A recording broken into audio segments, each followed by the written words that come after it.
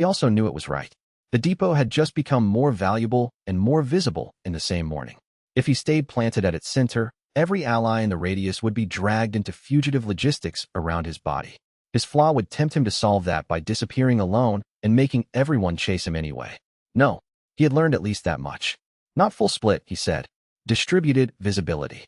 Publicly legal depot operations under Song Pei's documentation. Political challenge under Shun Yulan's name. My movement kept uncertain. Shen Yulan looked at him sharply. You are not going alone. There it was. His first instinct had in fact been exactly that. Walk out before anyone could be used on his behalf. Bleed quietly somewhere else. Preserve their structures by making himself portable. She knew him too well. He chose honesty because lying would waste time. I was considering it. No, Tai Ro grunted. Agreed. Mei Zhu added while sorting her bandages. If he goes alone with his perception accuracy chewed up by retcon backlash, he'll either walk into a trap or mistake a shrub for legal precedent. That image was irritating enough to be persuasive. Wei Liang let the refusal stand. For now. By noon the second copy arrived through official relay, carrying the shortened detainment summary for outlying factions.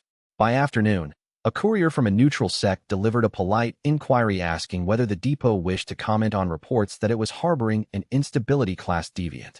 By evening, 3 supply partners had suspended their routes pending clarification.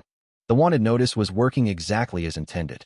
Shen Yulan spent the entire day drafting the first counter-legal response with the ferocity of someone too angry to waste motion. Her brush snapped twice. She did not apologize to either brush. At dusk, she brought the draft to Wei Liang in the map room. He was reading the notice again under script sight, trying to catch where narrative pressure would hit next through the haze of reduced accuracy. The text doubled around the edges. Half the intended scenes came in wrong colors. His own reflection in the dark window kept flickering with antagonist titles he knew were not strictly present. 3 weeks of this. Wonderful. Shen Yulan set the draft down. I can dismantle the legal basis, she said. Eventually. Emergency authority abuse. Outdated category misuse. Procedural contamination. Delegated detention overbreadth. It's not good law. It's just useful law. He looked at the pages. Clean arguments. Fast routes. Months still. The author's favorite has chosen bureaucracy as his weapon, he said. She leaned one hand on the table and met his eyes. Then stopped treating this like a chase scene. He knew what she meant. Not run. Not react. Not let the notice decide the shape of the next chapter. Outside the depot walls, the first night under legal hunt was settling over the roads. Lanterns moved in the yard. Tai Ro had double perimeter watches. Song Pei was copying ownership papers until his wrist cramped. Mei Zhu had prepared satchels for fast movement anyway because optimism was not her profession. Wei Liang reached for the script and found only partial clarity through the backlash fog. Fine. He would work with partiality. He looked back at the wanted notice.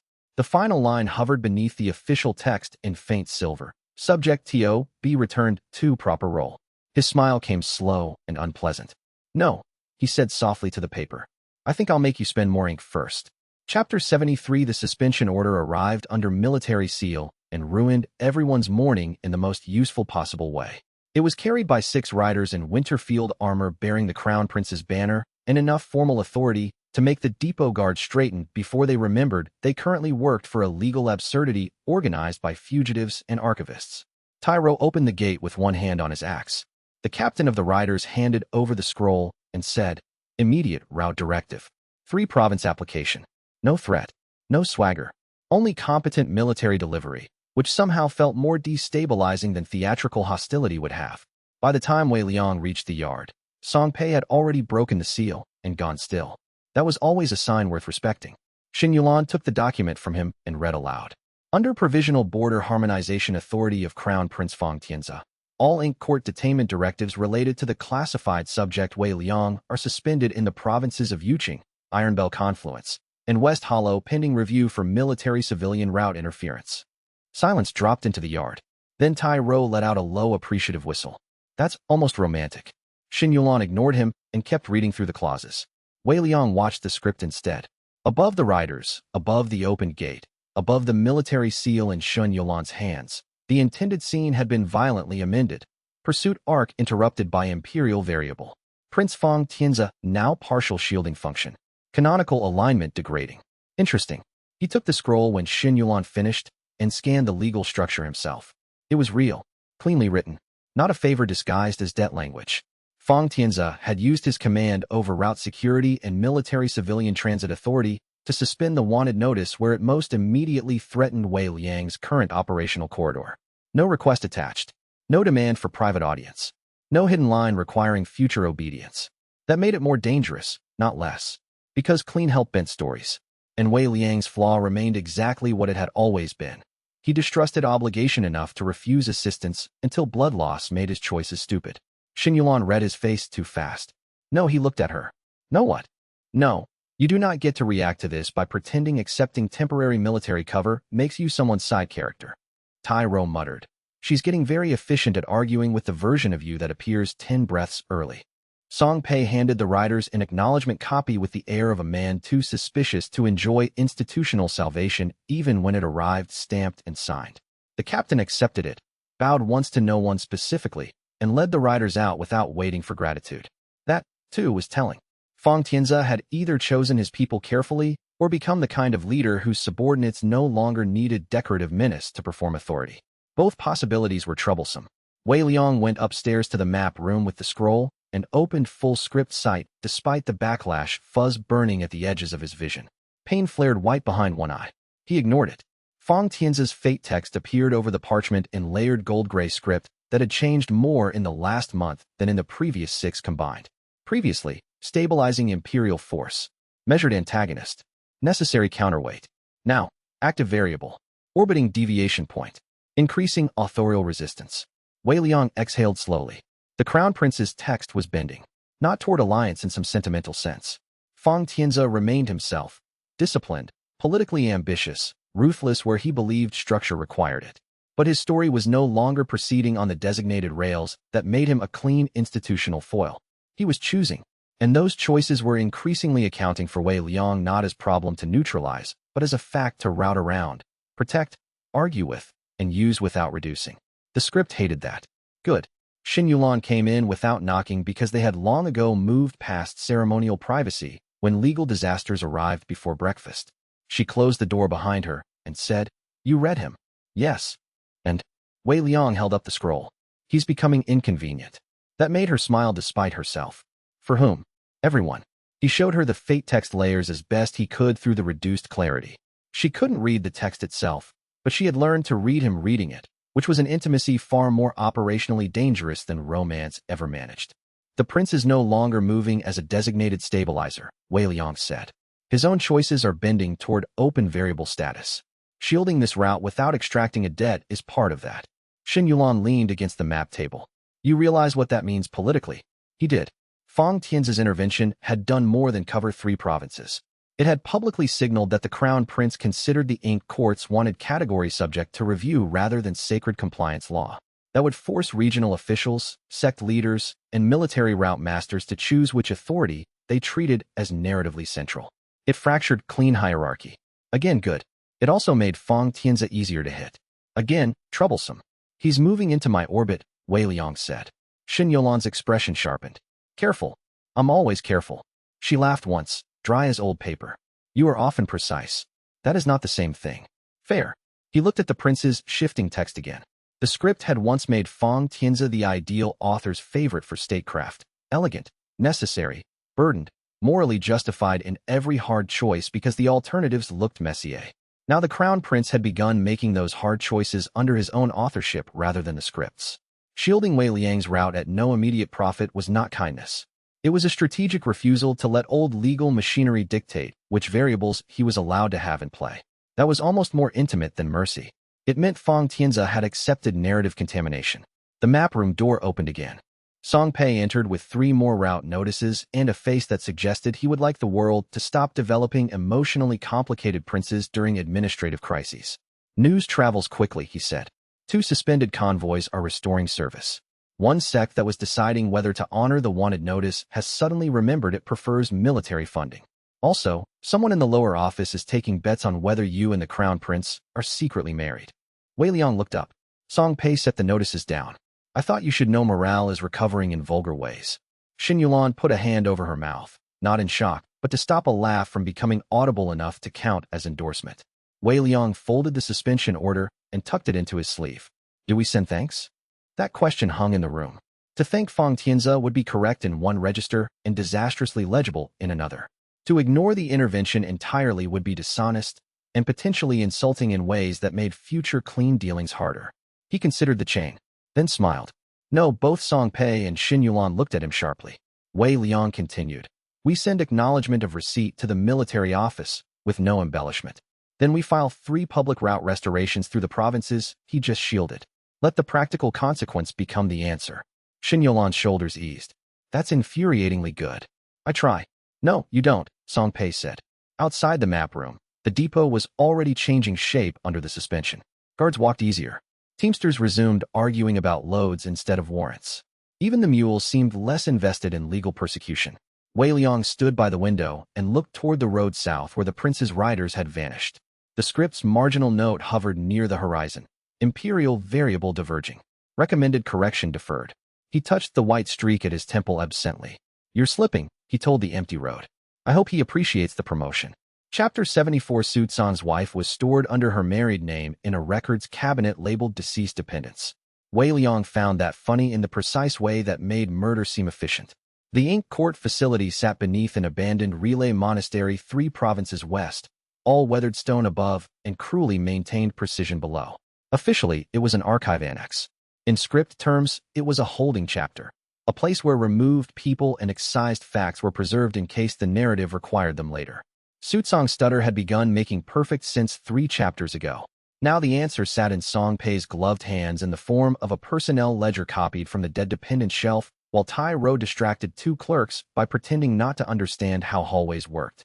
Name, Lin Suyin, Song Pei said in a whisper as they crouched in the sub-level copy room. Status recorded as deceased, 20 years prior. Actual transfer notation, moved to Soul Binding Annex, under codename 4th Quiet Anchor. Mei Zhu went still beside the lamp. Anchor. Wei Liang read the thin slanting text overlaying the page. The script wanted this scene to be revelation, grief, rescue, and delayed reunion. A neat emotional hinge that would turn Su Cang from suspicious institutional relic into active ally. Efficient, moving, useful. He hated how correct it was.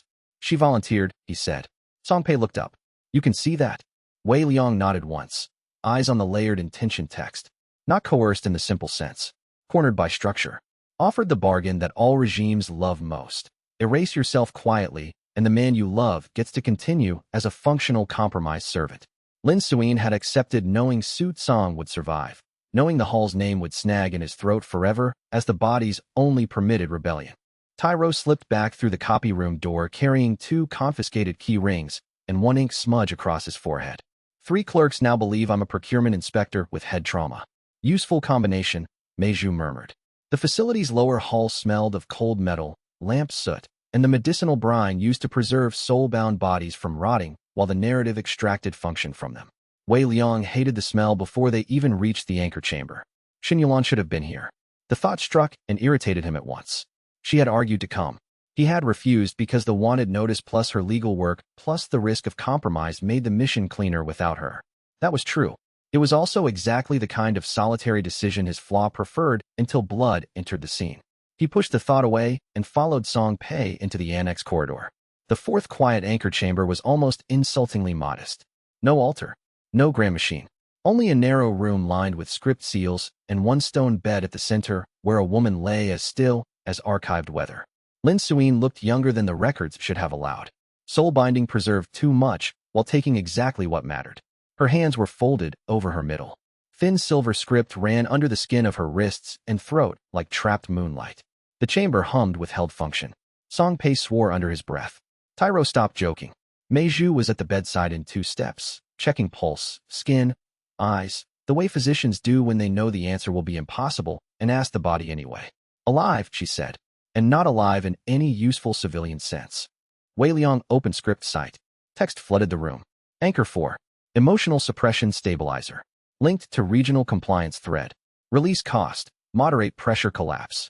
Compensatory narrative disturbance acceptable. There it was. The script was willing to lose this anchor now because the emotional timing had become more valuable than the pressure she still carried. No, not on its terms. He stepped to the side table and found the anchor spindle buried under dusty ceremonial cloth, a single black lacquer rod around which silver script wound in impossible tightness. Can you free her without detonating the room? Tyro asked. Wei Liang smiled thinly. That is such a vulgar standard for success. Yes, probably. The spindle was held in place not by raw force, but by continuity assumptions. Lin Suyin was supposed to remain dead in records and absent in life. To free her cleanly, Wei Liang needed to make the room admit a different logic. Not resurrection. Return of wrongfully archived living asset. Song Pei understood before he spoke. If I generate emergency transfer notes now and backmatch them to the deceased dependent ledger, do it. That's not enough? Mei Zhu said without looking up from Lin Suyin's face. Her body has been obeying anchor rhythm for 20 years. If you snap the link, her nerves may not remember ordinary time. Wei Liang's vision blurred at the edges. Reduced accuracy plus live anchor manipulation made the text crawl. He could still read the main chain. Then we don't snap it, he said. We redirect cadence. Mei Zhu looked up sharply. He met her eyes. Can you carry a medical rhythm if I give you the opening? She considered for less than a breath. Yes. Tyro planted himself at the door. Then I'll be the idiot if anyone interrupts. You say that with such ownership, Song Pei muttered while writing like a man attempting forgery under moral protest. Wei Liang placed both hands on the spindle. The script pushed back at once. Not with words. With intended scene pressure. Suitsong discovering too late. Tragic delay. Noble grief. Motivating sorrow. Cheap. Useful. Wei Liang spent variance with a hiss between his teeth. Not much. He couldn't afford much with the retcon backlash still chewing on his sight. Just enough to rewrite the room's immediate assumption. This is not an anchor release. This is an unauthorized medical retrieval delayed by clerical fraud. The spindle cracked. Light shot up his arms like broken glass in the veins. The chamber floor trembled. Script seals along the wall began to peel away in strips of black ash. Now, he snapped. Song Pei slammed the completed transfer notes onto the side table. Mei Zhu drove 2 silver needles into Lin Suyin's throat and 1 into the pulse point at her wrist. Tyro kicked the door shut on an approaching clerk hard enough to break the hinge. Lin Suyin gasped. 20 years of suspended rhythm hit the room like a bell struck underwater. Her eyes opened wide and empty for one horrible second, then flooded with pain, then awareness, then terror. Mei Zhu caught her jaw before she could bite through her own tongue. Breathe, the physician said, voice flat and absolute. Not the anchor rhythm. Mine. Wei Liang felt the final silver line tear-free. 3 provinces away, somewhere under a different sky, Elder Suitsong stopped mid-sentence, one hand rising to his throat where his stutter had lived for 2 decades. Wei Liang saw it as a flash in the script. Elder function destabilized. Movement redirecting toward origin unknown. Not unknown, he thought. Only overdue. Lin Suyin's first real breath sounded like paper catching fire. Then she whispered one word through a ruined and used voice. Song. Mei Zhu looked at Wei Liang over the bed. We are not moving her fast. Then we move everything else faster. Alarms were beginning above. Of course they were. Tyro grinned with professional resignation and hefted the spindle fragments in one hand like stolen evidence. Finally, he said, a proper misunderstanding. Chapter 75 Xin Yolan's capture came wrapped as a family summons. That was how the script had held the trap in reserve. Not betrayal from inside her faction. Not sudden emotional collapse. Nothing so vulgar. The wanted notice had given her family something better than a narrative command, legal leverage, and social excuse. They did not need the script to force betrayal when politics already made it elegant. Wei Liang was in the depot infirmary trying not to mistake a hanging lamp for expository symbolism when the message stone in Song Pei's sleeve went hot. Song Pei swore, fumbled it onto the table, and triggered the relay. Not Xin Yolan's voice. One of her legal aides, breathing hard. Ambush at the Lawn Estate Road gate. Internal family guard. Lady Shen detained under household authority, pending review of unlawful associations. Tyro's chair hit the floor behind him. Wei Liang was already on his feet. The room tilted. Retcon backlash plus anchor extraction strain plus too little sleep made the walls briefly fill with translucent chapter headers. He ignored them all and reached straight for Shun Yolan's fate text through the relay resonance. There. Caught, yes. In danger, yes. Dead, no. The intended line was cleaner than the real scene. Ally captured. Trust strain. Alliance fracture pressure. Subject encouraged toward isolated rescue error. He read the rest and hated how accurate it was. The script did not want Xin Yulan broken physically. It wanted her alliance with him made politically untenable. If he rushed in as outlaw, he validated her family's claim that she had tied herself to instability and criminal contamination. If he stayed away, he let the family isolate and narrate her. Elegant. Cheap. Dangerous precisely because it used existing power instead of dramatic villainy. Meiju stepped into his path before he could reach the door. No, his expression sharpened. Move. You are bleeding from one ear. He touched it and found that she was right. Inconvenient. Tyro was already reaching for weapons. Song Pei had gone pale in the specific way that meant his mind was moving fast enough to injure someone with paper in under an hour. Wei Liang looked again at Shen Yulan's fate. Alive. Contained. The fracture window was political, not mortal. That changed the chain. It also made his next instinct more annoying. Go alone. Fix it himself. Keep everyone else out of the debt radius. He hated how much he wanted that. Meiju saw it. If you leave this room without support, she said, voice quiet enough to be lethal, I will drug you and explain later. Tyro nodded. I'll help. Song Pei did not look up from the message notes he was already indexing.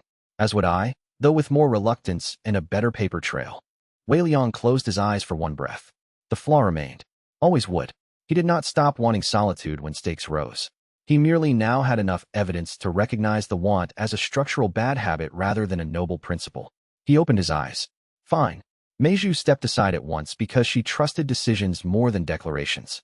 Wei Liang turned to the table. What exactly did the aide say? Song Pei repeated it. Household authority. Pending review. Unlawful associations. No criminal charge yet. Good. That meant the family was moving fast, but not cleanly. They wanted to convert wanted notice pressure into internal legitimacy before outside offices decided the question for them.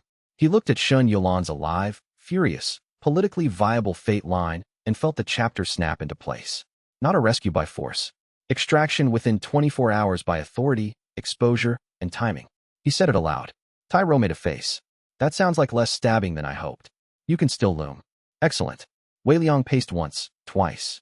The infirmary smelled of alcohol, damp wool, and medicinal smoke. Every surface still showed him annoying overlay text when he glanced too quickly. Supporting physician. Loyal bruiser. Archival morality engine. He despised the distortion and used it anyway. The family is using the wanted notice as leverage, he said. That means they need her associated with me in a way that benefits their internal power. If we contest too early, they call it fugitive interference. If we wait too long, they harden the household review into faction discipline. Song Pei looked up. Window. 24 hours. Tyro muttered. You've become very specific since breakfast. Because the script is shouting. He went on. We need 3 tracks at once. First, preserve proof that this is family opportunism, not lawful compliance. Second, deny them clean procedural sequence. Third, make it more expensive to hold her than to release her. Song Pei was already writing. Meiju asked, and you? There was the real question. He looked at Shen Yulan's fate again. It pulsed with anger, strategy, and a grim threat of hurt she would never admit first. Captured by her own family not because she had misjudged them, but because they had waited until the legal weather favored cruelty. The script wanted this to isolate her. He smiled. I'm going to become administratively inconvenient. Tyro straightened. Now that sounds like us. The plan moved before noon. Runners to her legal aides. Copies of the wanted notice and suspension order assembled side by side. Records of her faction's independent filings prepared for public release.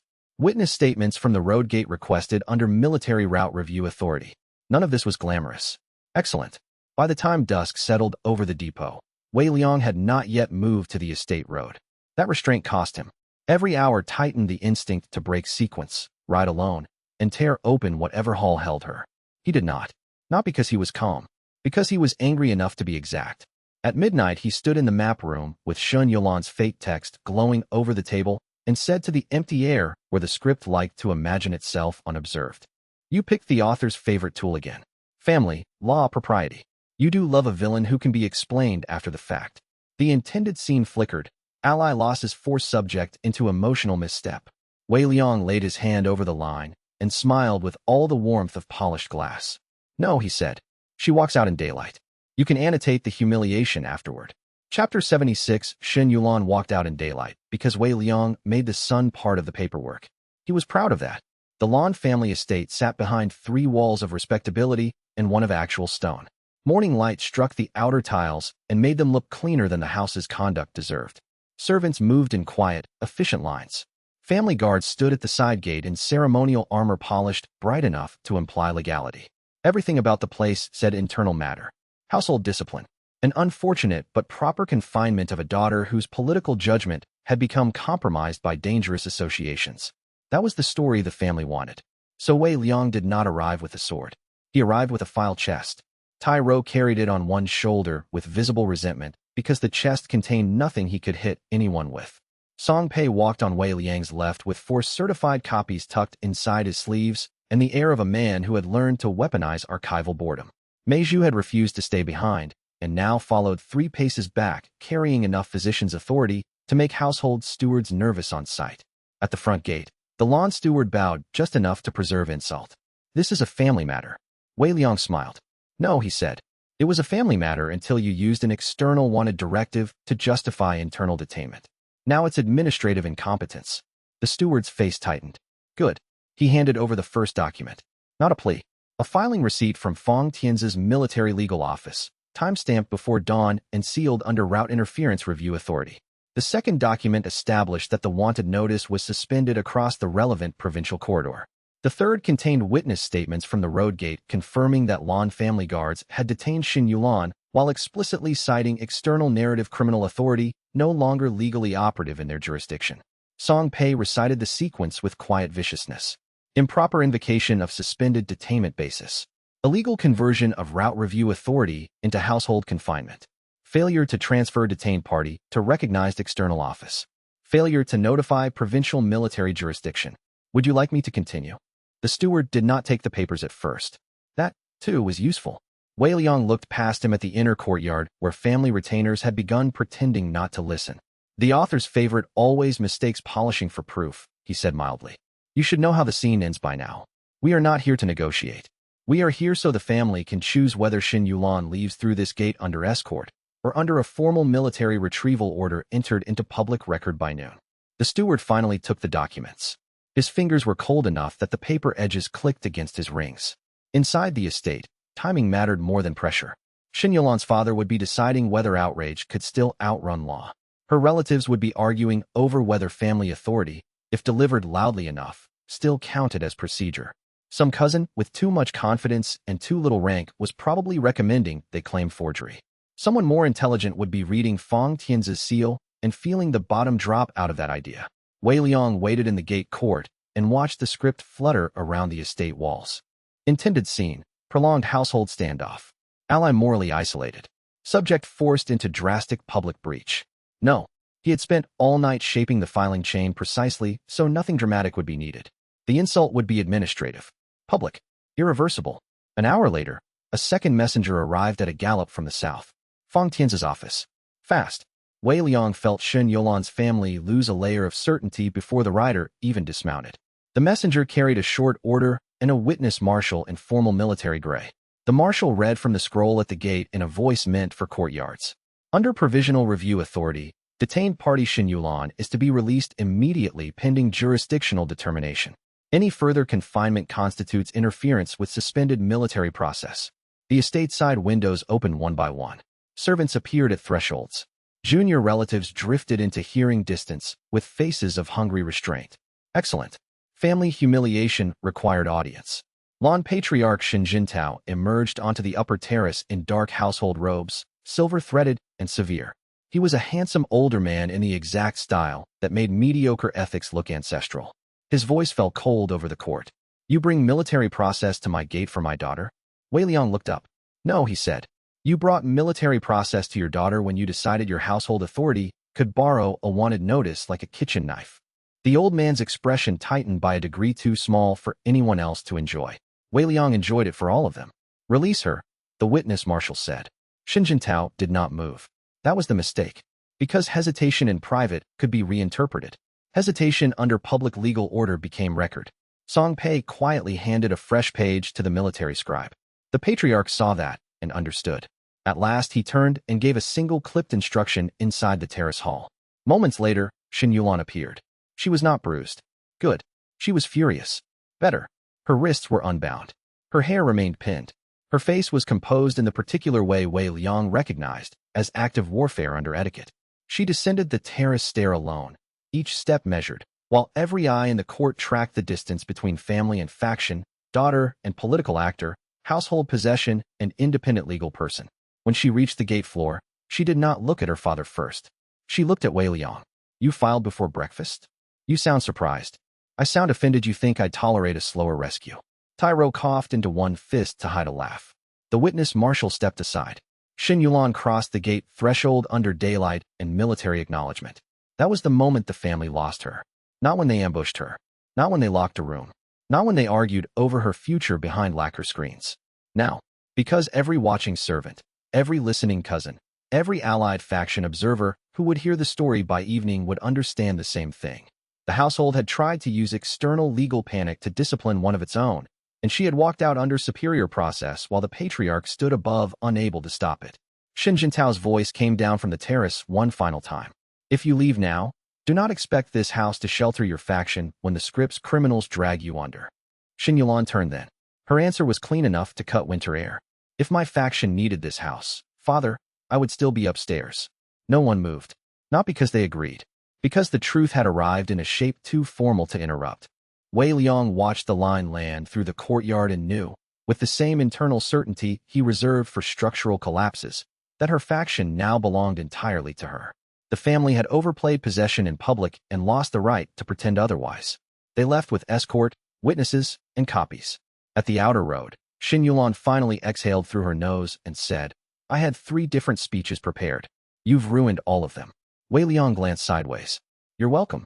She looked at him, then at the military order tucked in Song Pei's sleeve, then ahead to the road out of family territory. No, she said. Not yet. But ask again after I turn this into faction law. Chapter 77. Gu Shen looked like a man being erased by degrees no physician could chart cleanly. Wei Liang found him at dusk under a collapsed watch pavilion on the old ridge road. Exactly where the message had said he would wait if Wei Liang still had enough curiosity left to meet enemies who bled honestly. The wind smelled of dry grass and cold stone. One support beam of the ruined pavilion creaked every time the hill gusted. Gu Shen sat on the fallen plinth with his sword laid across his knees and his face turned toward the western dark as if expecting nothing better than weather. He had been altered since their last meeting. Not only thinner. The script around him no longer lay smooth. Where once it wrapped him in revised continuity with terrifying elegance, now it snagged. Thread pressure pulled unevenly across his shoulders. One hand shook when he thought Wei Liang wasn't looking. The freed anchors were increasing the strain on everything still held in place, and Gu Shen had become one of the structures carrying the imbalance. He heard Wei Liang's steps and laughed once without humor. You came. Wei Liang stayed standing. You sent a location and no ambush signs. That was novel. Gu Shen tilted his head. You always do like novelty. There was too little strength in the voice for the old contempt to fully land. Good. Honest deterioration improved people's priorities. Tai Rou and Mei Zhu waited below the ridge line because Wei Liang had agreed, after a truly exhausting argument, not to meet Gu Shen entirely alone. He still disliked the concession. He disliked bleeding into moral lectures more. Gu Shen's gaze drifted toward the road below. You brought witnesses. Insurance, Wei Liang said. For whichever of us becomes stupid first. That won him the shadow of a smile. For a moment, they sat in the wrecked pavilion with the old hatred between them stripped of its cleaner justifications. Gu Shen had hunted him. Wei Liang had broken anchors and structures Gu Shen was bound to defend. Neither needed to pretend sainthood. At last Gu Shen said, they're freeing faster now. Wei Liang did not answer.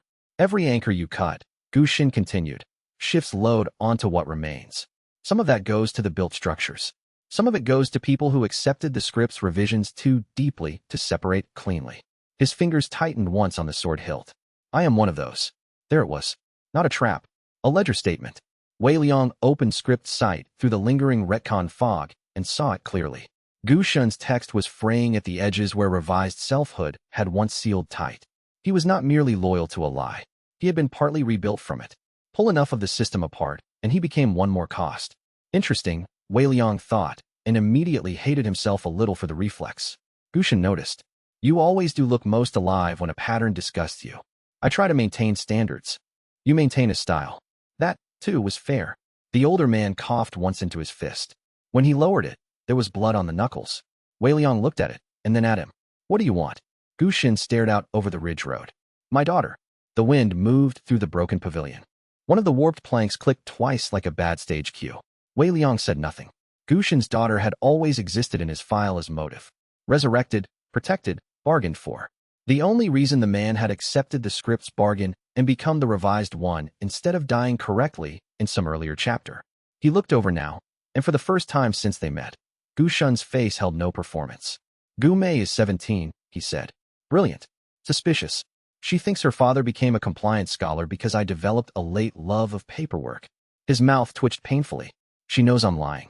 She does not know the architecture of the lie. Wei Liang's voice stayed level. Tell her. I may not have time.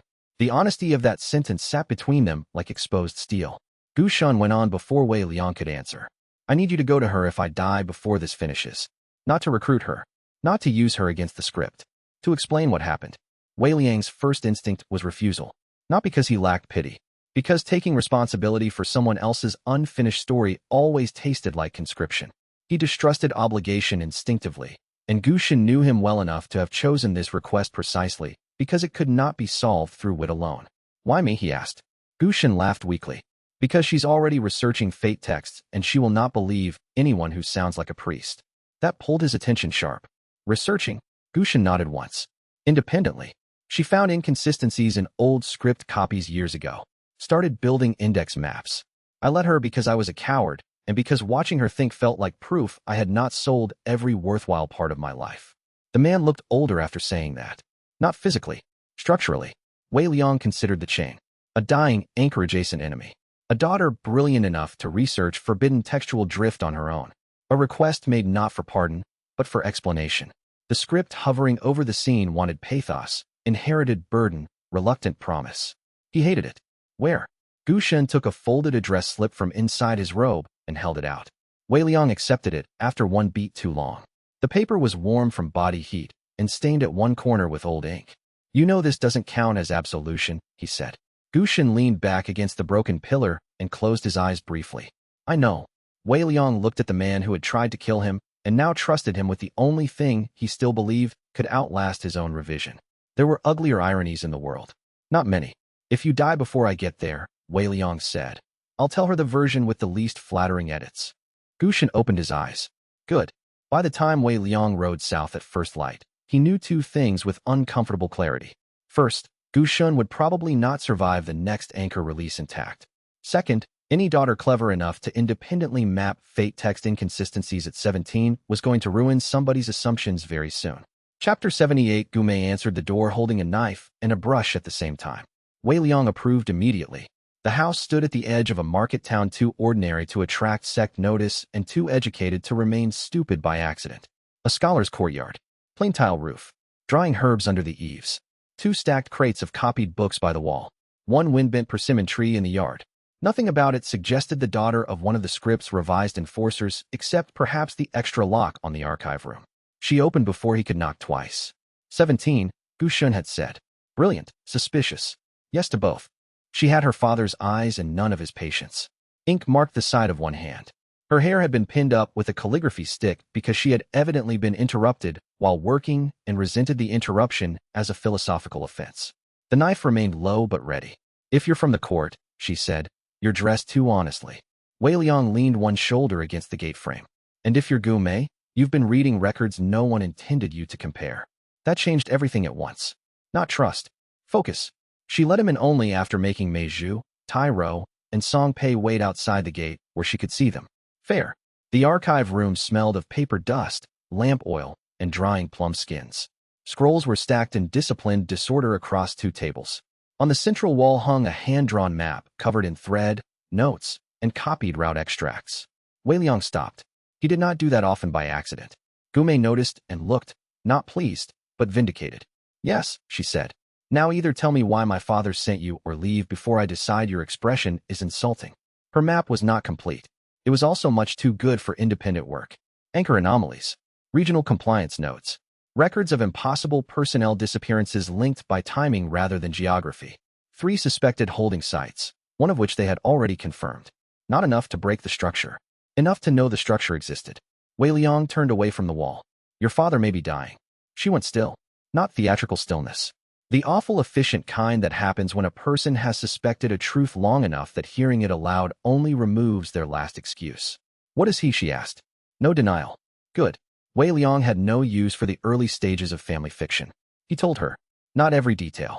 Enough. Revised one. Anchor-adjacent burden carrier. Man who had accepted a bargain to preserve her life, and then spent years becoming useful to a system ugly enough to make that bargain possible. Gume listened with the knife still in her hand, and her breathing, so even it almost disguised the tremor at her jaw. When he finished, she did not cry. She crossed the room, tore 3 pinned notes from the wall, and laid them on the table between them. I thought these were anchor points, she said. Not because of doctrine. Because every cluster of irregular disappearances sat near compliance route anomalies, and because the dead records were too neat. Wei Liang glanced down. Her notes were excellent. More importantly, they were her own, not derived from him, not inherited from Gu Shun, not waiting for permission from older experts to become real. The script flickered at the edge of his sight and labeled her neutral, observe. It had not assigned her a role yet. He was suddenly very careful with every word. How long have you been mapping? 3 years. Without court detection? She gave him a look so sharp it deserved a better audience than his face. Do you think they inspect girls' margin notes unless those girls make the mistake of becoming publicly important? Fair again. He found himself almost smiling. Your father asked me to explain, he said. You've done that. He did not ask me to recruit you. Good. I would have said no. Wei Liang looked back at the wall map. The obvious move was invitation. Bring her into the group. Fold her into their research base. Gain a brilliant analyst with personal motive and partial data. The script would love that if it could immediately convert her into apprentice, daughter surrogate, moral hostage, or tragic inheritor. No. Neutral, observe. Keep it that way. So he said, then don't join. That startled her more than persuasion would have. What? Don't join as subordinate. Don't join because your father is dying. Don't join because my group is dramatic and overpopulated. Join only if the work itself is yours. The knife lowered a fraction. Outside the archive room, Tai Ro coughed loudly enough to imply offense at the phrase overpopulated. Gume stared at Wei Liang for a long moment. Then she barked one short, incredulous laugh. You're stranger than the rumors. That happens. She looked at the map, then back at him. If I come, I keep my own notes. Obviously, I do not call you master. I would leave the building. And if your archivist tries to organize my system, I bite. From outside, Song Pei's voice drifted in with perfect irritation. I heard that, and your filing habits are objectively criminal. For the first time, Gume smiled without defense in it. Only for a breath. Then the expression hardened into decision. Fine, she said. I'll come. As researcher, Wei Liang glanced once at the script label still hanging beside her shoulder. Neutral, observe. Good. He intended to keep it that way for as long as possible. Chapter 79. The 5th and 6th anchors were bound together by a shared argument, so old it had gone feral. They had once been scholars.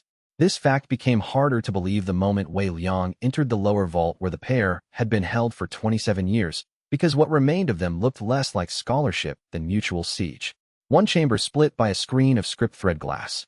2 desks piled with notes. 2 figures in the same room, but not touching the same reality. 1 old man in white, 1 old woman in dark blue. Both with eyes bright from unspent intellect and ruined by isolation. Each had been given a copy of what the court told them was the true shared fate text. Each had spent decades proving the other's version false. The pair binding fed on the conflict. As long as they remained at war over which reading of their future was canonical, the anchor held. This, Tai Ro said from the door, is somehow more upsetting than knives. Song Pei had gone very quiet in the way he did around damaged scholars. It made his face older. Gume stood on Wei Liang's right with her own copied notes in hand, eyes moving fast over the wall inscriptions. They've each been given half the wrong truth, she said. Yes, Wei Liang said. The old woman snapped her gaze toward them. If he sent you to correct me, leave. The old man answered before Wei Liang could. If she summoned you to validate her fraud, burn the left desk first. Wei Liang let the room settle. The air smelled of stale paper, medicinal preservative, and old anger. Script text drifted between the 2 scholars like a third combatant, constantly revising emphasis, underlining grievance, thickening certainty. Cheap architecture. Effective architecture. He opened full sight despite the lingering damage already shredding his accuracy. The texts over both scholars split, doubled, corrected, split again. Their shared fate had once been collaborative. Co-authors. Rivals in the healthy sense. One thought in structures, the other in exceptions. Together, they should have become one of the great interpretive pairs of the age. The court had bound them by feeding each a text in which the other's interpretive method became proof of sabotage.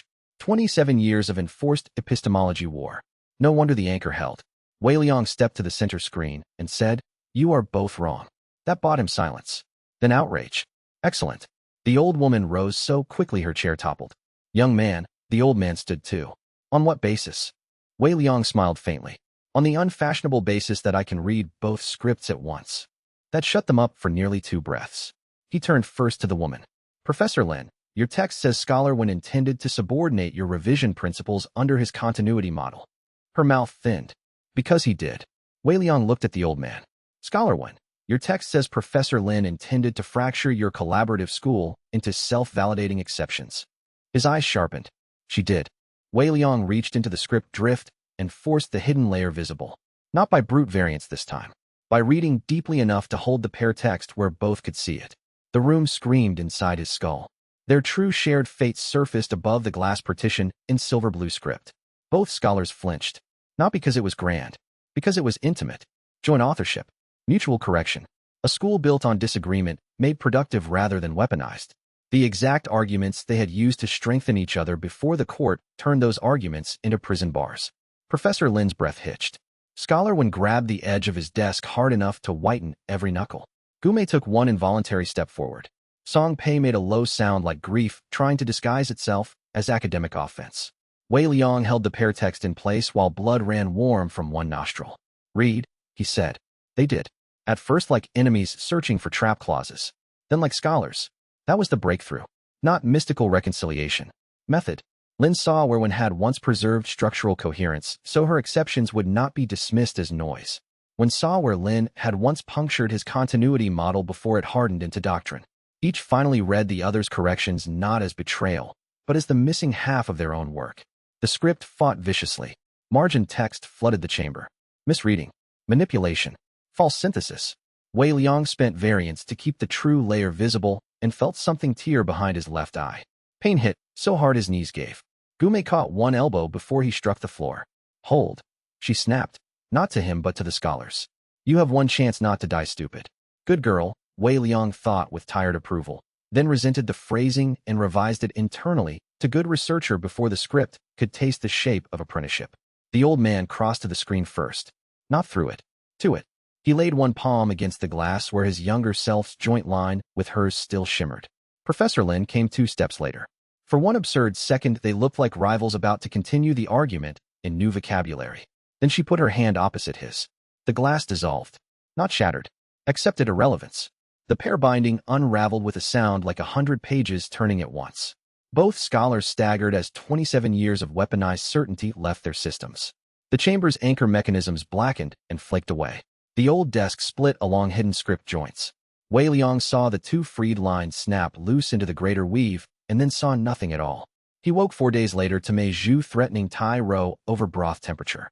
The room smelled of rice steam, dried herbs, and clean bandages. His mouth tasted like metal filings and old paper. Script distortion floated at the edges of everything in thick pale ribbons. If he dies because you served him boiling salt water and called it soup, Mei Zhu was saying, I will publish your anatomy for educational purposes. Tai Ro snorted. He's awake. Wei Liang tried to sit and regretted every ancestor immediately. Mei Zhu was at his side in one stride. Stay horizontal. You collapsed for 4 days. Inconvenient. You are a full profession of inconvenience. Gume looked up from the foot of the bed where she had apparently claimed a stack of records and one chair as if born to both. The pair dissolved cleanly, she said. And your readers are awful at organizing notes if nobody threatens them. Song Pei's offended voice came from the doorway. I was preserving sequence. You were panicking alphabetically. Wei Liang closed his eyes again for one breath and listened to them. Living people. Arguing. The best possible proof of success. Chapter 86 Anchors Freed. 1 remained. Elder Suit Song. The number sat in the center of the map room like a curse someone had learned to quantify. Gu Mei's partial anchor map had been joined to Song Pei's archive reconstructions and Dao Mingren's institutional memory until the final pattern stood undeniable across the wall. 7 anchor system. 6 liberated. 1 active. Suit Song, who had stuttered at the mention of the unwritten hall because his wife's soul had been held there for 20 years, was now the last living structural, not keeping the regional script from forcing its next major correction. Wei Liang stood in front of the map with one hand pressed to the table edge until the room stopped swaying. For days unconscious had not repaired the accumulated damage. If anything, rest had only made him more aware of how badly his system wanted to separate reality from text and had lost the argument. The script overhead had stopped pretending patience. Its annotations had changed tone. Rewrite preparation underway. Last active anchor identified. Corrective narrative overwrite window approaching. Days, not weeks. That much even the ordinary logistics agreed on. Unusual memory drift in outer districts. Witness inconsistencies. Reports of people forgetting exactly how they had met certain allied figures. The rewrite was gathering. Song Pei stood at the west wall with a stack of fresh documentation and a face so tired it had become skeletal. If we move on Sootsong immediately, we may free him before the rewrite reaches operational maturity, he said. If we hesitate, the script begins rewriting backward through established associations. Tyro cracked his knuckles. So we do not hesitate. Meizhu did not look up from the medicine tray she was preparing. He does not mean we. He means Wei Liang decides whether he has enough nervous system left to read another anchor without turning into weather. Fair. Gume looked from the map to Wei Liang and did not soften the question. Do you? He did not answer immediately, because the truthful answer was not yes or no. It was enough. Maybe. At a cost he did not yet know how to measure. He had spent so long reading everyone else's intended fates, their assigned scenes, their designated falls and rescues and betrayals. His own remained the one page he could not cleanly access. That ignorance had once been a source of fear, then utility, then identity. Now, with the rewrite coming, ignorance felt like indulgence. He moved to the central mirror. No one stopped him. That told him his allies had learned him too well. They knew this was not a motion that responded well to interruption. Wei Liang laid 2 fingers against the polished surface and opened script variants to its deepest current, while every tier he had built through disruption burned at once. Pain arrived first. Bright, thin, immediate. Then the mirror clouded. He had read his own death once, in the ditch at chapter 1. A fixed point, humiliatingly close. The script had shown him that much because villains were allowed to glimpse the cliff if the glimpse made them walk toward it faster. Now the mirror text formed again. Not easy. His own line resisted him as if identity had become too unstable to summarize cleanly. At last, words emerged. Wei Liang, then nothing. Not hidden text. Not scrambled omen. Blank page. Where his future should have been, the script showed empty white. No death scene. No designated rise. No sacrificial correction. No villain ending. Blank. The room vanished around the shock of it. For one impossible breath, he felt only the absence where authorial pressure had always existed. All his life since the ditch had been built in resistance to a sentence somebody else had written. Now he was staring at the place where the sentence should continue and finding silence. Freedom, one part of him thought at once. Erasure, another answered. Without designated future, what remained? Authorship? Or omission? Had he won his way out of the script, or simply slipped off its readable edges into a kind of narrative nullity no kinder than death? He did not know. That ignorance terrified him more than the original death line had. Because death was at least a shape. Blankness was responsibility. The mirror cracked. A single line, then 3. Someone caught him before he hit the floor. Xin Yulan, returned and moving fast. Of course it was her. He heard her voice through the ringing in his ears. Wei Liang. He opened his mouth. Closed it. Opened it again. Blank, he said. The word seemed too small to contain what he had seen. Song Pei was beside the mirror now, staring at the fracture lines with horrified fascination. Gume had already started writing because she understood that panic without documentation was just wasted reaction. Meizhu shoved a vial under Wei Liang's nose sharp enough to drag him back into his own body. He coughed and looked up. Xin Yulan's hand was still on his shoulder. Not holding him down. Holding him here. Talk, she said. He did. Not elegantly. He told them about the blank page, the absence of death, the absence of anything, the unbearable uncertainty of whether he had finally broken free or been written out. No one spoke until he finished.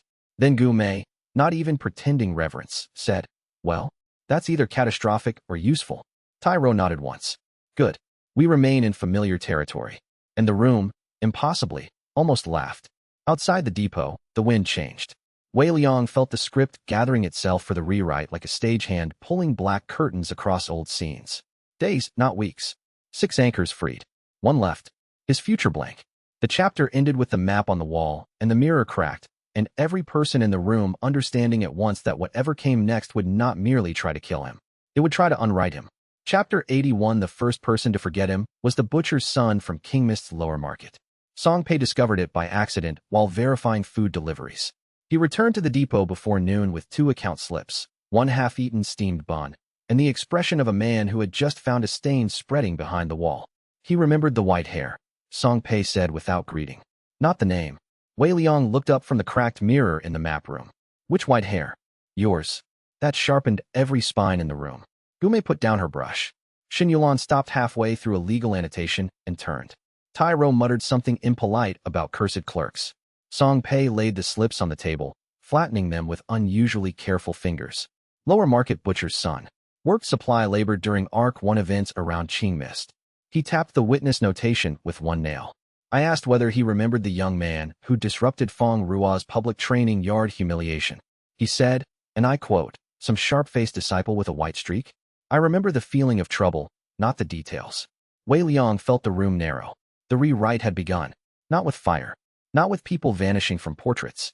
With blur. He closed his eyes and saw the blank page in the mirror again, that intolerable white where his future had refused to specify itself. If the script could no longer route him cleanly toward death, it would do the next best thing. Work backward. Unmake coherence. He opened his eyes and said, more examples. By dusk, they had 7. A former Qing Mist servant who remembered, an irritating outer disciple, and nothing else. A minor trader who recalled a rumor of expulsion but not the face attached to it. A dock official from Iron Bell who still knew Wei Liang had embarrassed 3 noble houses but spoke of him with the strange uncertainty people usually reserve for dreams they had once insisted were real. None of them had lost all memory. That made it worse. The rewrite was not erasure. Not yet. It was atmospheric revision. Smudging emotional edges. Blurring exactness until a life became anecdote, then rumor, then structural convenience. Song Pei built a new board on the west wall and began documenting every affected person with the fury of a librarian watching termites discover first editions. Name, location, last clear recollection, current blur threshold, associated records cross-check, he muttered as he wrote. If the script wants to work backward through history, then history gets witnesses. Gume came to stand beside him with her own stack of notes. It's not random, she said. The blur is strongest where his early scenes were most narratively useful. Public humiliations. Scapegoat incidents. Visibility points. Wei Liang looked at her. You've been thinking in authorial structures too long. Occupational hazard, she said. The map room smelled of lamp smoke, old paper, and medicinal bitterness from the tray Meiju had left near the door in case anyone remembered they possessed bodies. Outside, rain tapped against the depot shutters with the patient irritation of weather made to wait on drama. Xin Yulan read the affected witness list twice and said, it's targeting your origins. Of course, Wei Liang said. If my current role can't be cleanly removed, then the script will weaken the chain proving I ever cohered in the first place. Tyro frowned at the board. Can it do that? Apparently. Rude. A useful summary, if incomplete. Wei Liang crossed to the mirror again. Its cracked surface still held traces of his blank future reading. When he looked into it now, the script text around his own reflection crawled at the edges and refused stable labels. He hated that. He hated even more that the hate still felt like proof of selfhood. He opened script sight. Pain flared. The rewrite pressure sat over the region like invisible wet cloth, dragging backward through memory corridors. He could see its logic now. The anchors had once allowed direct correction and binding. With 6 broken and the 7th unstable, the script had shifted to editorial salvage. If the villain could not be killed properly, then his continuity could be degraded. Not enough to remove him from present rooms. Enough to make earlier chapters uncertain. Xin Yulan's voice came from behind him. How bad? He did not turn. Manageable. If I say that now and then panic later. Try the useful answer. He exhaled. The rewrite is working backward through known associations. It's strongest on public scenes where my function was socially legible. Weaker on private conversations, stronger on humiliations, weaker on acts with documentation outside narrative expectation. He touched the mirror's crack with one fingertip. If it progresses, I remain present but become poorly remembered. Tyro folded both arms. That sounds unfair. Yes. I object. Noted. The room almost laughed. Almost was enough. Song Pei turned from the board with ink on his wrist and murder in his tidy little archivist soul. Then we document faster than it blurs. Witness affidavits, duplicate records, diary copies, market ledgers, personal testimony. If the rewrite is atmospheric, we answer with density. Good, Wei Liang said. Xin Yulan added. And politically, we exploit the fear. If memory itself is now unstable around him, factions need to understand that script compliance is no longer preserving order. It's making record impossible. Also good. Gume, eyes fixed on the blur pattern board, said, it's not just memory. Everyone turned. She pointed at 3 entries with the back of her brush. These people remember the emotional pressure of the scenes, but not the sequence. The rewrite isn't only softening his image. It's weakening causality around him. If that spreads, records start holding, but meaning stops. That was worse than Wei Liang had hoped and better than he expected, because the clearer the horror, the easier it became to argue. He looked at the board, the witness notes, the names of people from Chapter 1 onward beginning to lose the exact edge of him. The butcher's son, the old market vendor, the servant who had once watched him refuse humiliation with a smile. He remembered them all. That mattered.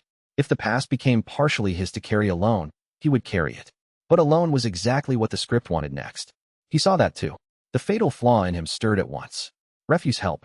Hoard the burden. Protect authorship by making every cost solitary. No, not this time. He looked at Song Pei and said, assign witness teams. At Xin Yulan, public legal memoranda on memory instability. Don't mention me first. Mention record collapse. At Gume, map the blur progression by scene type. At Tai Ro, find everyone from Qing Mist you can reach before the script turns me into anecdote. Tai Ro grinned. Finally, a task involving intimidation and nostalgia. Night fell with papers everywhere.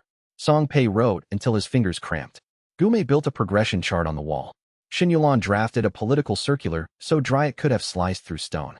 Meizhu made everyone eat because catastrophe did not exempt digestion. Wei Liang remained by the mirror as the depot lamps burned low. The rewrite moved backward through him. He could feel old scenes loosening at their edges. Not gone, held now by fewer hands. He touched the white streak at his temple and said to the cracked reflection, if you're going to steal my beginning, at least do it with better prose. The mirror did not improve. Chapter 82 The breakthrough came because the script was trying too hard to forget what kinds of people existed. That, Wei Liang thought later, was the funniest part. The rewrite had entered its second day by the time the depot's outer clerk announced that a traveling analyst had arrived asking for access to regional archive irregularities and old route testimony concerning the unwritten hall. No such person existed in their known network. Song Pei looked up from the witness board, alarmed. Xin Yulan reached for the nearest file knife on instinct. Tai Ro lit up with dangerous optimism. Wei Liang, however, went still. Because over the clerk's spoken report, he could see the script struggling to classify the scene. The intended text stuttered. Unauthorized historical inquiry figure. No prior thread. No assigned function. Interesting. He opened full sight through the blur and saw it more clearly. The rewrite was thinning established memory paths, but in doing so it had made narrative role boundaries unstable. There was now room in the local story pressure for an unclaimed function to exist briefly if someone gave it enough coherence. Tier 7. He had read about the possibility in old fragment notes, half dismissed it as the sort of late-stage ability that sounded more like commentary than cultivation. Author new characters into temporary existence. Not create people from nothing. Write a role strongly enough that an existing nearby person unconsciously stepped into it, because the narrative field needed the slot filled. He looked at the others. Nobody panic until after I do something irresponsible. Xin Yulan said, that is a useless instruction. Tai Ro's grin widened. Excellent. What are we summoning? Not summoning, Wei Liang said, already moving. Drafting. He crossed the map room to the long records table, swept aside 3 witness statements, and pulled a blank sheet toward him. The paper looked painfully ordinary under his hand. Ink, brush, one narrow pool of lamplight. Yet the whole depot had gone strange around that small setup. Every loose record in the room seemed to lean inward. Canonical text sat at the edge of his current capability like a locked gate hearing the right footfall. He had not planned this. Good. The genuine question had been building for chapters. How do you pull Su Tsang to them before the rewrite strips too much continuity and before the old elder's own script-directed terror makes him hide in exactly the wrong archive corner? A direct summons would fail. A threat would trigger institutional retreat. A pleading message would be intercepted, misread, or arrive in the wrong emotional tone. But a regional historian? An analyst interested in old route anomalies and vanished hall references? Su Tsang would not resist that.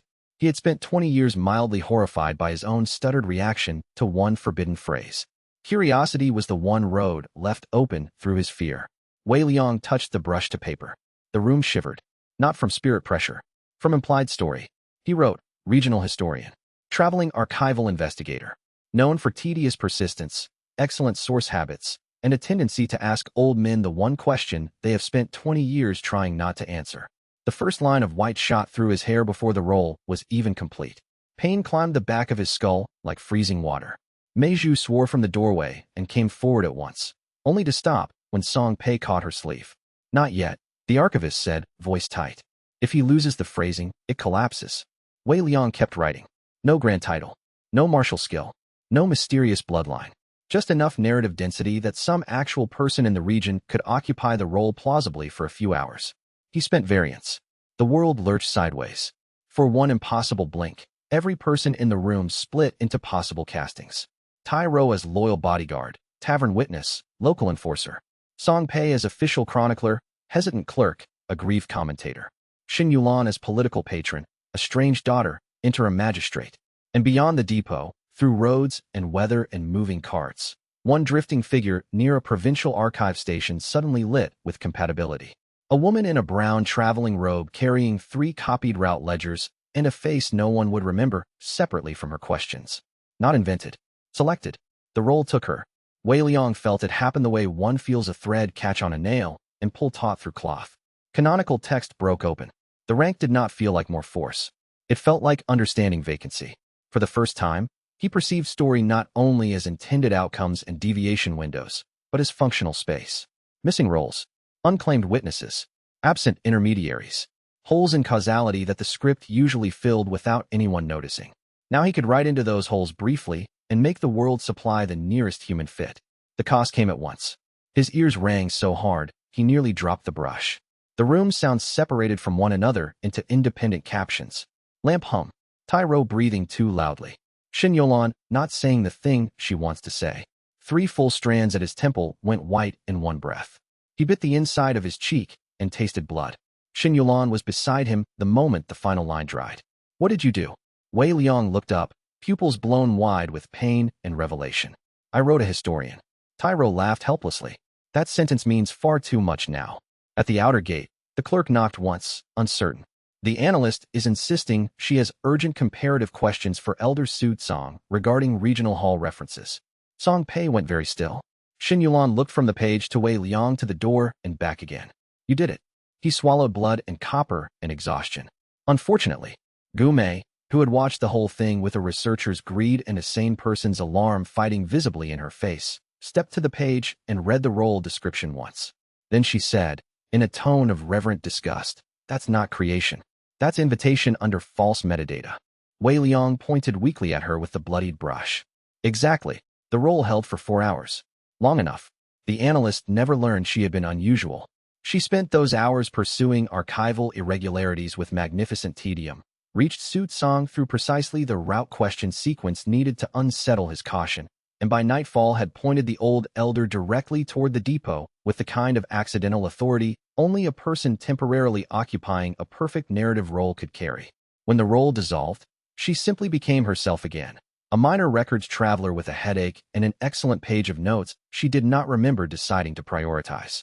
Wei Liang lay on the map room floor afterward while Mei Zhu held a compress to the back of his neck and informed him that if he authored one more person into administrative existence without warning, she would personally assign him the role of corpse. He smiled despite the nausea. Canonical text hummed under his skin like a chapter break he had forced open with bare hands. Su Tsang was coming. Chapter 83 Elder Su Tsang arrived carrying 2 satchels, 1 cracked umbrella, and 20 years of low-grade terror he had never managed to name. He did not look like the last active anchor in a regional narrative correction system. That was why the script had kept him. Su Tsang had the face of a mild scholar and the posture of a man who apologized to bookshelves when he bumped them. His beard had gone more silver than black. Rain dampened the shoulders of his plain sect robe. The old stutter that had once snagged every time someone said unwritten hall had almost vanished now that Lin Suin was free, yet some phantom of it remained at the corners of his mouth as habit and old injury. When the gate guard brought him into the depot map room, he stood with both satchels still in hand and looked at Wei Liang the way people looked at ladders they had been told might also be snakes. I was informed, Su Tsang said carefully, that there were archival questions. Wei Liang sat at the end of the long table with the mirror cracked beside him. Gu Mei at one wall map, Song Pei with a copied packet ready, Xin Yulan watching from the shutters, and Tai Ro deliberately looming near the door in case the elder needed visible proof that leaving was an option and a bad idea. There are, Wei Liang said, but not the kind you hoped. Su Tsang almost smiled. I had not hoped. That answer held so much exhausted honesty that the room softened by a degree. Wei Liang gestured to the chair opposite. Sit. You are the last active anchor in the region. Your wife has been alive in script custody for 20 years, And if we do not free you in the next few days, the script will continue rewriting my early history until I become a rumor with legal complications. Sutsong sat down very slowly. No one spoke. The old elder placed both satchels by his feet with the care of someone still trying to maintain etiquette, while reality removed every ordinary category from the room. At last he said, "That is more direct than most archive briefings. I dislike suspense when infrastructure is involved." Song Pei slid the first packet across the table. Inside were copies. Lin Suin's false death record. The fourth quiet anchor transfer notation. Witness statements from her liberation. Medical notes from Mei Zhu confirming present recovery. Sutsong looked down. His hand reached for the top page and stopped just above it, fingers trembling so slightly that only people trained by pain and archives would notice. Then he touched the paper. The room held. He read once. Then again. Then the second page. By the third, his breathing had changed. Not faster. Shallower. The body's attempt to remain composed while an entire private dread finally found its grammar. Wei Liang watched the elder's fate text as he read. Not because he enjoyed the intimacy, but because accuracy mattered here.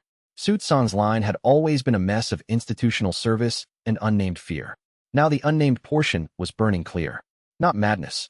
Recognition. Every stutter. Every instinct to avoid one phrase. Every 20-year unease around one corridor of memory that would not stay shut despite the script's pressure. His wife had not died and become a grief he failed to process. She had been made into absence, so complete his body had learned to panic where language had been erased. The final page slipped from his fingers into his lap. Sutsong looked up at no one for a long moment. Then, softly, as if the sentence might break if spoken with force, "She's alive." Mei Zhu answered from the far side of the table. Weak. Recovering. Verbally annoyed. Which is medically encouraging. The old elder closed his eyes. What happened next was not rage. Wei Liang had expected some portion of it. Denial, then fury, then old man violence sharpened by belated understanding. The script liked those reactions. They looked clean in text. Instead, Sutsong folded. Not physically at first. Internally. His shoulders lowered. His hands went loose in his lap. All the small lifelong accommodations to inexplicable fear lost their invisible support at once. And the man who remained looked less like a betrayed elder and more like a very tired scholar who had finally been given the footnote to a sentence that had haunted him for 20 years. He opened his eyes again. There were tears in them, but they did not fall. "What do I need to do?" he asked. That was all. No accusation. No grand lament. No attempt to make the room responsible for what the room had just revealed. Song Pei looked down at the table as if dignity required him not to watch too directly. Gume stopped writing for the first time in an hour. Xin Yolan's expression changed by 1 degree into something almost like mercy. Wei Liang answered with the respect the question deserved. "Your binding is the oldest. It predates the court's adaptations. It was placed by the script directly. We need your cooperation to free it without letting the rewrite complete through your line." Sutsong nodded once. "If I refuse?" "Honest question."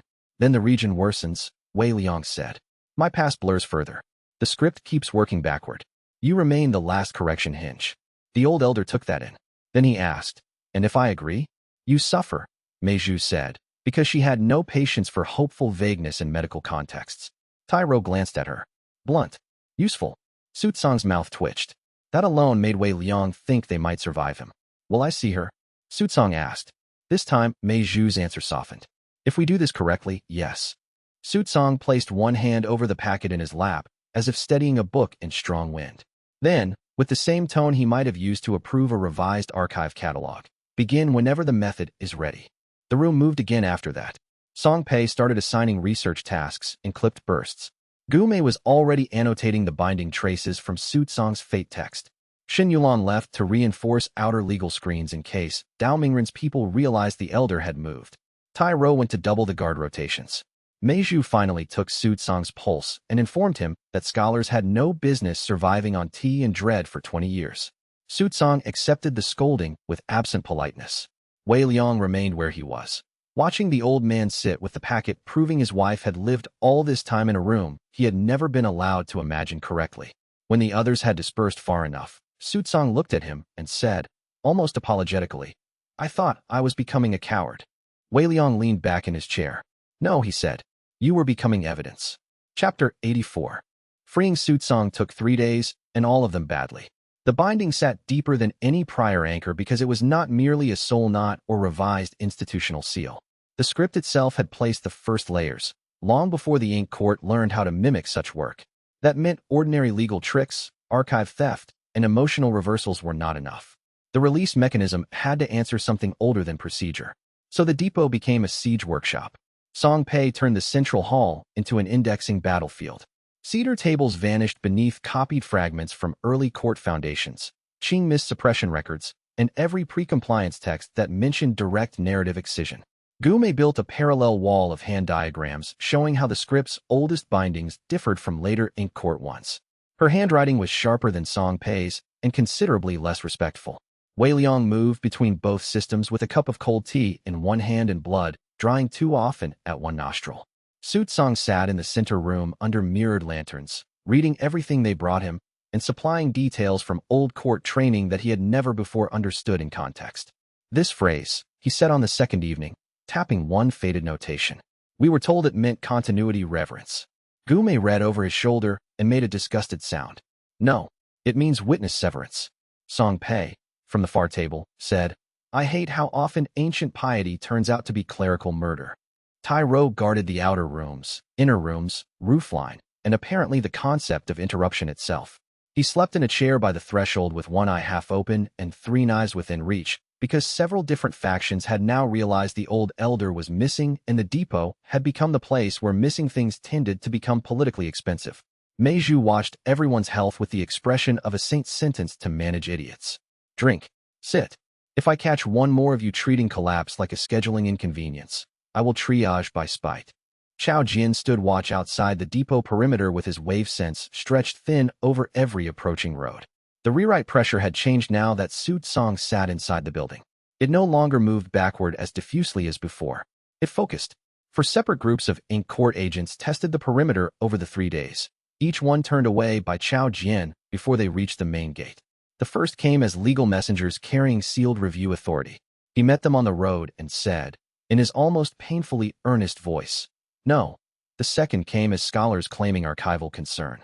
He watched the wave pressure around them and answered, you are lying with bureaucratic posture. The third tried stealth. Tai Ro enjoyed that one so much Mei Zhu later accused him of smiling through a concussion check. The fourth arrived in actual compliance gray just before dawn on the third day. Chao Jian met them under mist and drew his sword. Turn around, he said. Their captain looked at the boy, at the plain road, at the depot hill beyond, and laughed. Then Chao Jian led his cultivation move. The orthodox force in him had grown clean and terrifying while everyone else was distracted by scripts and archives. The air above the road rippled like struck glass. Stones along the ditch edge lifted and held. The captain stopped laughing. Turn around, Chao Jian repeated, or become a footnote in a bad report.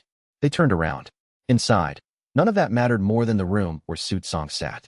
By the end of the third day, the release pattern finally emerged. It was not a seal to be cut.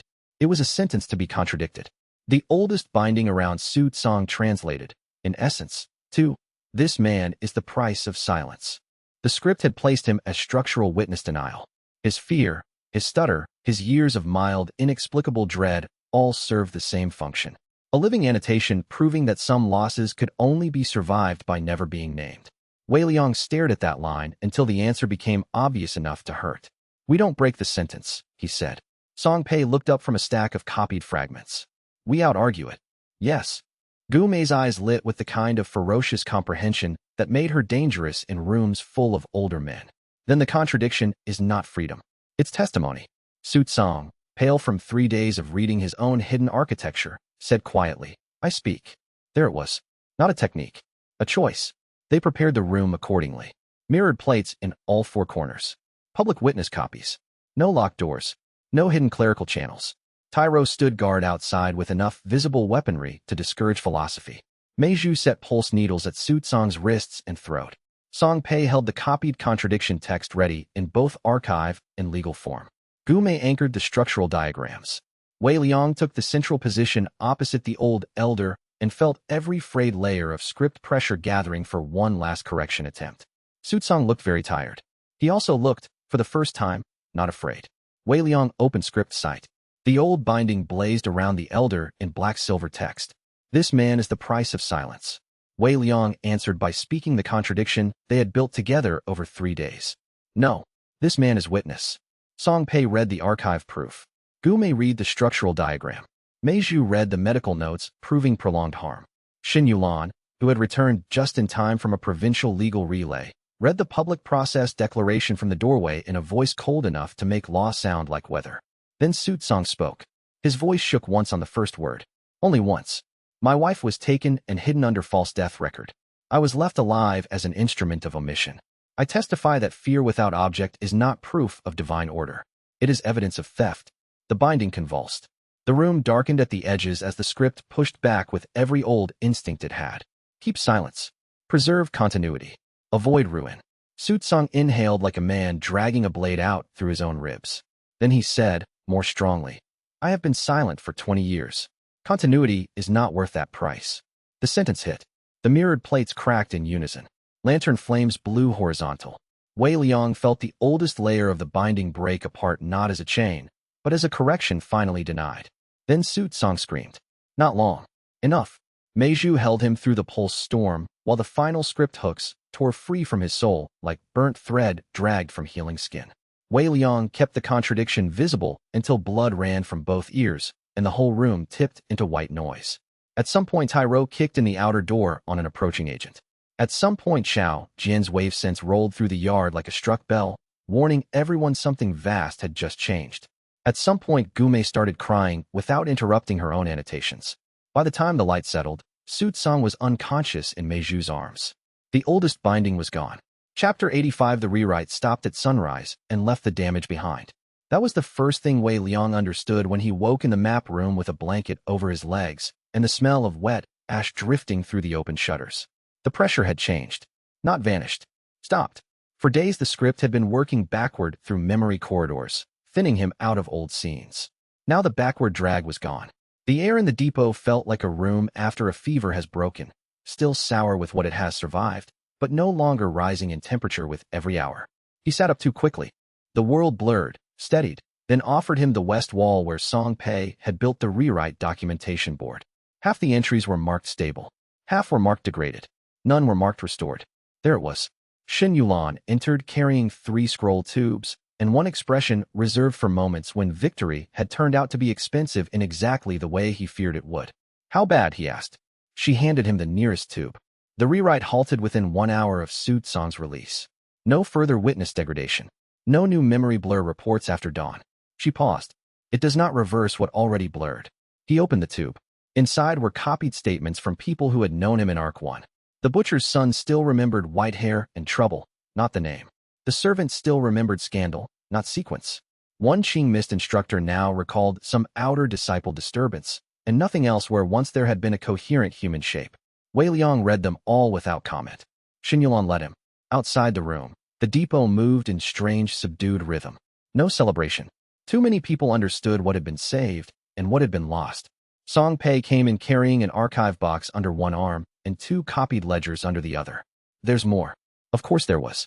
He set the box on the table and opened it carefully, like a man handling evidence from a crime no one else yet believed had happened. 3 events from Arc 1 no longer appear in any record, he said. Wei Liang looked up. Song Pei continued. Each word clipped by contained outrage. Not just blurred. Gone. Market logs, punishment rosters, hall attendance slips, witness notebooks, all cleanly lacking 3 specific incidents that we know occurred because you remember them, and because their structural aftermath still exists downstream. Gume stepped in behind him and slid a comparison chart onto the table. The records don't show damage or tampering, she said. They show replacement continuity. The missing events have been absorbed by more generic sequences. Wei Liang looked down. 3 clean absences. The ditchside theft on the second night after he woke. The laundry yard confrontation where Feng Ruo's allies had first realized he wasn't behaving like a proper villain. 1 minor disciplinary hearing that had introduced a servant witness later crucial to Song Pei's chain of understanding. He remembered all 3. Not vaguely. Exactly. The smell of wet cloth in the laundry yard. The scrape of gravel in the ditch. The particular boredom on the hearing elder's face before he became annoyed. No one else did. He sat with that. This, he thought, was what partial unwriting actually felt like. Not disappearance. Custody. He still held the scenes. The world had released them. Tyro leaned in the doorway, arms folded. That means what, practically? Song Pei answered first. Practically, it means our evidentiary foundation for some early deviations is permanently damaged.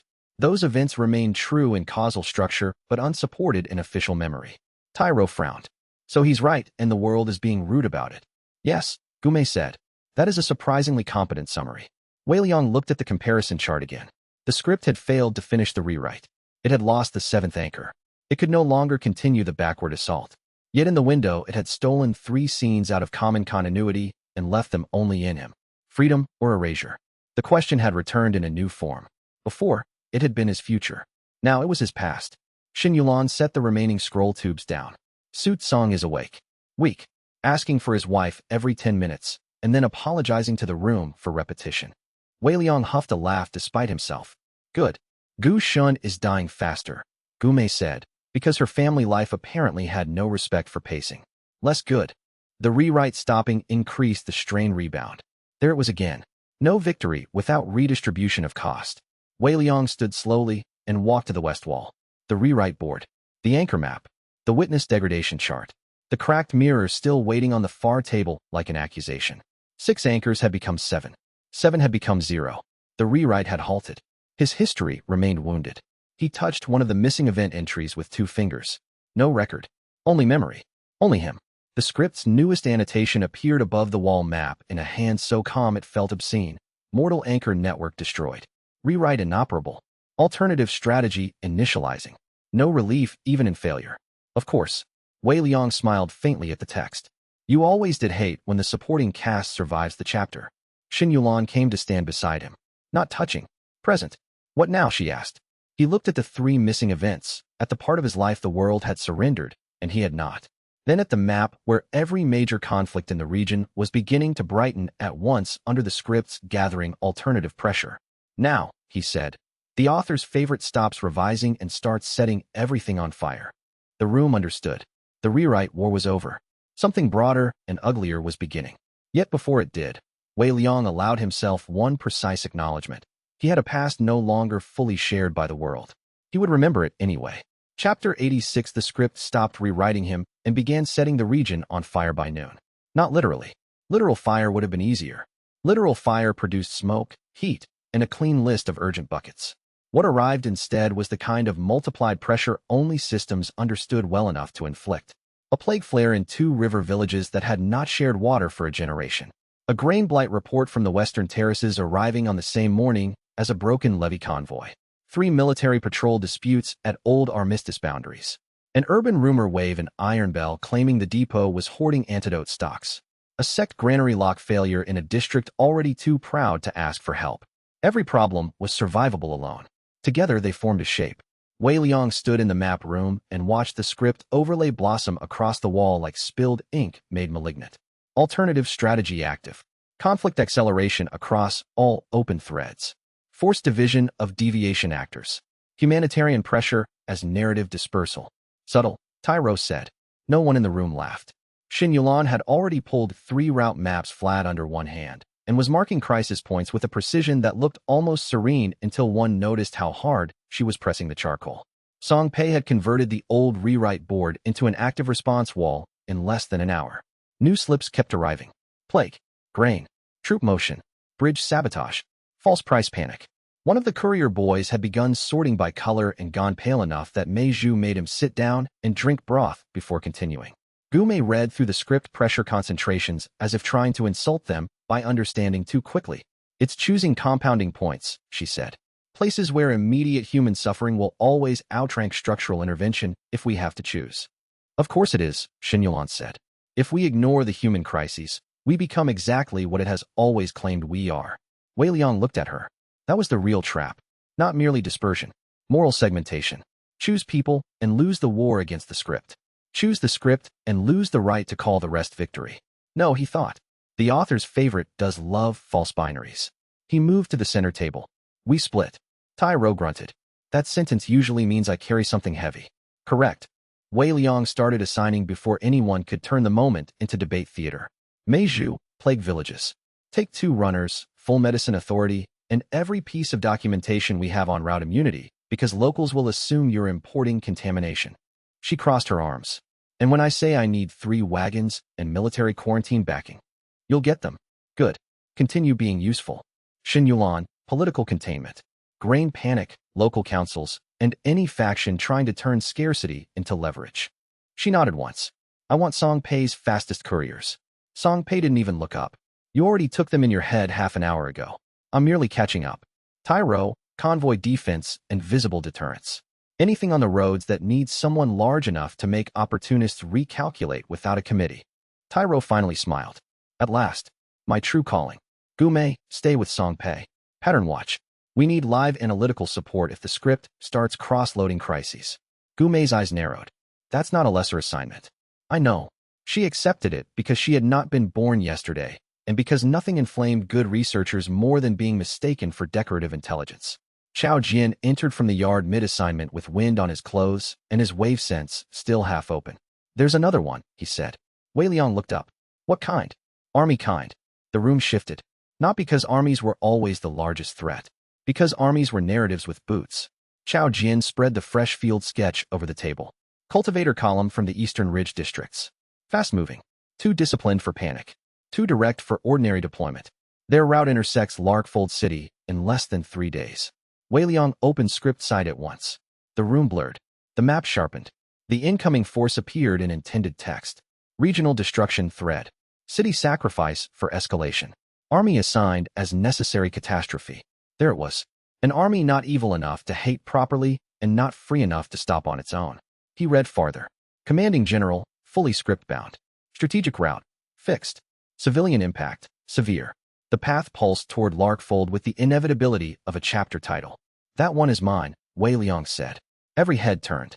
Xin Yulan's expression hardened first. No, he almost smiled. You object before details. Efficient. I object because you have reduced perception accuracy, a fractured history, and a recent habit of collapsing when the room gets intellectually exciting. All true. And because armies are not logic puzzles if you're standing in front of them. Also true. He looked back at the map. That was why he had to go. Not because he could fight the column. He could not. Not with force. Not with variance. Not with speeches delivered to 10,000 obedient feet.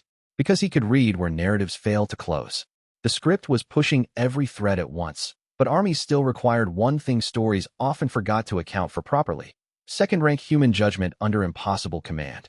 He felt the answer hovering already, not yet clear but near. And because his flaw remained his flaw, the part of him that distrusted being held inside anyone else's rescue apparatus moved faster than the better arguments. He wanted the most dangerous thread because it felt like the cleanest way to avoid becoming a burden while the others handled human-scale fires. He saw that thought. He hated it. Then he used the useful piece anyway. I'm not going alone, he said before Xin Yulan could sharpen the next refusal. Chao Jian with me. Wave sense on moving formation pressure. One courier. No more. Tyro barked a laugh. You negotiate with your own bad habits like they're border nobles. Experience helps. The room split after that into motion. Medical kits. Route seals. Counter-rumor drafts. Courier ladders. Weapons checked and rechecked. As they dispersed, Xin Yulan caught Wei Liang by the sleeve near the door. Not hard. Enough. Do not make heroics out of self-erasure, she said quietly. The sentence hit because it was too exact. He looked at her hand on the cloth, then at her face. I plan to make logistics out of interference. Good, she said. Stay in that genre. When he rode out before dusk with Chao Jian at his side, the depot behind them was already splitting into 6 separate stories held together by courier speed and stubborn people.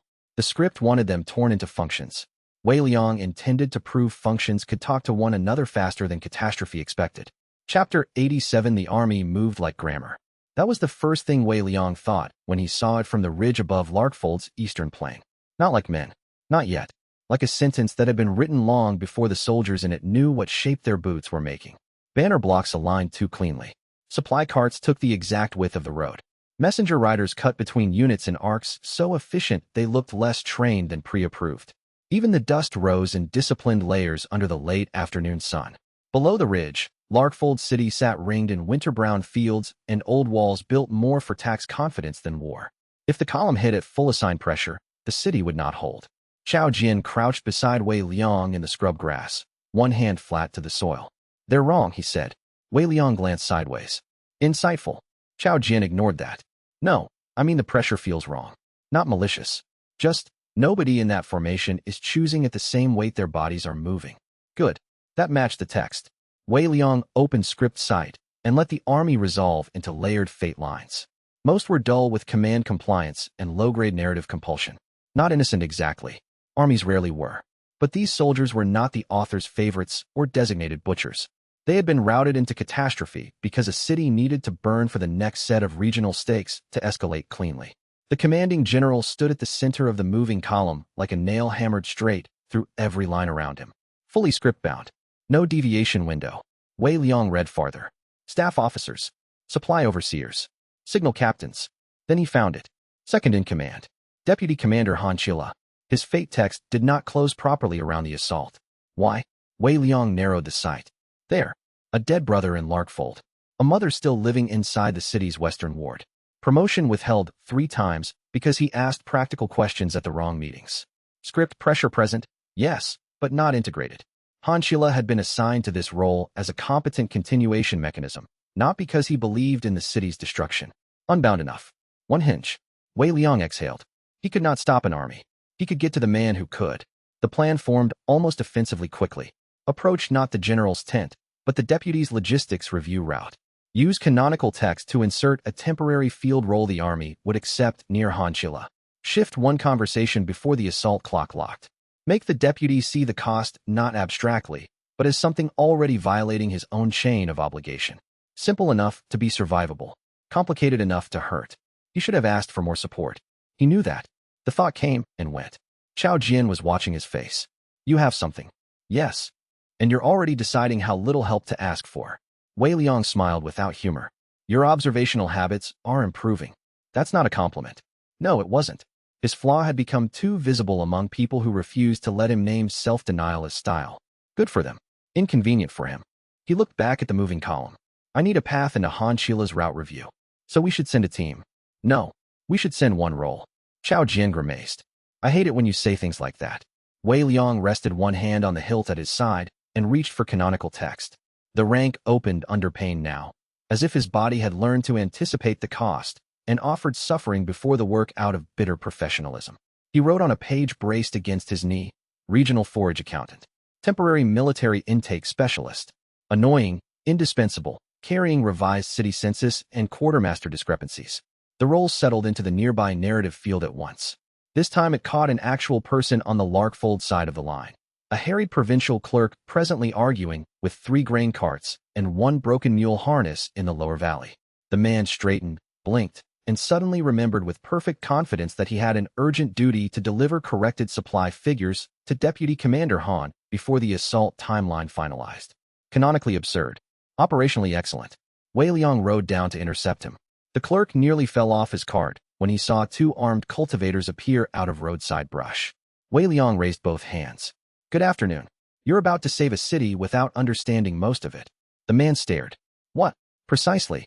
3 minutes later, the clerk had been persuaded that taking Wei Liang along as an additional records specialist was not only sensible, but somehow already pre-approved in the military paperwork. Chao Jian peeled off toward Larkfold's eastern watch to establish signal readiness in case the whole thing failed and became a battlefield. Wei Liang entered the army's outer logistics camp under a role built from need and exhaustion. No one looked at him twice at first. That was the miracle of functioning bureaucracy. If you carried enough paper and enough irritation, armed men often assumed someone more annoying than themselves had already authorized you. Han Chila stood over a folding route table in worn field armor, listening to 3 officers argue over timing. He was broad-shouldered, tired-eyed, and carrying the expression of a man who had spent a decade being too competent to promote comfortably. Wei Liang waited until the exact wrong moment in the discussion. Then he stepped in. Your Western ward population count is off by 4,000. And if you breach by sunrise under the current logistics assumptions, half your grain seizure plan feeds dead districts. Every officer in the circle turned. Han Chila did not reach for his weapon. Good sign. He looked at the clerk first, then Wei Liang, then the documents. Who are you? Wei Liang set the corrected city census sheets on the table. Someone who hates inaccurate war accounting. That bought him a heartbeat. Han Chila scanned the figures. The city's western ward. Civilian density. Hospital quarter. Stored millet ratios. Non-combatant concentration near the old shrine district where his mother still lived and his brother had died 5 winters prior. Wei Liang watched the deputy's fate text shiver. Not enough yet. He leaned one finger on the map where the assault line crossed the ward. The author's favorite always assumes collateral is easier to count after impact. he said softly enough that only xianxia could hear. You don't. The officer to Han's right snapped. What did you say? Wei Liang didn't look at him. xianxia did. For one long breath, deputy commander and narrative criminal regarded one another across corrected figures neither should have shared. Then xianxia said, clear the table. The officers hesitated. His voice hardened by one exact degree. Now, when they had gone, xianxia looked at the documents again.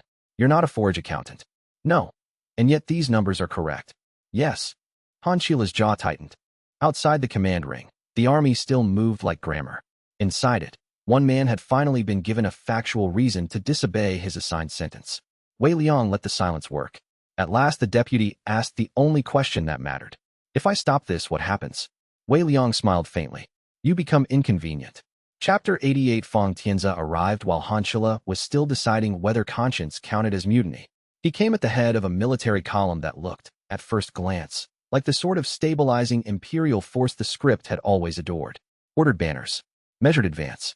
Armor polished enough to reassure cities and frighten provinces. The difference lay in what the force did when it reached the plain. It did not absorb. It coordinated.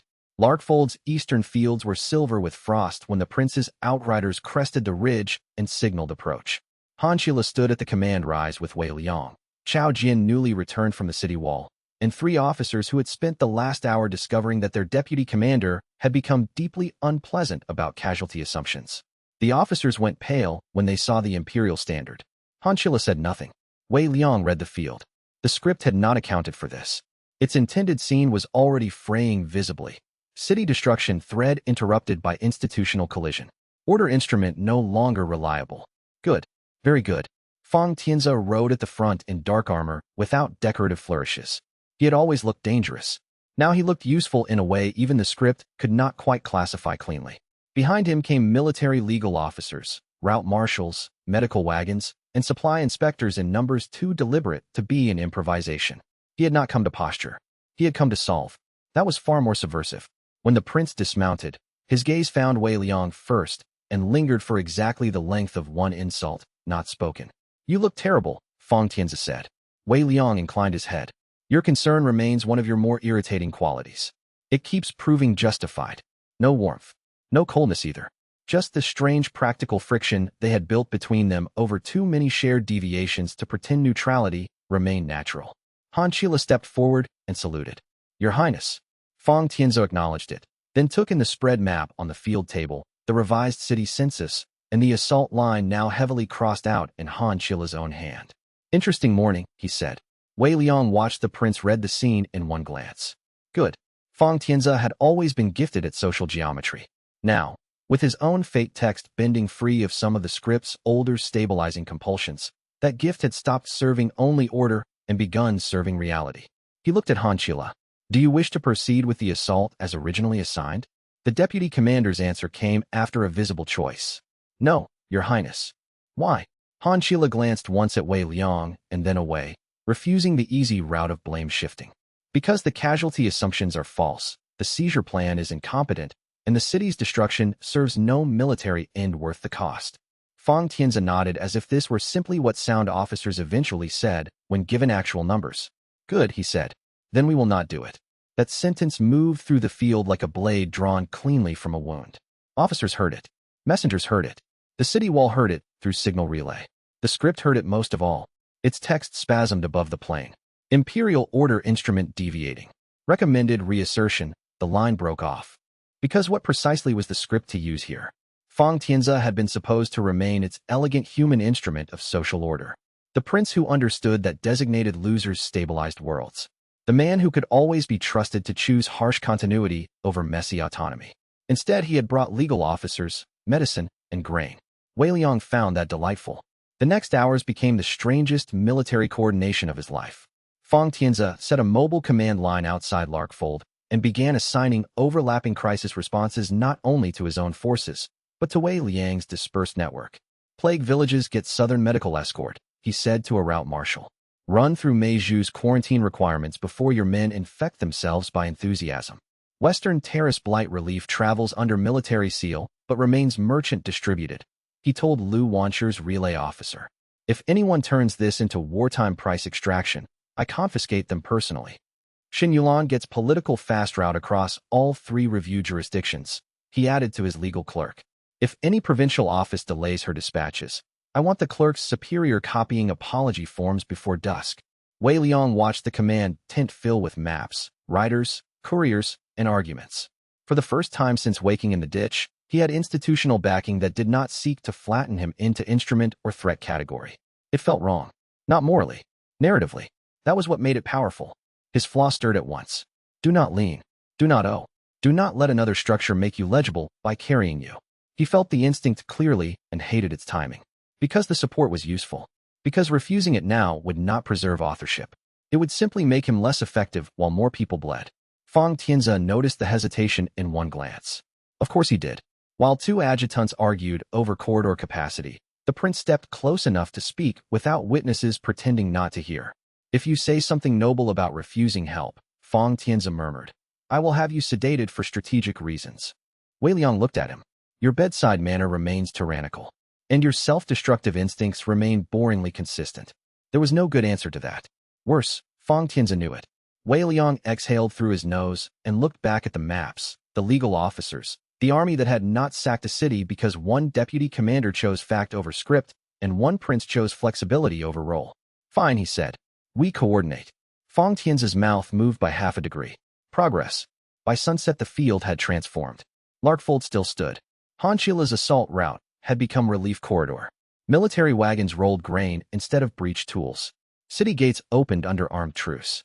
The script hovered above it all in furious, uncertain text, too committed to momentum to stop, suddenly forced to reckon with a category it had neglected at its own peril, institutional deviation. Wei Liang watched the fading light strike the prince's standard and thought, with unpleasant honesty, that having real backing was more dangerous to his defenses than being hunted ever had been. Then he put the thought aside. There would be time later to mistrust being helped. For now, there was a region to keep from catching every fire at once. Chapter 89. Xin Yulan ran the region from a command tent full of maps, legal knives, and exhausted couriers who had learned to fear her calm voice more than most shouting men. Wei Liang arrived there after 2 days of moving between army lines, plague routes, and city councils, and found the tent holding together only because everyone inside had accepted that collapse was embarrassing and therefore to be postponed indefinitely. The air smelled of wax, damp wool, and cold tea gone bitter in 7 cups at once. Route strings crisscrossed the walls. Courier tables overflowed with dispatch packets. A military signal board leaned against one crate because Fang Tianzi's officers had long since given up pretending political response and logistical response could remain separate. At the center of it all stood Xin Yulan, one hand on a province map, the other signing 3 instructions in sequence while dictating a 4th to Song Pei's fastest runner. Tell West Hollow their complaint is noted and will be respected immediately after they stop falsifying grain shortfall to justify private guards. Then send the armistice addendum to River Gate under military escort. No, not that escort, the one less likely to interpret escort as a tax opportunity. The runner fled. Wei Liang stayed by the entrance and watched. He had known, abstractly, that she would become formidable if given room. He had seen the early versions in sect politics, family negotiations, faction alignments, and every conversation where she disguised ambition as practicality so fools would underestimate her long enough to hand over the levers themselves. Now there was no disguise left. She had become exactly the thing she used to describe only in conditional tense. Not a noble daughter. Not a useful ally. Not a faction ornament-permitted influence, so long as older men could still mistake it for compliance. A leader. And because the world could apparently never offer one revelation without attaching a second blade to it, her fate text had changed too. Wei Liang saw it before she looked up. The line around her no longer resolved fully into assigned probabilities. Whole segments had gone pale, not erased like his own missing past, but unassigned. Blank in motion. She was deviating without knowing how. That hit him harder than he expected. Not because he wanted her safe inside readability. Because unreadable people paid strange prices. He knew that better than anyone alive.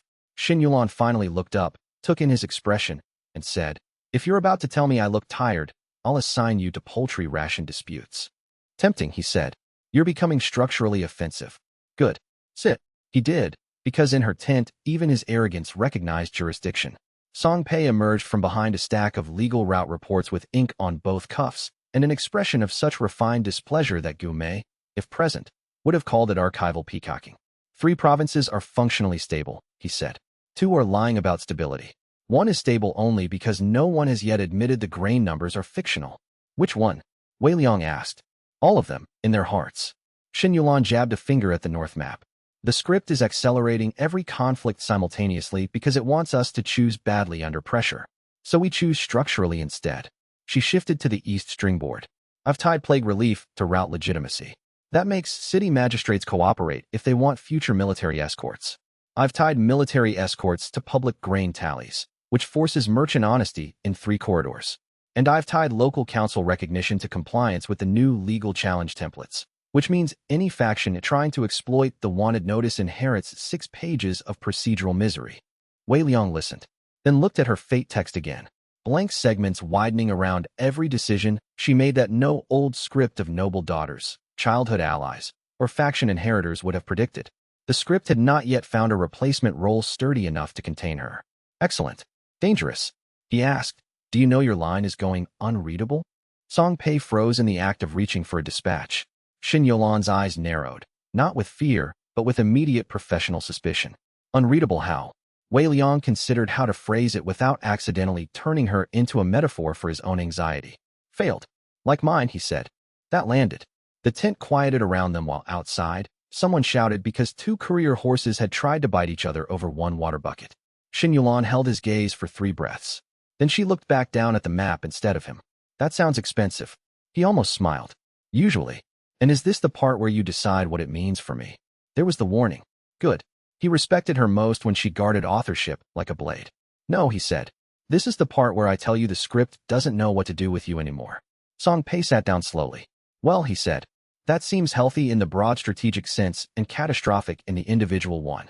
Xin Yulan's mouth curved once, briefly, in humor that had no leisure in it. Then I'll add, becoming illegible to cosmic coercion, to the list after grain tallies and plague cordons. Wei Liang watched her say it. The old instinct rose in him at once. Tell her less. Carry more alone. Do not let proximity to your blankness drag someone else into narrative exile. It was the wrong instinct. He knew it. He also knew wrong instincts become habits unless contradicted out loud. So he said, if the blank spreads, you tell me immediately. She looked up. For a moment the command tent, the maps, the dispatches, the whole region's collapsing simultaneity seemed to pause around that one request because they both heard what made it unusual. Help asked before blood. Not elegantly, not gracefully, but asked. Xin Yulan noticed. Of course she did. Fine, she said. And if your self-destructive cleverness crosses into stupidity, you tell me before the floor does. Tai. Fair. He inclined his head once. Agreed. Outside, the courier network kept moving under Song Pei's ruthless indexing and Xin Yulan's mobile command. Political crises that should have become fractures were being turned into obligations. Grain routes that should have collapsed into panic were being trapped inside accountability. The script wanted simultaneous catastrophe. She was turning it into simultaneous administration. Wei Liang looked at her blanketing line one more time and thought, not for the first time, that the most dangerous people in any story were the ones who learned to author structure without ever needing the story's permission first. Chapter 90. Gu Shun died in a shrine that had forgotten its own god. The roof still held. The incense basin did not. One side wall had split years ago and been patched with rough planks now silvered by weather. Moss climbed the northern steps. Rain tapped steadily through pine branches overhead and made the entire place smell of wet wood and old ash. It was exactly the kind of quiet location men chose when they wanted the final scene to arrive without audience, and exactly the kind Wei Liang distrusted on principle. He came anyway, this time without argument. Not because he had grown wise. Because some endings needed only one witness if the witness knew how to carry accurate damage afterward. Gu Xin sat before the cracked altar with his back against the stone base, breathing in shallow, careful draws like each one had become negotiable. The unraveling had progressed far beyond blood on the knuckles now. The revised structure holding him together had begun to fray visibly under the skin. Fine silver lines drifted at the edges of his sleeves and collar, as if his body had become too textual to stay obedient to flesh. He looked up when Wei Liang entered and smiled with half his old contempt and none of its force. You're late. Wei Liang glanced at the rain outside. You're not dead yet. That's punctual enough. Gu Shun laughed once and winced for it. The shrine air was cold enough that Wei Liang's fingers numbed at the tips. He shut the door against the rain and crossed to the broken incense basin. Someone had left one cracked cup there months ago. No ash inside. No god, No prayer, no priest. Good. He preferred endings that did not pretend to be watched from above by anything morally decorative. Gushin studied him through the dim light. Did you tell her?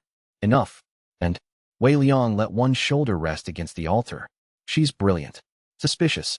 Offensively organized. Your contribution to the world remains complicated. That pleased the dying man more than tenderness would have. Good. For a while they listened to rain drum on the patched shrine roof. No speeches. No fake reconciliation. The old hatred between them had been worn down by larger truths, not erased. Wei Liang still remembered every time the revised one had tried to rout him back into proper villainy through precision violence. Gushin still looked at him as one might look at a man who had broken a structure and thereby revealed the cost under all its preserved surfaces. At last Gushin said, "The anchors are gone. I can feel the absence." Yes. And the script has shifted. Wei Liang did not ask how he knew. Men bound that deeply to a machine of story learned to hear its gears even while being crushed inside them. Gushin coughed. This time blood touched his chin. "There's one thing left," he said when the breath returned. "Last mortal instrument. Not anchor. Worse." Wei Liang went still. "Explain." Gushin gave him a look almost offended by the request's scale. "You always did skip directly to the impossible noun. It's efficient. It's exhausting." He shifted painfully, one hand fumbling inside his robe until it found a small brass key hung on black cord. Not ornate. The sort of object designed to be ignored until the hand that held it made that impossible. Gushin tossed it weakly. Wei Liang caught it before it struck stone. The brass was cold. Script text moved over it at once. Access token. Executive threshold. Physical world interface. The key seemed to get heavier as he read. Gushin watched his face. "There's a place under the old compliance courts," he said. "Not in any active registry. The instrument lives there. Not a person exactly. More like a body the script learned to use because mortals need doors and desks and something they can lock." His mouth twisted. "We were always good at providing gods with furniture." Rain slid down the broken wall in thin silver lines. Wei Liang closed his fingers around the key. "How long have you known?" "Long enough to hate myself for it. Not long enough to become brave sooner." That answer fit the man too well to insult. Gushin's breathing roughened. The silver unraveling at his sleeves brightened and dimmed in sync with each failing attempt at continuity. Wei Liang looked at him and saw, beneath all the revisions, a final narrow window. Death as himself. Not as anchor. Not as revised enforcer. Not as cautionary villain for someone else's comfort. Just a man reaching the edge of bargains and finding no more clauses left to hide behind. "Tell Gume," Gushin said, each word carefully paid for, "that I regret nothing except not telling her sooner." Wei Liang did not soften the truth. "She'll hate that sentence." "Yes." "Good." Another weak laugh. Then silence. The shrine seemed to lean inward around it. Wei Liang had seen many dying scenes the script preferred. They usually carried redemption lighting, justified tragedy, some angle from which the audience could take away closure as a manageable object. This had none of that. Only rain. Cold. A cracked altar.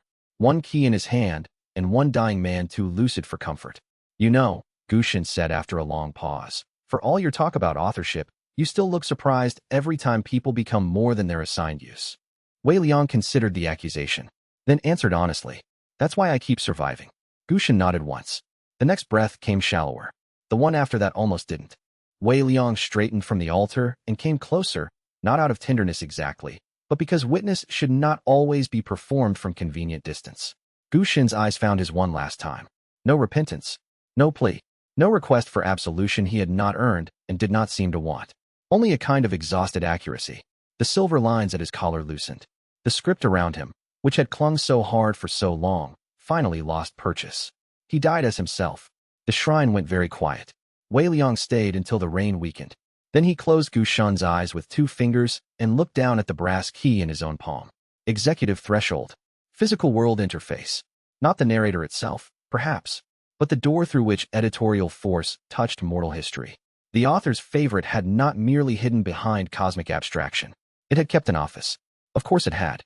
Bureaucracy was always the final sanctuary of cowards who wanted violence to look procedural. Wei Liang tucked the key into his sleeve and turned toward the door. Outside, the rain had thinned to a cold mist drifting through pine trunks and broken shrine stones. He would tell Gume the truth. He would not improve the man for her. He would not sand off the late confession into something sweeter. Accurate damage.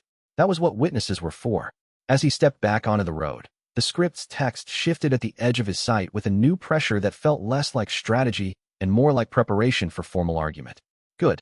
He had a key now, and he knew exactly how much he disliked offices that pretended to be inevitable. Chapter 91. Gu Xin's notes were written in 3 different hands, none of them trustworthy and all of them useful. Wei Liang spread the packet across the depot map room before sunrise while rain ticked softly at the shutters, and everyone else pretended not to notice how little sleep the dead had permitted. The brass key from the shrine lay beside the top page. Song Pei had already compared inks, seal pressure, and fiber content. Gu Mei had indexed the packet twice, once by chronology and once by likely lies. Mei Zhu had left a cup of black medicine at Wei Liang's elbow with the sort of maternal threat she reserved for men who believed revelation exempted them from circulation. The first pages were operational. Locations, threshold notations, court ciphers. Then came the thing Gu Xun had buried in the middle like a blade inside ordinary correspondence. A descriptive note written in cramped fast script over a page edge already cracked from repeated folding. Neither human nor divine, but editorial. Wei Liang stopped there. He read the line again. Not because he had failed to understand it. Because he had. The room was cold enough that his fingertips had gone numb at the joints. The lamp beside him hissed once as rain pressure shifted in the chimney.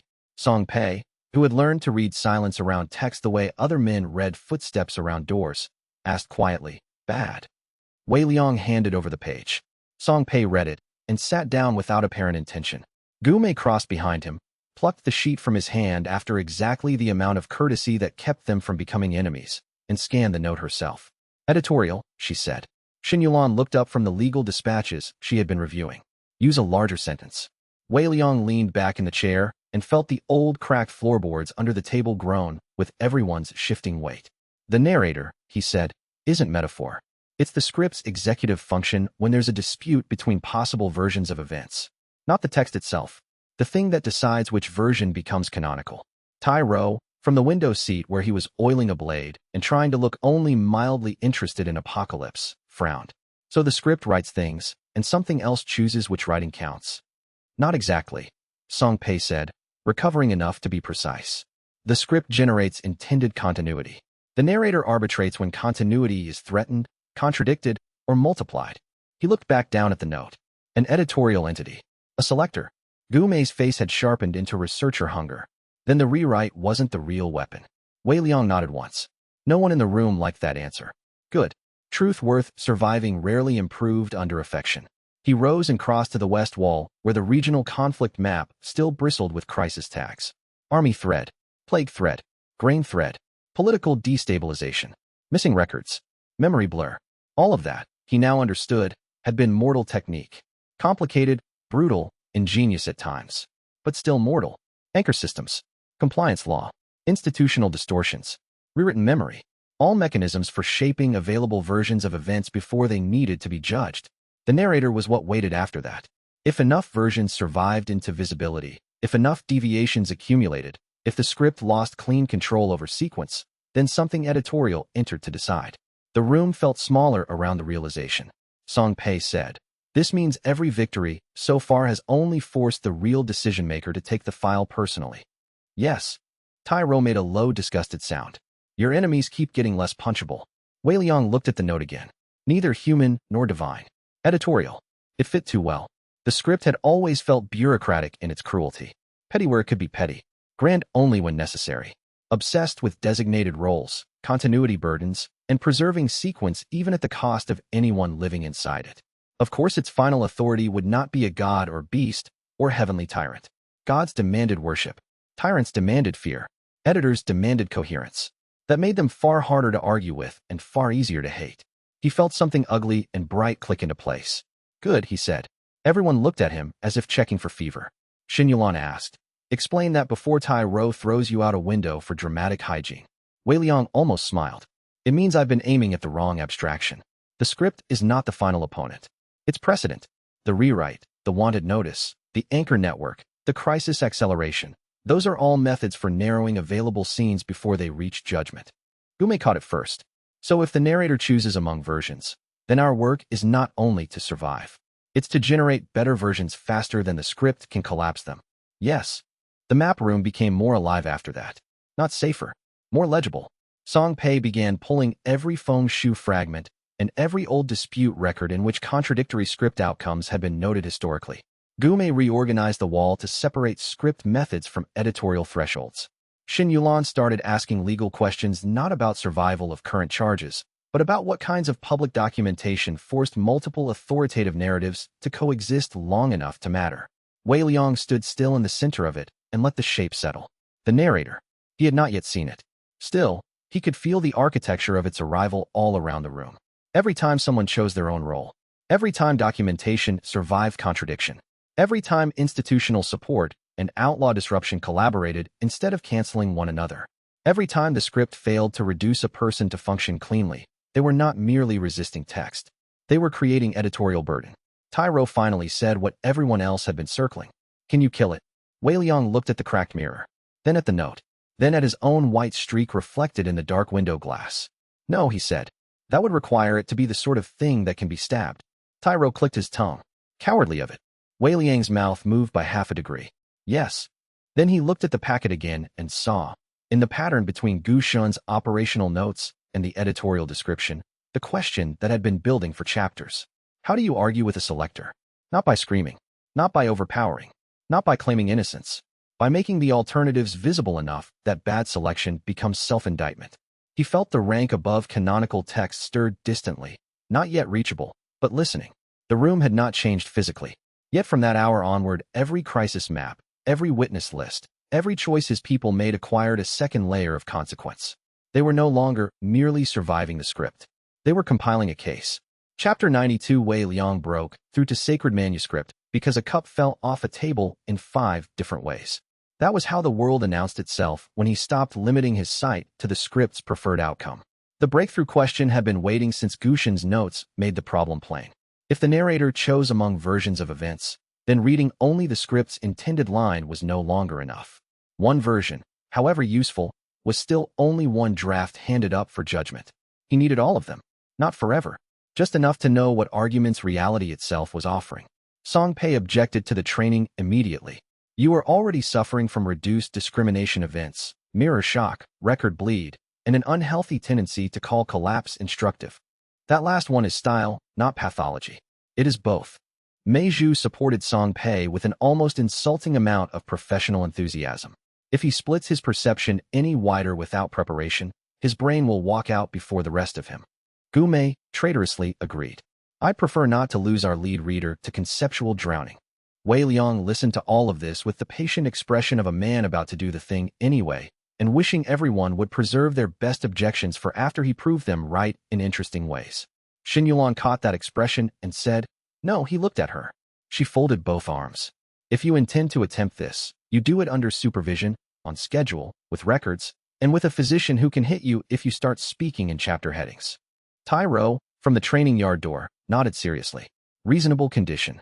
So that was how he ended up in the depot's lower archive chamber with cushions on the floor, mirrors covered in cloth, Gume ready with notation charts, Song Pei furious on principle, Mei Zhu armed with bitter medicine and the right to overrule genius, and Xin Yulan standing at the back wall, like someone prepared to intervene physically if his relationship to sense became too literary.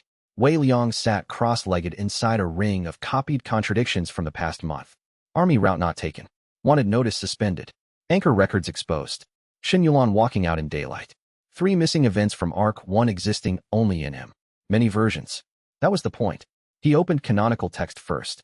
The room sharpened into function and narrative vacancy, as usual. Potential roles.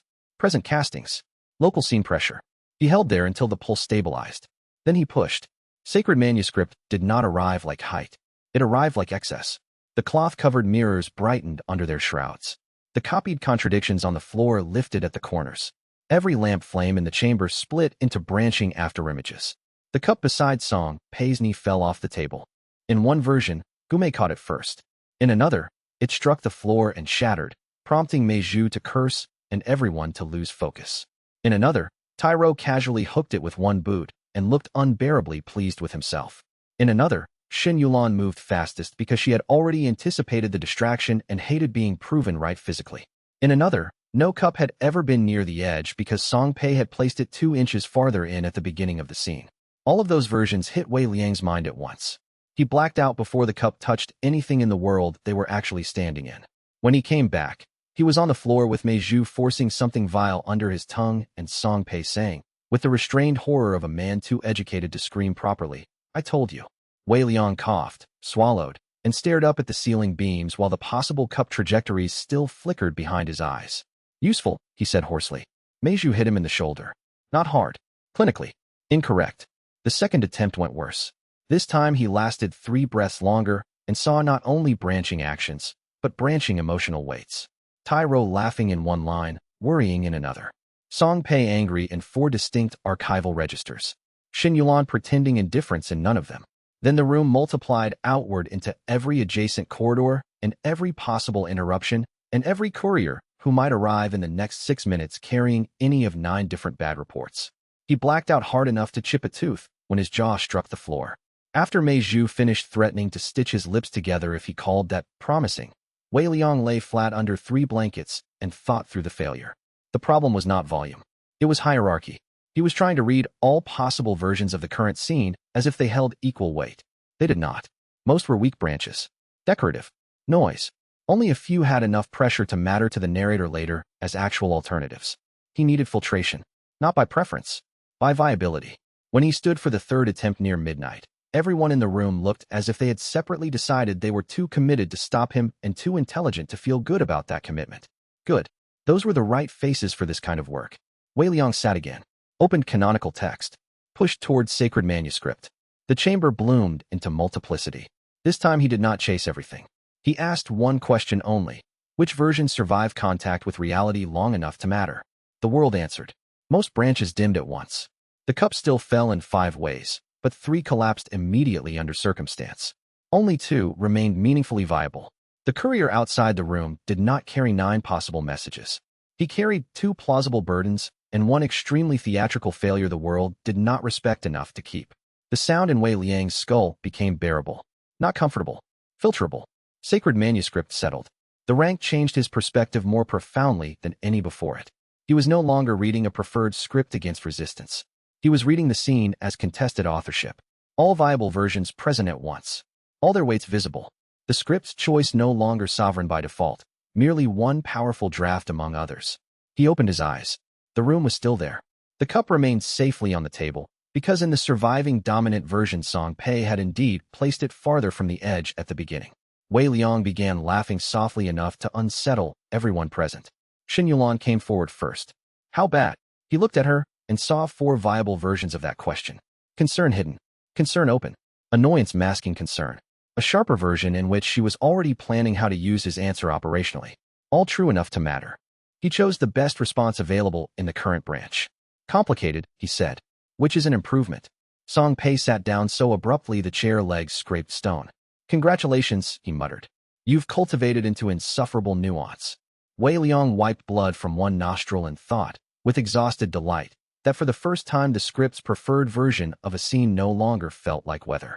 It felt like an argument he could finally see from both sides. Chapter 93 Chao Jian defeated the general at dawn in a field full of frost and witnesses. No variance. No script trickery. No inserted role. Just orthodox cultivation and a young man who had finally become large enough inside his own life that the world could no longer pretend he existed as someone else's replacement. Wei Liang stood on the ridge above the dueling ground, with sacred manuscript open just enough to hold the viable versions of the scene without drowning in them. The air cut cold across his face. Below, the script-compelled army had drawn back into ordered semicircles while Larkfold's defenders watched from the half-open gates, and Fang Tian's military standard held the central truce line. The general rode out under full armor and compulsion both. His fate text remained thick with designated inevitability. City breaker, order restorer, necessary blood. Chao Jian walked out on foot. No herald. No speech. Only his sword, his plain training robe under a borrowed winter cloak, and the particular steadiness of someone who had spent long months being treated as an auxiliary to stranger powers and had finally reached the point where his own cultivation could answer first. Wei Liang felt proud before he had time to arrange it into sarcasm. Annoying. Tai Rou, standing beside him with one hand resting on the hilt of an axe that had not yet been invited into events, said, "If the boy wins, I'm going to pretend I taught him confidence." That would be false advertising. The world is built on it. Below, the general saluted with blade-tip precision. "You are not the designated challenger," he called. Xiao Jian's answer carried clean in the cold air. "You don't need designation. You need defeat." That was not how protagonists used to speak around Wei Liang. Good. The duel began without flourish. The general came first, as script-compelled men always did when certainty had replaced judgment. His opening stroke was efficient, technically flawless, and designed to break a younger opponent into defensive narrative at once.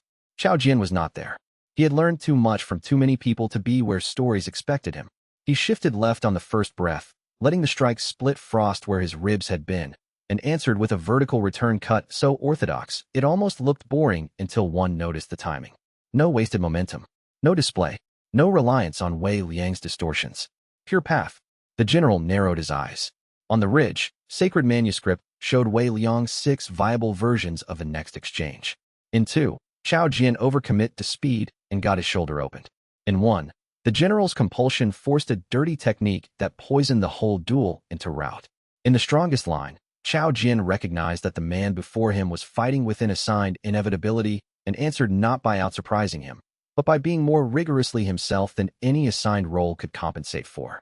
Wei Liang did not interfere. That mattered. This victory could not be his. Below, steel rang. Xiao Jian took the second sequence harder. The general's riposte clipped his sleeve and cut skin at the upper arm. Bright blood struck the frost. The army murmured.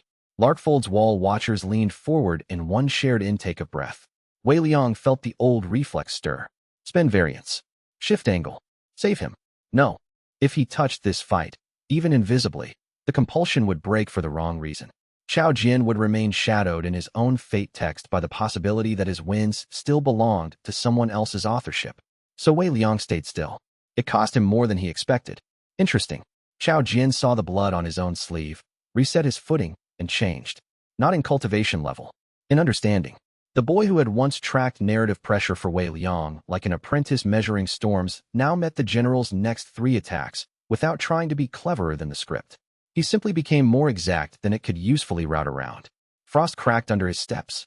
His breath clouded white. His sword moved with the clean, terrifying confidence of someone who had finally accepted that orthodox strength, honestly earned, did not need weirdness to justify itself.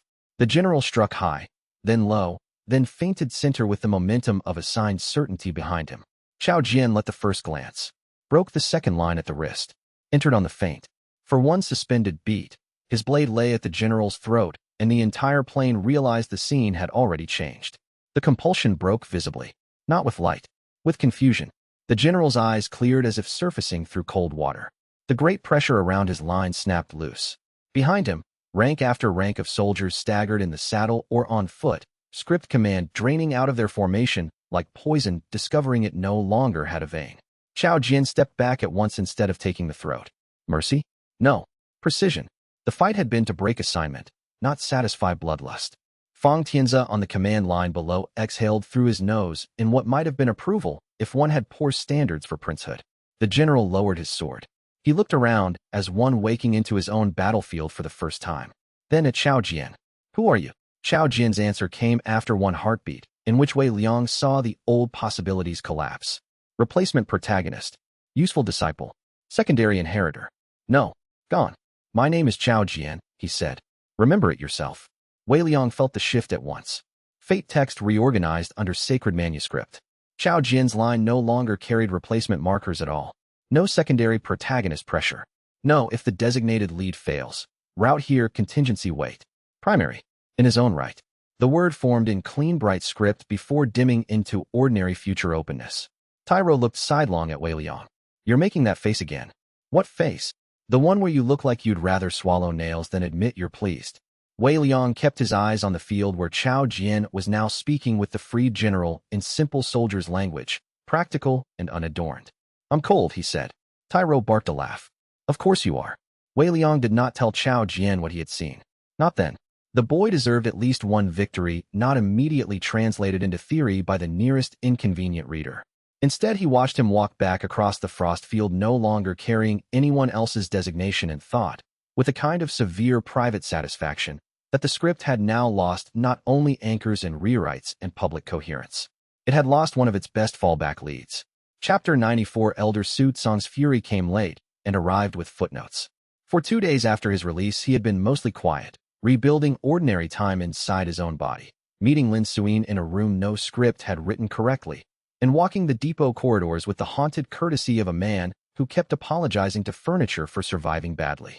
Then the strength returned, and with it, memory.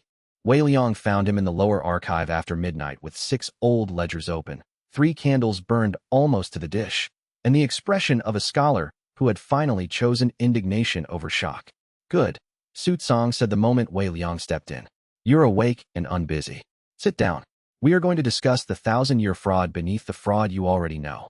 That was not how frail men spoke. Wei Liang approved instantly. He sat. Song Pei, naturally, was already there with notes. Gu Mei had claimed the opposite corner of the table and was writing fast enough to qualify as a weather event.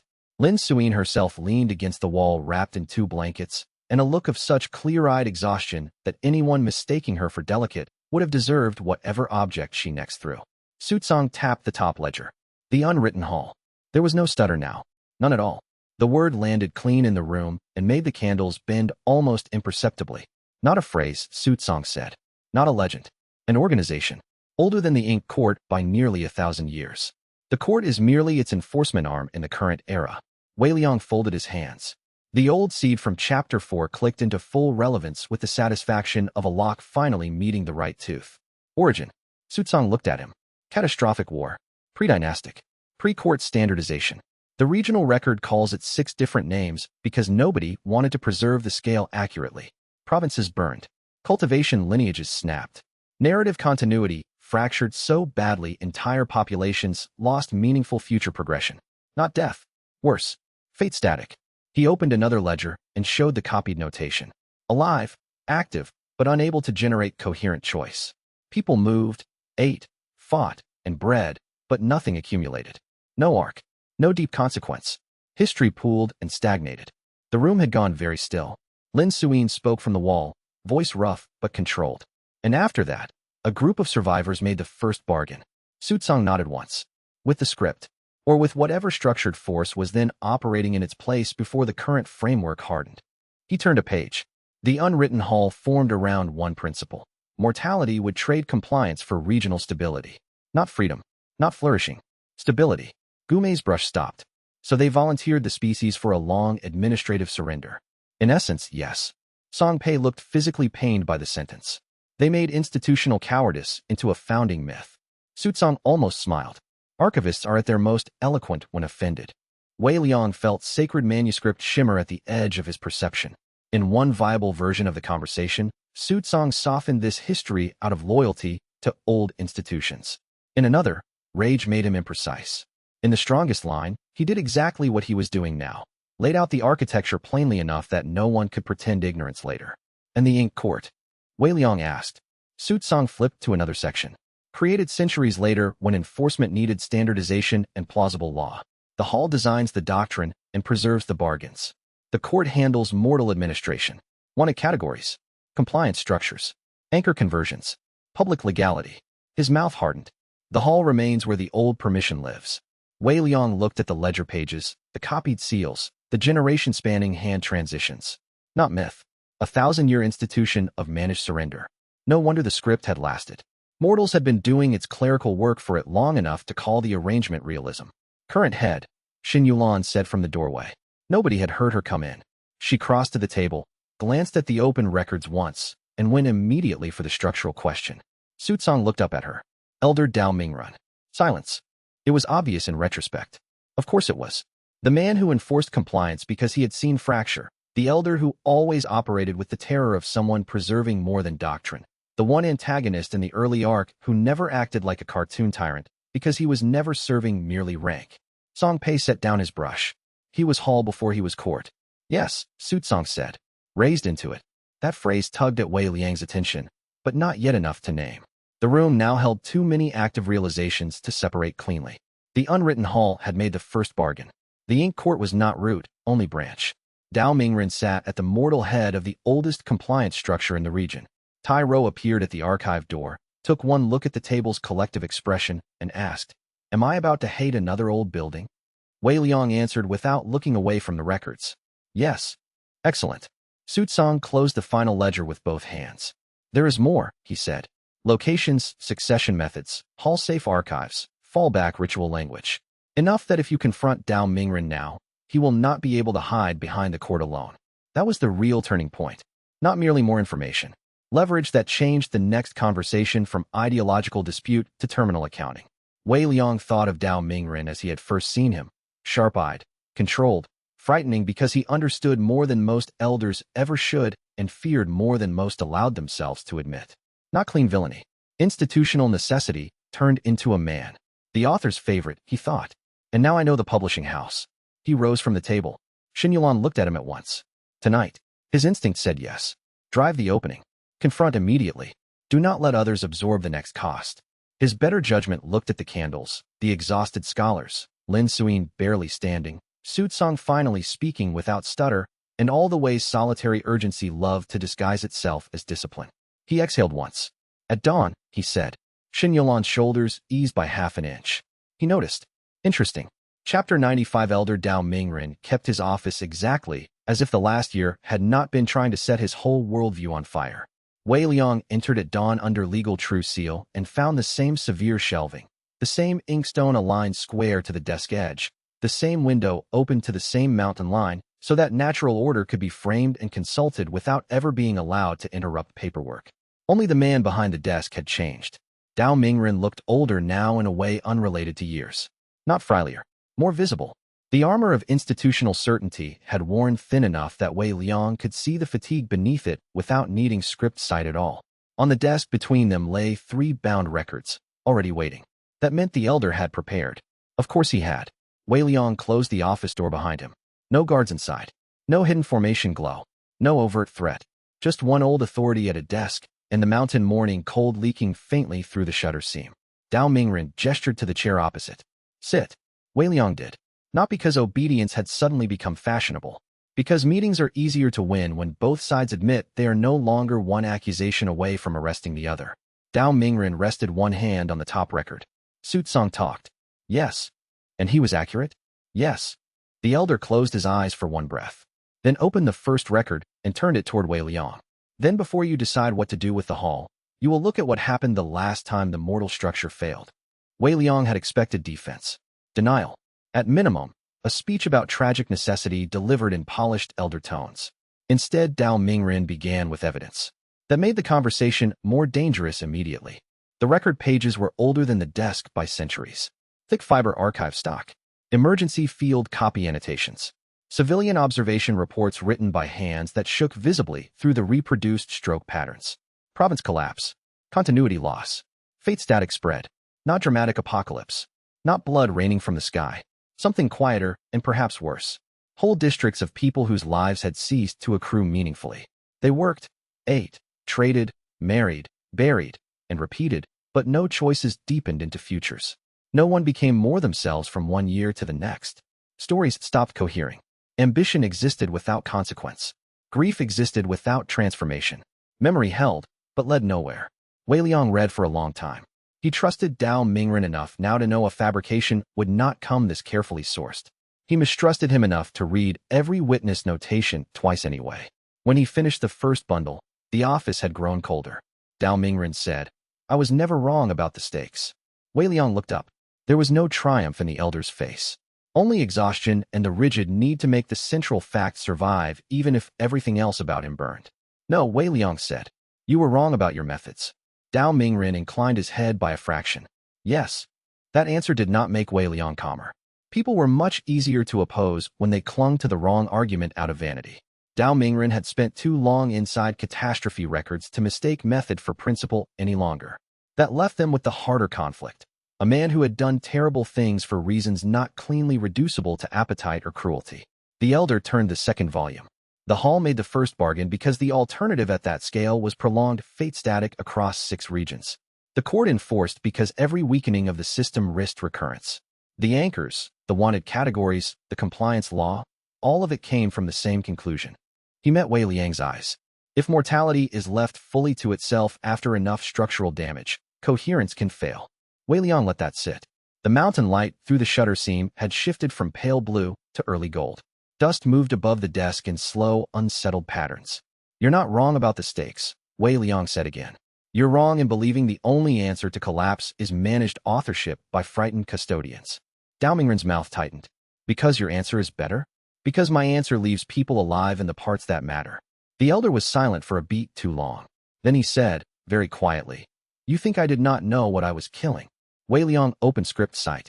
Not because he needed advantage. Because something in the elder's sentence had shifted the room half a degree, and sacred manuscript made clear there were now only two viable versions of what came next. In one, Dao Mingren retreated into old necessity, and this became one more argument with a frightened administrator wearing righteousness like armor. In the other, Wei Liang finally saw the line that had always been there, but never had enough context to interpret. He looked, and felt the world tilt. Dao Mingren's fate text had no beginning, not in the ordinary sense. Most lines carried childhood pressure, family shape, ambition gradients, the rough, improvised authorship of early life before institutions got efficient enough to overwrite. Dao's line did not. It began already assigned. Script-bound from birth. Not persuaded into role. Not slowly indoctrinated. Authored into it. Compliance defender. Hall inheritor. Necessary custodian. Wei Liang went very still. The elder saw it happen and knew exactly what had been read. Yes, Dao Mingren said. No defense. No plea. Only fact. I never had a choice about protecting it. Not originally. The room seemed to lose one of its walls for a moment. So much of the early arc rearranged at once. Dao Mingren's immediate attention to him. His obsessive insistence on controllability. The fear that had always sat under every compliance action like a second pulse. The man had not merely chosen the script side and then spent a lifetime justifying it. He had been written into the office before he was old enough to name what office meant. Wei Liang felt no mercy first. Only a cold, devastating understanding. The author's favorite all along, he thought. Not Feng Tianzi. Not some heroic protagonist in waiting. You. Dao Mingren looked at the old records between them and said, I spent my life trying to preserve the world from the catastrophe I was born to fear. That does not excuse what I did. Wei Liang's voice came out flatter than intended. No, but it does make me legible. That, more than anything, nearly broke the conversation. Because it was true, and because legibility was not forgiveness. Wei Liang looked at the elder whose entire life had been assigned before he could refuse it, and understood with awful certainty that this confrontation would not end in simple victory. Not now. Not with the line visible. Not with the hall exposed and the old catastrophe records sitting between them like ugly proof that not all fear was theatrical. He closed script sight slowly. The office settled back into wood, dust, mountain light, and two men at a desk carrying different kinds of authored damage. Dao Mingren put his hand on the final record. There is more, he said. Wei Liang looked at him and knew the next chapter had already begun arranging itself. Chapter 96. Freeing Dao Mingren felt less like victory than removing a blade from a body that had grown around it. The elder's office was unchanged from the hour before. Same exact desk angle. Same mountain line framed in the open shutter. Same 3 record volumes between them like carefully stacked reasons not to be sentimental. Only now Wei Liang could see the line clearly. Script-bound from birth. Compliance defender. Necessary custodian. No childhood drift. No early uncertainty. No phase of ordinary becoming before office hardened into personhood. The old man had been written into function the way other children were written into families. Wei Liang hated that so immediately it surprised him. Not because it softened what Dao Mingren had done. It did not. The wanted notices, the anchor system, the years of choosing managed suffering over open danger, the people broken because the elder had decided continuity excused narrowing all of them into usefulness. Those remained. Legibility was not absolution. But it changed the shape of the next action. This was no longer one more argument with a frightened institutional tyrant. It was an extraction. Dao Mingren watched him understand. You're deciding, the elder said quietly. Wei Liang stayed seated. I am. Do it quickly then. I'm too old to enjoy suspense. The answer was so dry Wei Liang nearly admired it enough to be irritated. He rose from the chair and crossed behind the desk. Morning cold crept over the stone floor through his boots. The air smelled of ink, cedar shelves, and old mountain light. The sort of clean order Dao Mingren had probably spent his entire life arranging around himself because the arrangement had always felt more chosen than he himself did. Wei Liang placed 2 fingers lightly against the elder's shoulder. Dao did not flinch. How, he asked. Your assignment is older than the court's current forms, Wei Liang said. So I don't cut the law. I cut the authorship.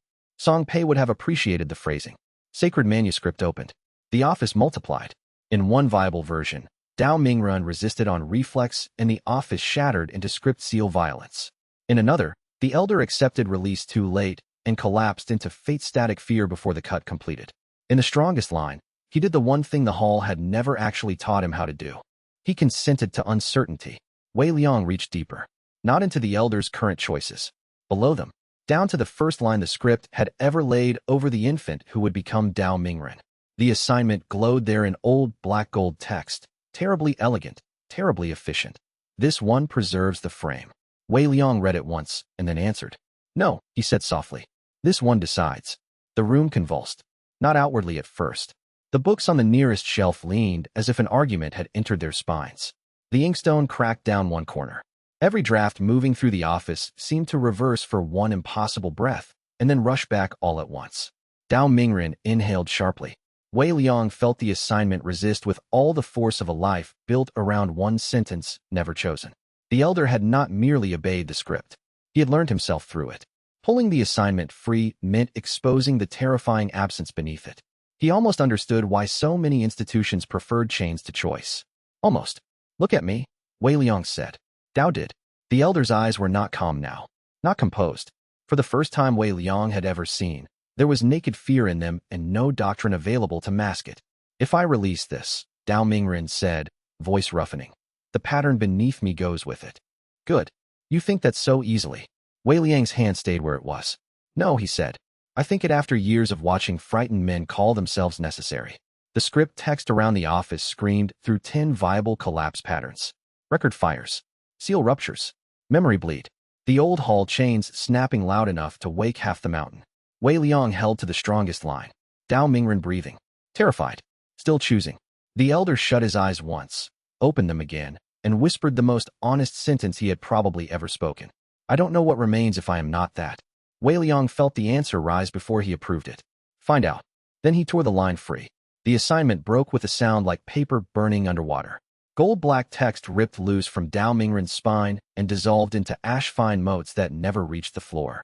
The elder's body arched once, not from violence exactly, but from the body's pure bewilderment at suddenly having no old command beneath every instinct. Wei Liang stepped back, just in time. Dao Mingren fell out of the chair. Not gracefully. An old man in dark robes hitting the floor of his own immaculate office with no role left to absorb the humiliation. He did not rise. For several breaths, he simply sat there amid the cold light, one hand flat on the stone, as if checking whether the world still acknowledged weight. Wei Liang watched the fate text reorganize around him. No antagonist line. No compliance title. No necessary custodian. Blank center. Not like Wei Liang's own blankness, which had been cut out of expected future. This was first blankness. Terrible. Clean. Dao Mingren looked up slowly. His face had not become kinder. Not wiser. Only stripped. Is this freedom? He asked. Wei Liang thought of the anchors, the missing records, the butcher's son forgetting a name, the region still smoldering from crisis acceleration, and the fact that nothing about freedom had yet once arrived looking generous. No, he said. This is where it starts. The elder sat on the floor of his own office and looked around the room as though seeing every object for the first time without a preloaded function attached to it. The desk, the mountain, the old records, the shelves. At last he asked, in a voice smaller than authority had ever allowed him before, what do I do now? Wei Liang went back to the chair and sat down again. The office felt impossibly quiet. I have no idea, he said. That's your first honest problem. Chapter 97. The region did not survive beautifully. Wei Liang would have distrusted it if it had. 3 weeks after the script's accelerated crisis wave broke across the provinces, the casualty records were complete enough for Song Pei to hate them properly. He brought the first compiled books to the depot's upper archive hall at dusk, stacked them on the central table, and stood there for a moment with his palms resting flat on the covers like a priest trying not to admit the altar contained accounting instead of God. We should read them, he said. No one argued. The room smelled of dust, oil, damp wool, and the faint medicinal sharpness that followed meiju everywhere like an opinion. Outside, sunset reddened the depot yard where replacement wagon axles were being sorted with the grim efficiency of people who had learned that stability was work, not background. Song Pei opened the first volume. The categories were mercilessly ordinary. Dead, missing, permanently injured, districts stabilized, districts partially stabilized, filled quarantine zones, recovered supply corridors, unresolved displacement counts. Xin Yulan read the southern provincial pages with one hand braced on the table. Tyro took the Western convoy losses and swore under his breath at 3 specific names. Gume read the route collapse statistics like someone trying to memorize the shape of every institutional failure that had made disaster easier than prevention. Meiju took the plague records and went quieter with each page. Wei Liang read everything else. He trusted himself to read the in-between categories better than anyone, perhaps because the region now contained too many of his own kind of damage. People not gone, not whole, not properly represented by the first dramatic column, and therefore always at risk of being lost inside logistics. The toll was high, not apocalyptic, real. 1 city quarter abandoned and later repopulate under military grain. 2 villages lost entirely to fever because the second quarantine wagon overturned at the creek crossing before Meiju's team arrived. 31 soldiers dead in a battle that did not become a massacre only because Han Chila had chosen conscience over assignment. A famine panic in the western terraces that caused 6 deaths through riot and 9 more through cold because panic always reached winter faster than aid did. Wei Liang read line after line and felt no temptation to improve the story. That mattered. The script would have loved a cleaner account. Total catastrophe proving the need for managed order. Or total triumph proving the inevitable correctness of rebellious genius. Either extreme would have simplified everyone involved. The actual result resisted simplification. People survived. Cities held. Structures bent and did not fully break. Some died anyway. The world remained ugly enough to require future mournings. At last Song Pei closed the final ledger and said, the toll would have been higher. Tyro rubbed one hand over his face. That's a rotten comfort. It is still comfort, Meiju said. Rotten things preserve badly. We use what we have. Xin Yulan set down the provincial report she had been reading. The script failed because it wanted one overwhelming narrative and we kept answering with local problems. Gume looked up. That sounds too neat. It isn't neat, Xin Yulan said. It's administrative.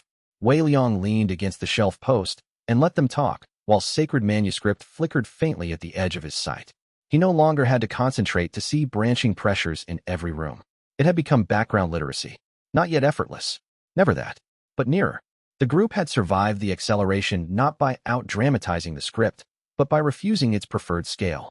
Every time it tried to turn 10 crises into one moral catastrophe, they had split them back into 10 specific urgencies. Plague was plague. Grain was grain. Army pressure was army pressure. Law was law. The region had held because the people inside it insisted on remaining multiple. That, he thought, was probably the most offensive thing they had done yet. Tyro suddenly jabbed one thick finger at the casualty page. Read that line again. Song Pei did. Recovered caravan route, North Corridor, due to voluntary cooperation between competing merchant houses under public distribution guarantee. Tyro looked almost insulted. They cooperated? Lu Wansher's voice floated in from the stairwell. Say it like that again, and I'll increase all your transport rates. She entered carrying 2 late dispatches and 1 expression of exhausted superiority. Merchants become angelic when enough witnesses, soldiers, and contagious corpses are present, she said. This is not philosophy. It's arithmetic. The room's mood loosened by 1 degree. Only 1. Enough. Wei Liang took the fresh dispatches from her and scanned them. Stability was returning in uneven increments. The city grain boards had stopped being rewritten hourly. Plague flare patterns were narrowing. Political opportunists were retreating from emergency visibility back into quieter forms of predation, which in its own ugly way meant the immediate storm was breaking. He looked back at the casualty books. So much of what he had fought so far had been argument with structure. Wanted notices, anchor systems, rewrites, editorial pressure. It would have been easy to let that scale swallow the dead into principle. No, the records remained because someone had to insist that systemic victory without countable human consequence was just prettier abstraction. He crossed to Song Pei and rested 2 fingers on the top volume. Archive these publicly. The archivist blinked. All of them, especially the embarrassing parts. Lu Wansher muttered. There goes the market mood. Xin Yulan looked at the books for a long moment and then nodded once. Yes, she said. If the region survived by treating each crisis as real, then the recovery record can't be turned into a banner speech. That was the final shape of it. Not perfectly, adequately. Wei Liang found, to his continued annoyance, that adequacy carried more dignity than triumph ever had. Chapter 98 Fang Tianza made them legal in front of 200 witnesses and 1 very offended magistrate. The ceremony took place in the old provincial route court because the prince understood theater well enough to use it only when function required memory. A military court would have made the designation look imposed. A sect hall would have made it look captured. The route court, with its public ledgers, wagon marks burned into stone, and practical audience of merchants, magistrates, officers, and exhausted council delegates, made it look exactly what it was: useful. The air smelled of horse leather, ink, cold brass, and too many people pretending they were present only for professional reasons.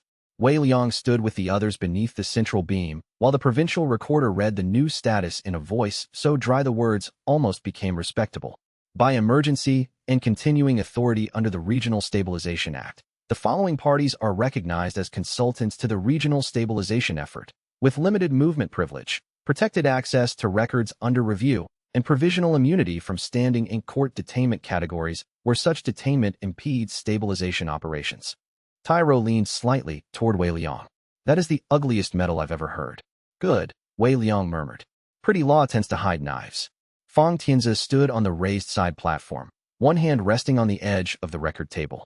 He wore no crown, just field armor under a dark formal cloak and the expression of a man who had discovered that improvisation inside institutions was addictive once one stopped pretending it was beneath one's dignity.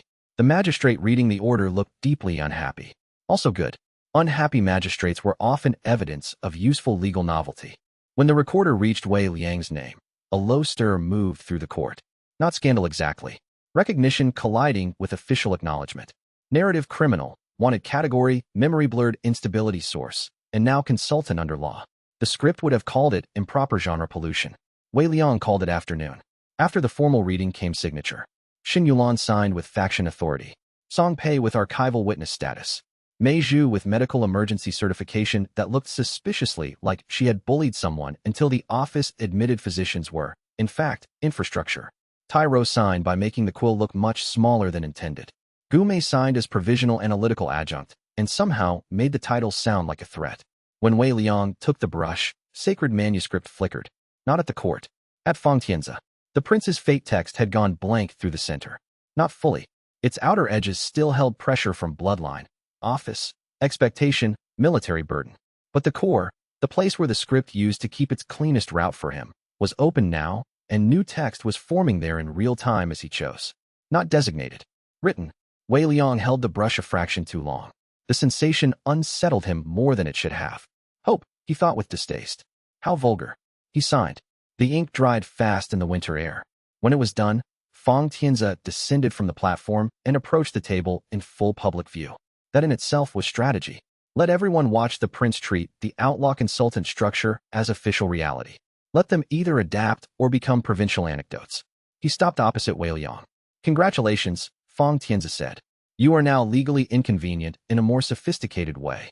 Your talent for gift-giving remains warped. I work with available materials. Behind them, the magistrate made the sort of faint scandalized sound bureaucrats produce when politics is being done too openly in front of actual paperwork. Fang Tianzi ignored him and lowered his voice by half a degree. There will be resistance. Naturally. Some from the court. Some from the hall remnants. Some from people who like the old categories because they simplified budget lines. A tiny grimness touched his mouth. The last group is often the most durable.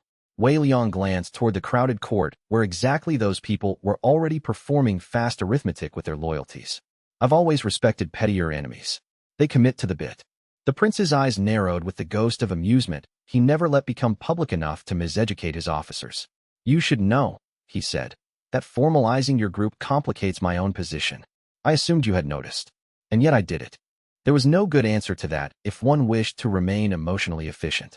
Wei Liang, valuing efficiency above many things but not above authorship, chose honesty badly, and therefore perhaps well. Yes, he said, you did. For one moment, they looked at one another over the record table, while 200 witnesses pretended this was merely administrative closure. It was not. Fang Tianzi's line continued filling as choices settled. Not hero. Not imperial instrument. Not the script's clean stabilizer. Something Messier. Better. The prince stepped back first. That, too, Wei Liang noticed. The court broke afterward into exactly the kinds of smaller frictions that proved new legality had entered the bloodstream properly. Merchant petitions. Sect objections. Military clarifications. 2 attempted procedural challenges in the first hour, and 1 truly inspired complaint from a grain supervisor who objected to Tyro being allowed anywhere near official seals. By sunset, however, the status held. Consultants to the regional stabilization effort. Ugly. Real. Now part of the administrative terrain the script would have to work around. Wei Liang stood at the route court's outer steps as the crowd thinned and looked once more at Fong Tian's line disappearing into blank center and emerging in new text one chosen clause at a time. Hope again. Disgusting. He kept it anyway. Chapter 99, the jade slip warmed in his pocket during an argument about roof repairs. That was how the dead finally chose to interrupt. Wei Liang had almost forgotten the cracked thing existed in practical terms. He had picked it up back in Chapter 11 because static sometimes meant hidden utility and because pockets were where suspicious scraps went to become later problems. Since then it had lived among knives, notes, blood-crusted cloth, and all the other small debris of surviving on bad terms with narrative inevitability. Now, in the middle of Tai Ro insisting that the depot's eastern roof could survive one more season if everyone simply stopped looking at it pessimistically, the slip went hot enough to sting through fabric. Wei Liang stopped mid-reply. Song Pei noticed instantly. What? Wei Liang pulled the jade free. The crack running through its center had begun to glow with a dim, readable pale light. Not bright enough to fill the room. Bright enough to matter. The old static hiss that used to spill from it when fed a thread of qi had changed into something finer, like a voice testing whether language could survive the medium. Gume stepped forward first. That wasn't doing that yesterday. Tyro looked disappointed. I was hoping for a cursed roof tile. This feels educational. Everything is educational if you live through it, Mei Zhu said. Wei Liang set the slip on the table. The room darkened around it by comparison. Song Pei adjusted the lamp, then paused and drew his fingers back before touching the jade directly. It's not transmitting broadly, he said. It's keying to your current variance level. That made sense. If the object held anything from a predecessor, it would need to wait until the reader reached enough rank to parse not merely the symbols, but the assumptions behind them. Wei Liang fed the slip the smallest possible thread of script variance. The jade's crack brightened. Text formed. Slowly. Not projected into the air. Woven across the surface in a hand that trembled not from weakness, but from long composition under terrible conditions. Years, Song Pei realized almost immediately. The message had been written gradually, stored fragment by fragment until enough of the right reader existed to receive it. He bent lower, lamplight catching in his eyes. A dead man leaving correspondence, Tai Ro said. At last, proper etiquette. Wei Liang ignored him. The text clarified. You're going to meet it. No name attached. No title. Didn't matter. The room understood. Song Pei read the next line aloud. Don't fight it on its terms. Gumei's fingers tightened on the table edge. The jade continued. You're not a warrior. Tai Ro made a very offended noise. Wei Liang almost smiled despite the cold moving through him. Then the final word formed with aching slowness. You're a writer. Right. Silence held after that. No one rushed to interpret first. That was one advantage of the people around him now. They had all lived long enough near terrible structures to know when a sentence needed to sit inside the room before anyone made a habit of it. At last Song Pei exhaled. The last variance user. Wei Liang nodded once. Not certainty. Enough. The dead will inside the slip felt thin, fragmented, but not random. Purposeful. Composed by someone who had reached this same horizon, seen the shape waiting there, and known the next reader would need one correction above all others. Do not mistake this for war in the ordinary sense. Right. The instruction hit too many things at once for comfort. Wei Liang had spent his whole path treating conflict as logic puzzle, social geometry, and narrative deviation. He fought, yes, but never best through force. He broke scenes, shifted expectations, altered who arrived where and why. He had always been closest to authorship when most cornered. Now the last person like him, dead and reduced to message across cracked jade, was telling him not to forget his own genre at the threshold. Gume said, that's either the most useful advice ever left in a pocket relic or the most irritating. Those are not mutually exclusive, Xin Yulan said. Tyro leaned back and crossed both arms. So the dead expert says when the cosmic editor arrives, don't punch upward. Write sideways. Wei Liang looked at him. That is offensively accurate. I have layers. Song Pei kept studying the jade. There's more under the surface, he murmured. Not words yet. Structural traces. The will inside this thing is still waking. Wei Liang touched the edge of the slip lightly. It was warm, not comforting, and thrummed once against his skin like a heartbeat remembering itself. He thought of the ditch in Chapter 1, of his own death line, of the wanted notice, of the rewrite, of the blank future page, of Fong Tian's widening center, and Xiao Jian becoming primary without permission from any script. Right. The command did not feel like encouragement. It felt like category correction. Good. He trusted that more. Chapter 100, every record called him deprecated by dawn. The first sign was the wall. Wei Liang woke before sunrise because sacred manuscript had taught his nerves to distrust too perfect quiet. The depot usually breathed in recognizable ways even at its stillest hour. Guards shifted. Boards creaked. Somewhere a sleeper muttered. Ink dried. Horses stamped in the outer yard. This silence felt edited. He sat up on the narrow bed with the jade slip already warm in his palm and knew, before he opened the door, that the narrator had finally stopped working through proxies. The corridor outside was dim blue with first light. On the opposite wall, where yesterday a route map had hung, the paper remained. The content did not. Across the whole sheet in clean uniform script were 4 words. This character has been deprecated. Wei Liang stood very still. Cold entered him cleanly. He moved. Fast now. Map room first. The witness board. The casualty ledgers. The legal status copies from Fong Tian's route court. The archive chest containing early Qing mist references. Every one of them. Overwritten. Not burned. Not removed. Overwritten in place with the same single phrase, as if all records of his existence had been found guilty of obsolete usage overnight by an entity that believed mercy consisted of standard formatting. This character has been deprecated. He checked the carved storage tags in Song Pei's cabinets. The chalk marks on Tai Ro's supply inventory. The name scratched into the underside of his own desk drawer 2 months ago because he had been annoyed and childish in the same breath. All replaced. Deprecated. The jade slip in his hand grew hotter. He ran to the yard. Dawn had reached the outer walls. Mist still clung low over the supply road. 2 guards stood at the gate discussing axle grease. Chao Jian crossed the yard carrying morning practice swords. Xin Yulan came down from the west stair with 3 dispatches under one arm. Song Pei exited the archive wing already muttering about someone mishandling bindings. No one looked at Wei Liang. Not because they were avoiding him, because they were not seeing him as salient. The sensation hit worse than the rewrite had. This was not blur. This was active editorial demotion. He stood in the middle of their camp and the narrative field around them declined to render him as meaningful enough to draw notice without effort. He stepped directly into Chao Jian's path. The younger man halted instinctively, frowned, and looked through him by one terrible degree. "Excuse me," Chao Jian said to empty air near Wei Liang's shoulder. Wei Liang felt the cold sharpen. "Chao Jian." The boy blinked. Looked straight at him now. Recognition flickered and failed. "Can I help you?" There was no performance in it.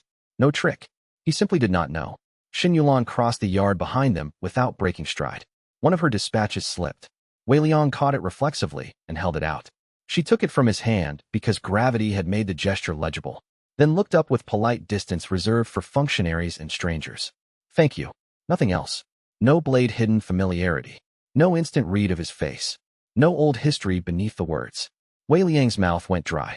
He turned toward Song Pei. The archivist was already staring at the route board with growing offense. Good. If anyone would notice overwritten record structures first, it would be him. Song Pei. The man turned. Looked directly at Wei Liang. Brows knitted. Yes. No recognition. Only the irritated courtesy one gave an unidentified person standing too close to damaged archives. Tai Ro emerged from the supply shed carrying 2 coils of rope and nearly walked into Wei Liang hard enough to count as proof of materiality. He frowned down. "You knew?" The question should not have been survivable. Wei Liang looked from face to face across the yard and felt the editorial force in it all. This was not memory theft in the mortal style. Not a rewrite of records through delay and blur. This was direct deprecation. The narrator had not merely removed mention of him. It had changed his status in the current scene from person with continuity to obsolete element. People could interact with him functionally. They could answer if he spoke, accept a dropped dispatch, register physical obstruction. But the world around them no longer volunteered him significance. He was standing in the center of his own camp as an annotation no one had reason to keep reading. The jade slip burned. He looked down. The crack through its center had gone bright white. Not warm now. Luminous. Words rose across the surface faster than before, as if the dead will inside had been waiting precisely for this threshold. Now you see it. For one dizzy second, Wei Liang wanted to laugh at the cruel tidiness of that sentence. The last variance user, dead for who knew how long, apparently had better pacing than the living.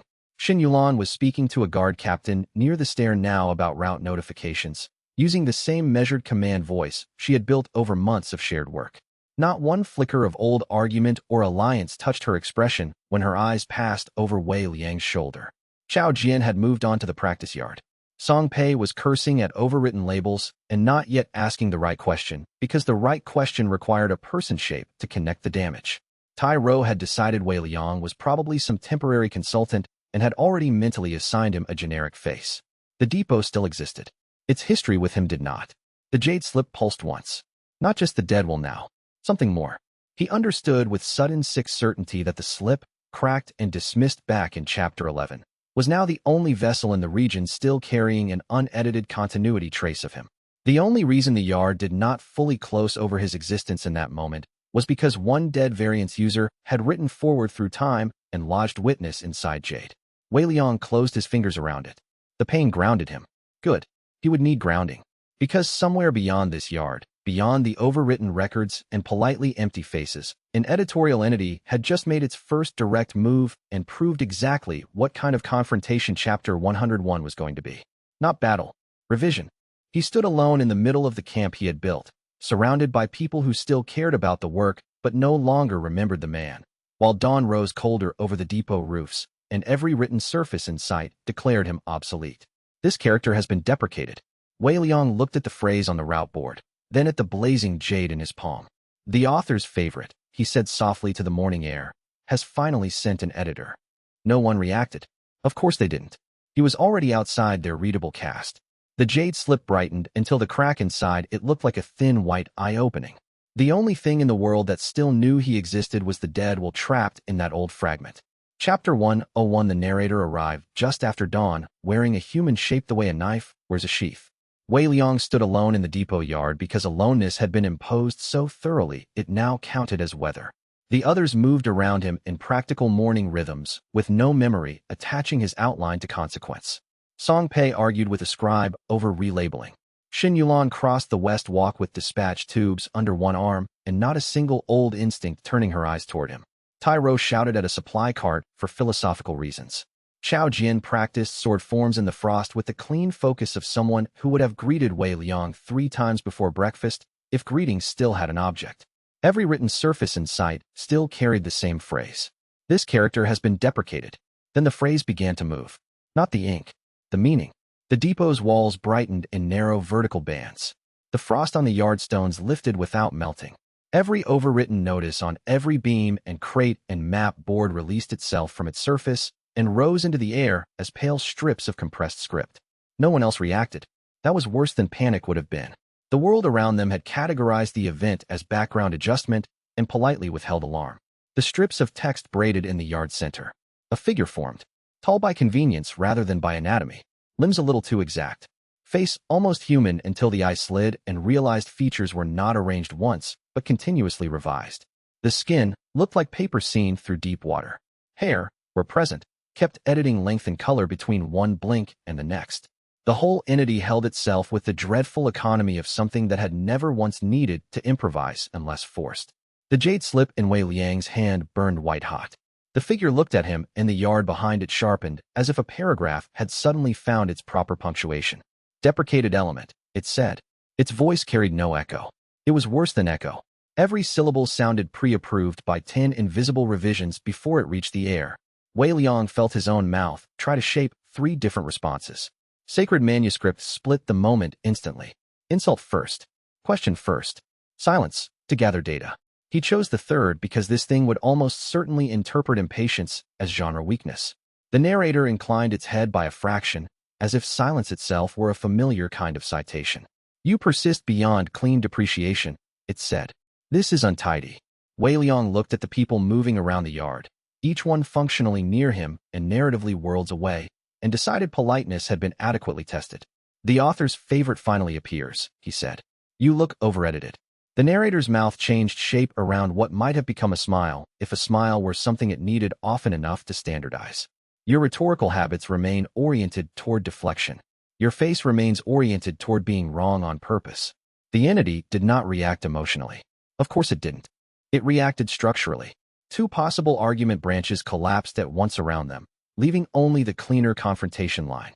Efficient. Annoying. Useful to know. The narrator stepped once across the yard stones without sound. Behind it, Tai Ro continued shouting at the cart wheel with no awareness that an editorial divinity had entered his peripheral experience and found him insufficiently readable to prioritize. Wei Liang hated that most of all. Not the fear. The insult of relevance being rationed. The narrator folded its hands behind its back. I am authorized to offer reintegration. There it was. Not attack first. Revision as mercy. How generous, Wei Liang said. It is efficient. The shifting face tilted. Your companion's memory may be restored. Your records may be reinstated in limited continuity. Your previous degradations may be treated as unstable formatting rather than terminal contradiction. The jade slip nearly cracked in his palm. Wei Liang kept his voice level. Price. Reintegration as villain element in a minor arc clean endpoint. Local consequence only. Closure without broader contamination. For one impossible instant, sacred manuscript showed him the offered version. Him restored to memory. Xin Yulan remembering with sharpened pain and immediate strategic relief. Song Pei swearing at lost weeks. Tyro slapping his shoulder hard enough to bruise. Chao Jian grinning like weather breaking. And then the arc itself. Small. Contained. A designated opposition role. Necessary fall. Useful death or disgrace that made everyone else's continuity elegant again. The offer was monstrous precisely because it was neat. Take back love. Trade away authorship. Accept a smaller villainy in exchange for being legible to the people who mattered. For one dangerous heartbeat, it hurt enough to be tempting. The narrator saw the branch register. Its whole body quieted into what might have been patience. This is a favorable correction.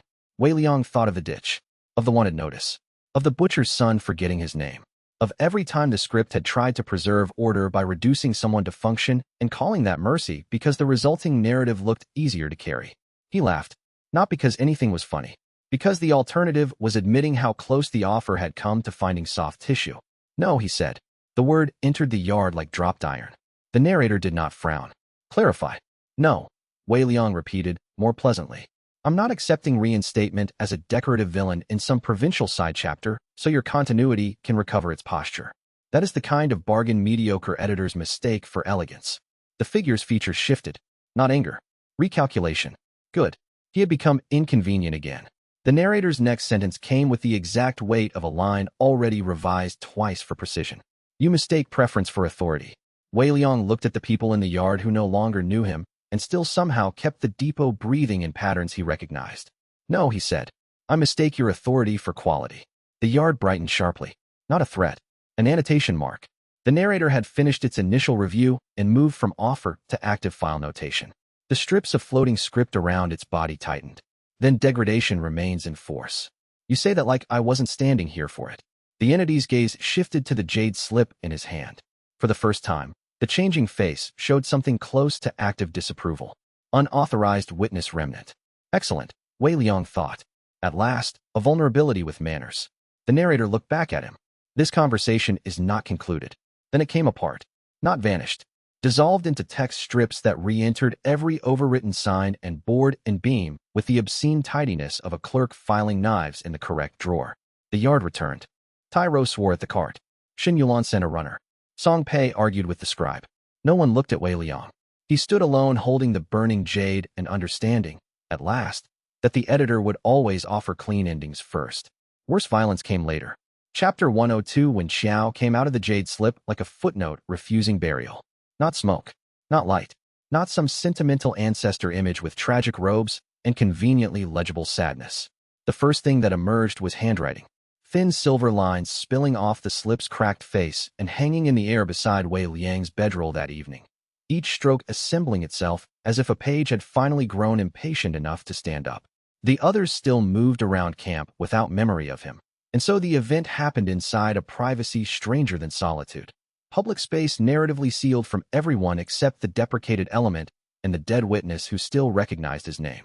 The lines became a hand, then an arm, then a body sketched from script margin and broken persistence. When Xiao looked younger than expected and older in ways years did not explain. Their face held no stable beauty because beauty had not survived the editing process with high enough priority. What remained was expression sharpened by long resistance. One side of the form kept flickering with missing segments, as if parts of them had been excised and only context was holding the silhouette together. They looked around the camp once. At the overwritten boards. At the people moving with no glance toward Wei Liang. At the white phrase on every visible surface. Then back at him. You let it offer you a smaller villainy, when Xiao said. That was almost embarrassingly predictable. Wei Liang sat on the bedroll and stared. You're unpleasant. I improved with death. That answer was immediate enough to be credible. He held up the jade slip. Name. Wen Xiao. The name carried no title. Good. Wei Liang distrusted the dead who introduced themselves with rank unless they had something tangible to compensate for the bad habit. Wen Xiao folded spectral arms and sat on nothing in particular at the foot of the bedroll. Last variance user to reach author ascendant, they said. Edited out before action. Condensed on purpose into residual witness because I had exactly one useful instinct at the end. Wei Liang looked at the half-stable form. Paranoia. Documentation. That nearly earned respect. Nearly. He asked the practical question first. Can you fight? Wen Xiao actually laughed. The sound carried the dry paper rustle of old annotations being turned by impatient fingers. No. I can barely remain punctuation if you stop feeding the slip enough variance to maintain me. Their expression sharpened. But I know the narrator's editorial logic intimately. It tried to delete me personally. That creates educational intimacy. Useful. More useful than sentiment. Which confirmed the situation's bad taste. Wei Liang leaned back against the wall post and let sacred manuscript brush lightly against the dead form. Wen Xiao's line was not ordinary fate. Not even ordinary ghosthood. They existed as retained authorial pressure housed in artifact and stabilized by unfinished warning. A person reduced to instruction and still somehow themselves enough to be annoying. He approved. Then educate me. Wen Xiao's mouth curved. Good. You're still vain enough to survive. Their first lesson was cruel in its simplicity. The narrator did not erase you, Wen Xiao said. It changed your status in acknowledged narrative. That means every event already fully read and classified can now be edited against you. But the narrator cannot edit what it has not read. Wei Liang frowned. Everything is read eventually. No. Everything is acknowledged selectively. Wen Xiao leaned forward. Their flickering outline made the motion stutter in and out of clean geometry. Editors work on submitted text, not on raw possibility, not on the white space between entered scenes. There it was. He felt the concept before he understood it. Sacred manuscript stirred under his ribs. Wen Xiao continued. You are thinking too continuously. The narrator expects existence in declared sequence. Morning follows night. Records precede memory. Character introduced, then acts, then is cited. It can deprecate what is on the page. It cannot fully control the interval between pages unless the interval has already been narrativized. Write yourself in the gaps, Wei Liang said slowly. Wen Xiao's expression sharpened with approval, so slight, it almost counted as irritation. Yes. The camp beyond them moved under the same false normal. Shen Yulan directed courier rotations, as if the world had always lacked Wei Liang-shaped friction. Song Pei relabeled archive shelves that no longer admitted their best saboteur had organized half their current logic. Tyro still, remarkably, had not looked at the overwritten boards hard enough to experience alarm. The first stage is proxy existence, Wen Xiao said. Objects, arrangements, consequences that imply you before memory catches up. Leave evidence in white space. The narrator cannot pre-edit a scene it has not recognized as seen. Wei Liang sat with that. Not brute reclamation. Not fighting the editor at the level of accusation. Exist obliquely. Useful. Infuriating. Elegant enough to annoy him on principle. And after proxy? Wen Xiao looked toward the camp's central fire where none of Wei Liang's companions noticed the missing shape at the edge of their routines. After proxy comes doubt. Doubt is stronger than memory in edited environments. People trust what they keep accounting for. Give them enough evidence of your absent presence, and the smart ones will begin disobeying their own rewritten continuity. That felt right. Also expensive. Wei Liang's flaw stirred again. If he could only survive this by working sideways through everyone else's lives, leaving arrangements and pressure without asking direct recognition, then maybe he should do it alone and spare them the discomfort of being caught between instinct and edit. When Xiao watched his face. No, he looked up sharply. You're hearing too much. I'm hearing the common disease in your rank. You think authorship means solitary purity. It doesn't.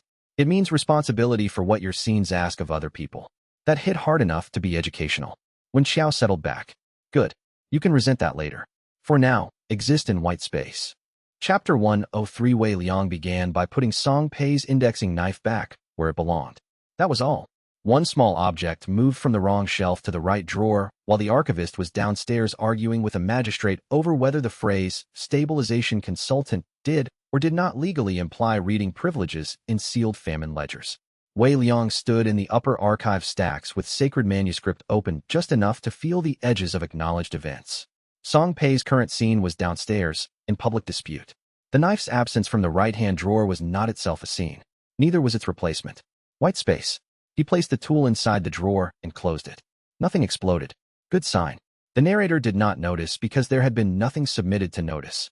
No declared interaction between deprecated element and archive environment. Only a corrected small continuity inside the gap between one argument and the next.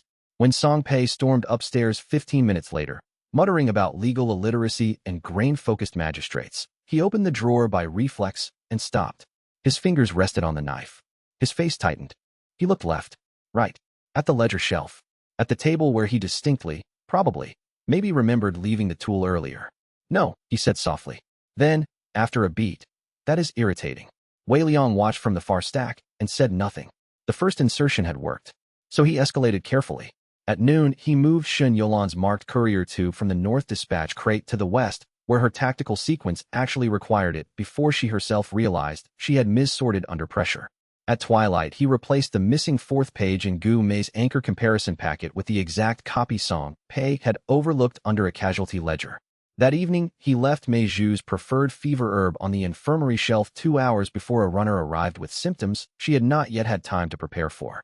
Each act small, each one useful, each one existing between acknowledged scenes.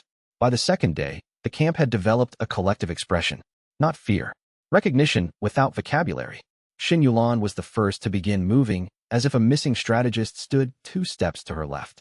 Wei Liang saw it during the late route briefing. The mobile command tent smelled of rain-damp canvas, burnt lamp oil, and the sour edge of too many people drinking tea instead of sleeping. Shen Yulan stood over the central map with 3 crisis threads active, one hand braced on a dispatch pole, and paused halfway through assigning the East convoy escort. Her gaze flicked to empty space near the table corner. Then she changed the instruction. No, she said. Send the smaller escort and keep the second unit free for the western road cut. The first route only looks urgent. Song Pei blinked. That's not what you, she stopped. Looked around the tent once. Then said, more slowly, I know. Wei Liang stood in the shadow behind the supply chests and felt sacred manuscript hum. Her memory still said he did not exist. Her tactical instincts had begun accounting for him anyway. Good. When Xiao, visible only to him at the tent edge like a smudged margin note in human outline, said, there. She's reading the absent weight. You sound pleased. I sound professionally vindicated. Song Pei followed on the third day. He discovered not 1 but 5 archive corrections none of his existing continuity explained. The indexing knife, the missing page, 2 tied bundles resorted by actual relevance rather than arrival order, and a route ledger annotation in his own preferred shorthand appearing beside a paragraph he was sure he had not yet had time to clarify. He sat down hard at the archive table, looked at the blank wall where deprecated labels still replaced Wei Liang's name, and said into the room, either I am becoming more competent in my sleep, or I am being haunted by someone with standards. Wei Liang almost answered, when Xiao held up one spectral finger. No, not yet. Doubt before recognition. That was the sequence. Tyro ruined every subtlety by evening. He found Wei Liang standing in the yard beside the supply shed after dark and grunted as if this answered a problem he had not respected enough to articulate earlier. There you are. Wei Liang stared. You remember me. Tyro frowned. No pause. Then, I mean yes. Obviously. Mostly. Enough. He scratched at his jaw. Look, I don't read. I listen when you people explain things, which is different and worse. Whatever wrote over the records got the walls and the papers and the parts of memory that behave like books. But I remember the shape of who stands where when trouble starts. When Xiao made a sound halfway between a laugh and a choked scholarly prayer, Tyro pointed at Wei Liang accusingly. Also, you owe me 3 strategic opinions and 1 insult about my perimeter design from the last 2 days, and silence has become suspicious. There it was. Not textual recovery. Embodied recognition. The script had nothing to overwrite because Tyro had never stored Wei Liang in literate categories first. He had stored him in impact. Wei Liang found, to his own annoyance, that this struck harder than any elegant memory restoration might have. That, when Xiao murmured, is extremely rude to editor logic. Good, Wei Liang said. Tyro squinted past him suddenly. Who are you talking to? Interesting. Very interesting. Wei Liang looked at the spectral while flickering by the shed, then back at the big man. No one you'd enjoy. Tyro considered that and nodded once. Fair. By night's end, the camp still did not fully know him again. But absence had become contradiction. Shen Yulan planned around him. Song Pei distrusted his own edited record enough to leave 1 chair deliberately empty at the archive table. Tyro simply stopped pretending and brought him dinner with a muttered complaint about overcomplicated hauntings. White space was working.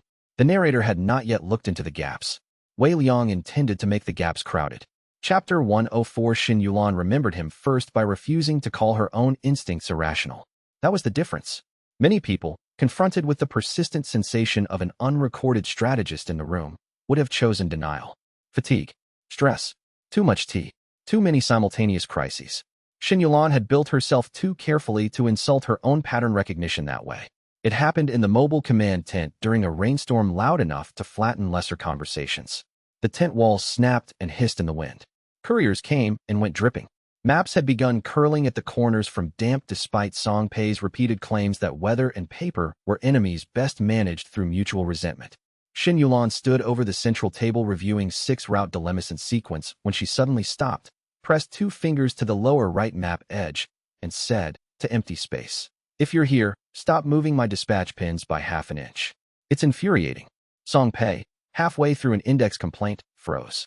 Gume looked up from 3 copied supply charts. Tai Ro, at the entrance flap, grinned so abruptly the expression looked almost violent. Wei Liang stood near the shadowed support pole with one hand still half lifted from exactly such a pin. When Xiao, perched invisibly to all but him on a folded grain chest, made an approving noise. Xin Yulan did not turn. "There," she said, still addressing the unoccupied air beside the map. "That's the part everyone else keeps calling impossible.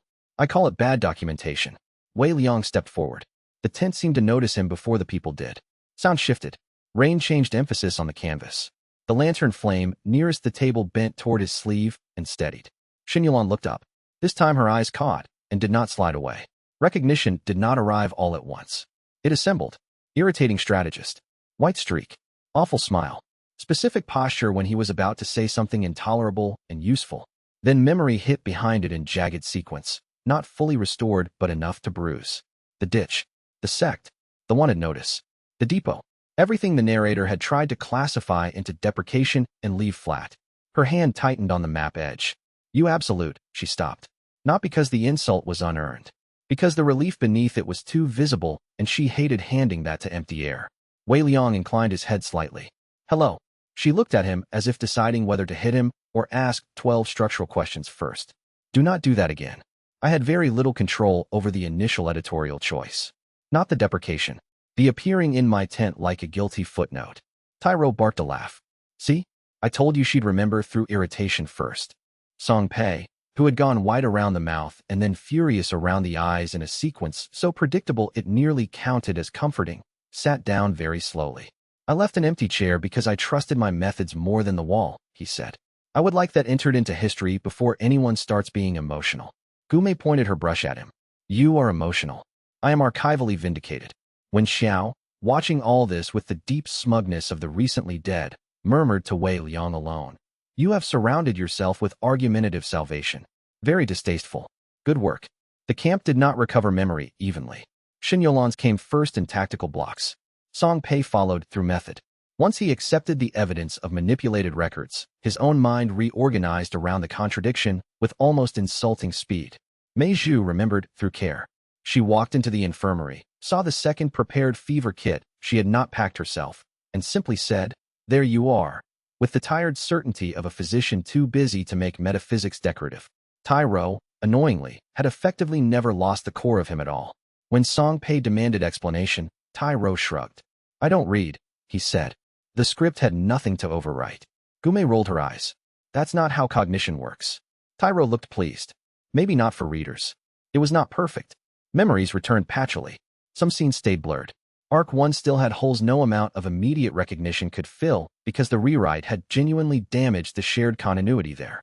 Yet now the camp no longer behaved as though Wei Liang were a displaced functionary or a useful stranger. They looked at him, and the look held. That mattered enough to hurt. By the second night of partial restoration, the whitespace method had become harder to maintain because direct interaction created acknowledged scenes the narrator might begin reading again. When Xiao warned him immediately, "You've regained visibility. Good. Now be careful. The editor will notice pattern density sooner if the cast remembers to address you by name."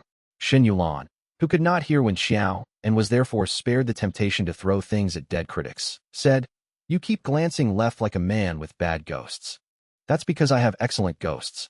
Tai Ro frowned across the dinner table. "Do I get to hit the ghost?" "No, then I remain unconvinced of its value." The depot's routines resumed around a new, uncomfortable balance. Wei Liang was remembered again by the people who mattered most to the current chapter, but not by the world at large. Records still fought him. Public walls still preferred the deprecation phrase where his name should be. The camp had become an enclave of counter-recognition held together by instinct, method, irritation, and one dead will's instructions about living in the gaps. It was not stability. It was enough to build from. And in that unstable enough, the next rank waited. Chapter 105 Wei Liang advanced to unwritten legend by stepping between moments and leaving part of himself behind each time. The question had been building since the first whitespace insertion. Proxy existence worked. Partial recognition worked. But both still depended on acknowledged sequence. He could move in the gaps between named events. Yes, yet those gaps remained adjacent to time the narrator could eventually inspect if it cared to turn the page closely enough. He needed deeper absence, not disappearance. Interval. When Xiao described it on the third night after the camp began remembering him, they sat together on the depot roof while the others below argued over route law and fever quarantines with the sort of rough normality that now felt like rebellion. The moon was thin enough to make every roof beam look like annotation marks. Wind moved through the yard carrying smoke, hoarse warmth, and the metallic trace of upcoming rain. Unwritten legend is not invisibility, when Xiao said. It is off-page residence. You stop existing fully inside continuous sequence and start existing in the scene between acknowledged moments. Wei Liang lay back on the roof tiles, hands behind his head. That sounds expensive. Everything worth surviving is. Your comfort remains an acquired problem. When Xiao ignored that, the narrator edits sequence. It cannot easily revise what occupies the interval where sequence has not yet decided itself. But there is a cost the old records don't romanticize because no one who reached the rank lived long enough to become sentimental about it. That got his attention. When Xiao's outline flickered in the moonlight. Each hour you spend in the gap erases one genuine memory of your own. Wei Liang sat up. Not because the cost horrified him, though it did, because it was too exact. Of course, the price of existing outside continuous narrative would be surrendering portions of personal continuity. Not anyone else's memory of him. His own memory of himself. The rank would not steal generic facts. It would take something real each time. A laugh. A smell. A line someone had once said that built the architecture of an ordinary day. He thought of Arc 1's missing scenes that only he still held. Then of how few true possessions he had ever respected more than accurate memory. When Xiao watched the calculation happen. Still wanted. He looked out over the depot. Shin Yolan's command light still burned in the west tent. Song Pei's archive shutters showed 1 bar of gold, where he was undoubtedly still indexing by candlelight out of spite toward entropy. Tyro was visible at the gate in silhouette, arguing with a cart by posture alone. The camp was remembering him. The world was not. The narrator would escalate. He knew it. So the answer, when it arrived, was not noble. Just clean. Yes. Training for unwritten legend looked like boredom to anyone without the right sickness. Wei Liang spent hours practicing on the smallest seams first. The breath between one guard's question and another's answer. The instant after a courier turned the latch and before the door fully opened. The fraction of pause between rain stopping on the roof and the first drop from the eave hitting the barrel below. He learned to slide his awareness sideways into those intervals and hold there without forcing them into scenes. Sacred manuscript helped by showing him how many viable versions crowded every transition point. Canonical text let him feel roll pressure thinning at the edges. When Xiao corrected him mercilessly whenever he tried to make the gap dramatic. Stop performing absence, they snapped after his third failure. The seam is not interested in your style. On the 5th day he vanished for the width of one blink. Not invisible. Unavailable. Tyro, watching from the yard, rubbed both eyes and said, I hate this rank. Mei Zhu, who had been tracking pulse distortion with open disgust, said, get in line. The breakthrough itself came at dawn 2 days later when the narrator brushed the camp again, not fully manifesting, only running a diagnostic pressure through the written surfaces to see whether Wei Liang's restored recognition had exceeded tolerated irregularity. Every board in the depot yard brightened with faint deprecation text. Every known sequence tightened. Every door, path, and spoken name began to close toward clean editorial reduction. Wei Liang stood at the center of it and chose the seam. Not the path. The interval beside the path. He stepped. The world did not vanish. It unstitched. Sound became layered cloth. Light stretched into margins. Time ceased being river and became stack. He stood in the gap between moments, watching the camp continue one thin remove away. The narrator's pressure slid over him and found nothing continuous enough to revise. Shin Yulan moved past the central well and did not quite look at him. Because in that interval, he was not absent, and not present in any sequence the scene admitted. Unwritten legends settled like cold white fire under his skin. He returned to ordinary continuity one breath later and fell hard enough to split the yard dust under one palm. The cost came with the return. Not pain first. Loss. Immediate. He knew at once something genuine was gone. Not tactics. Not names. A memory of standing in a laundry yard in early spring years ago while some servant girl, face now missing from him forever, had laughed at the way he held a wet sheet as if it were a legal trap. The memory had once been small and useless. Now it was absence shaped exactly like itself. He lay there with the dawn cold in his mouth and grief arriving not for the first time in his life, but for the first time as cultivation cost. Meiju was over him instantly. Report. He looked up at the paling sky. Successful. That was not my question. He closed his eyes once. I lost something. Silence. Then Shun Yolan's voice, very near and much too level. What? Wei Liang opened his eyes and found the others around him. Shin Yulan at his left shoulder. Tai Ro blocking the light. Song Pei with ink on his wrist and worry disguised as procedural attention. Gume already reaching for notation sheets she plainly despised needing. Wen Xiao flickering at the edge of the yard like a badly archived blessing. He could not answer properly because the thing lost no longer had words inside him. That was the point. He sat up slowly. White strands had spread farther through his hair. The rank pulsed in him with terrible new freedom. He could live in the seam now. Exist where the narrator's continuous edit reached only with difficulty. Move through gaps in acknowledged sequence like a rumor refusing to become citation. At the price of real memory each hour. Wen Xiao's face, always hard to stabilize, softened by almost nothing. Welcome, they said, to the second-to-last bad idea. Wei Liang stood, swayed once, and looked around the yard that still held him, for now, in enough recognition to hurt. Unwritten legend. The rank did not make him stronger in the old sense. It made him less available to coercive story. And with that gain came the cruelest bill yet. To keep moving outside the page, he would have to spend pieces of the life he was trying so hard not to let anyone else author away. Chapter 106. The road north vanished 3 times before Wei Liang accepted that the narrator had changed tense. The first disappearance looked like weather. A fog bank slid low across the valley road 2 miles out from the depot and made the switchback path impossible to read beyond the second marker stone. Wei Liang waited on horseback with Wen Xiao flickering at his stirrup and sacred manuscript open just enough to hold the viable scene line steady. When the fog lifted, the road simply was not there. Not collapsed. Not washed out. Not blocked by landslide. Gone. The valley wall where the cut should have continued was bare wet stone dressed in moss and old rain. No hoof prints. No wheel ruts. No retaining posts. No path. As if a road used daily for 30 years had never been surveyed, carved, or cursed by teamsters in the first place. Tai Ro would have called it rude. Wei Liang, staring down from the saddle while the horse snorted uneasily at ground logic gone editorial, called it worse. Future edit. Not working backward through record. Working ahead through possibility. When Xiao folded spectral arms and looked not alarmed exactly, but vindicated in the poisonous way only dead experts manage. Well, they said, that escalated. Wei Liang dismounted and walked to where the road should have begun its next climb. The rock face was cold under his palm, slick with damp. Sacred manuscript showed the viable versions clearly. In one, he kept insisting on the road's former existence and lost half a day trying to force continuity onto terrain already editorially denied. In another, he attempted a path through the slope and triggered a false sequence so banal it was almost insulting. In the strongest surviving line, he finally accepted the rule change without granting it legitimacy. He stepped back. It's no longer editing how I am remembered, he said. It's editing where I can go. When Xiao nodded. The narrator has moved from deprecation to forward management. You are not merely obsolete now. You are being narratively isolated. That phrase bothered him more than he let show. Isolated. Not by prison walls, or wanted notices, or wounded alliances. By future itself arranging not to meet him. He returned to camp by a different road. The second edit arrived before sunset. Shin Yulan had sent a coded request through the Western Courier line. Urgent convergence at the grain relay by dusk, 2 provinces worth of council delegates attempting to turn famine allocation into hereditary privilege. A perfect scene for him.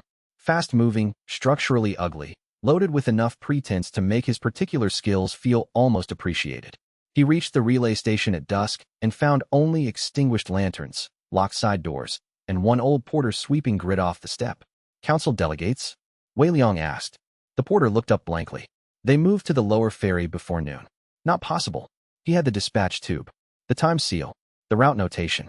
Sacred manuscript split the scene and showed the actual branch structure. In every viable version where he traveled to the grain relay, Shen Yulan's meeting had always been moved to the lower ferry by a cart axle collapse that forced one magistrate to change roads, and thereby changed the quorum threshold, and thereby changed the venue. Editorial closure. He rode to the lower ferry. By the time he arrived, the meeting had adjourned early because one river judge took ill and the remaining delegates lacked authority to continue. Not coincidence. Future denial. The third edit came at midnight and made the pattern undeniable. Song Pei sent a personal archive recall through the camp's emergency line, requesting Wei Liang's immediate presence at the lower record cellar because the old compliance seals are moving in the wrong order, and if I suffer alone, the archive wins. Wei Liang knew Song Pei well enough to trust the phrasing. He went. The cellar stood empty except for a single overturned stool and a sealed note in Song Pei's own handwriting. Had to move to upper registry due to water leak. If this reaches you late, blame narrative hostility. When Xiao, reading over his shoulder, made a noise of exhausted admiration. Song Pei is adapting without direct explanation. Good for him. Wei Liang folded the note slowly. The upper registry, of course, now held no water leak, no Song Pei, and no trace that the man had expected him there at all. The narrator had learned his routes, or rather, had begun editing the futures around his routes closed as he approached them. Every path narrowed into absence, delay, misdirection, or just late enough relocation. He could still move. He could still act. But every act now arrived against doors that preferred to have already shut. By dawn, frustration had become data.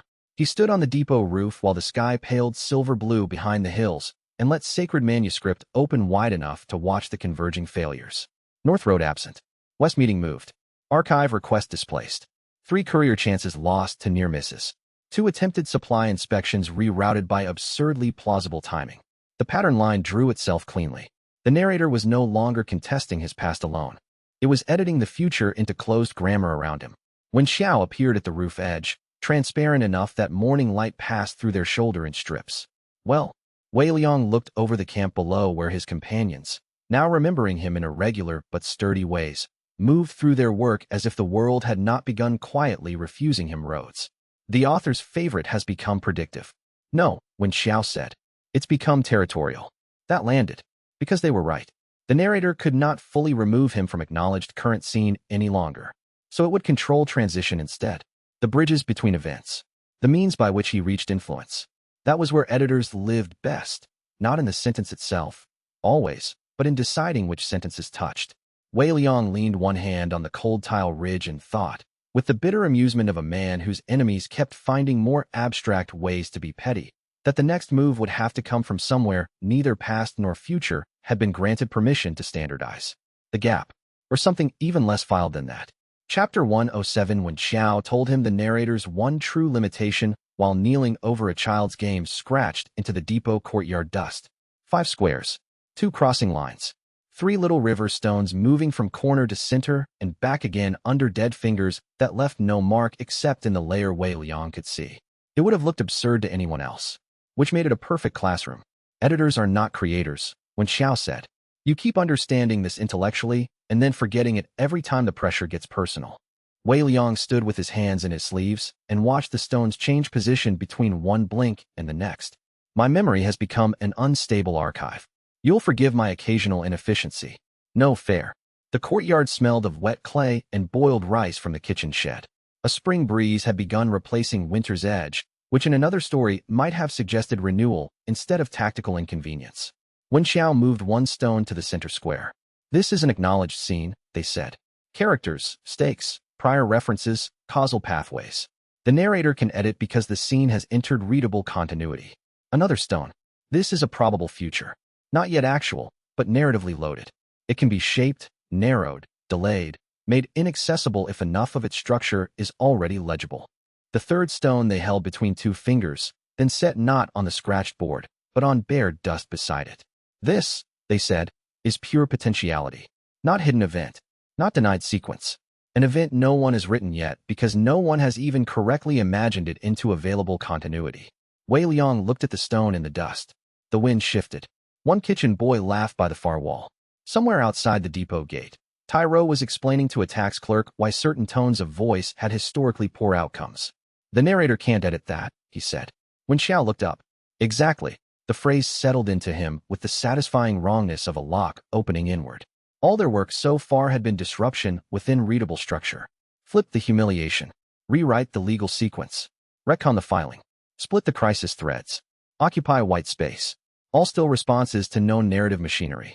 But if the narrator now controlled past revision and future closure within acknowledged continuity, then the only place left to outflank it was outside acknowledgement itself. Not the gap between scenes. A scene never written.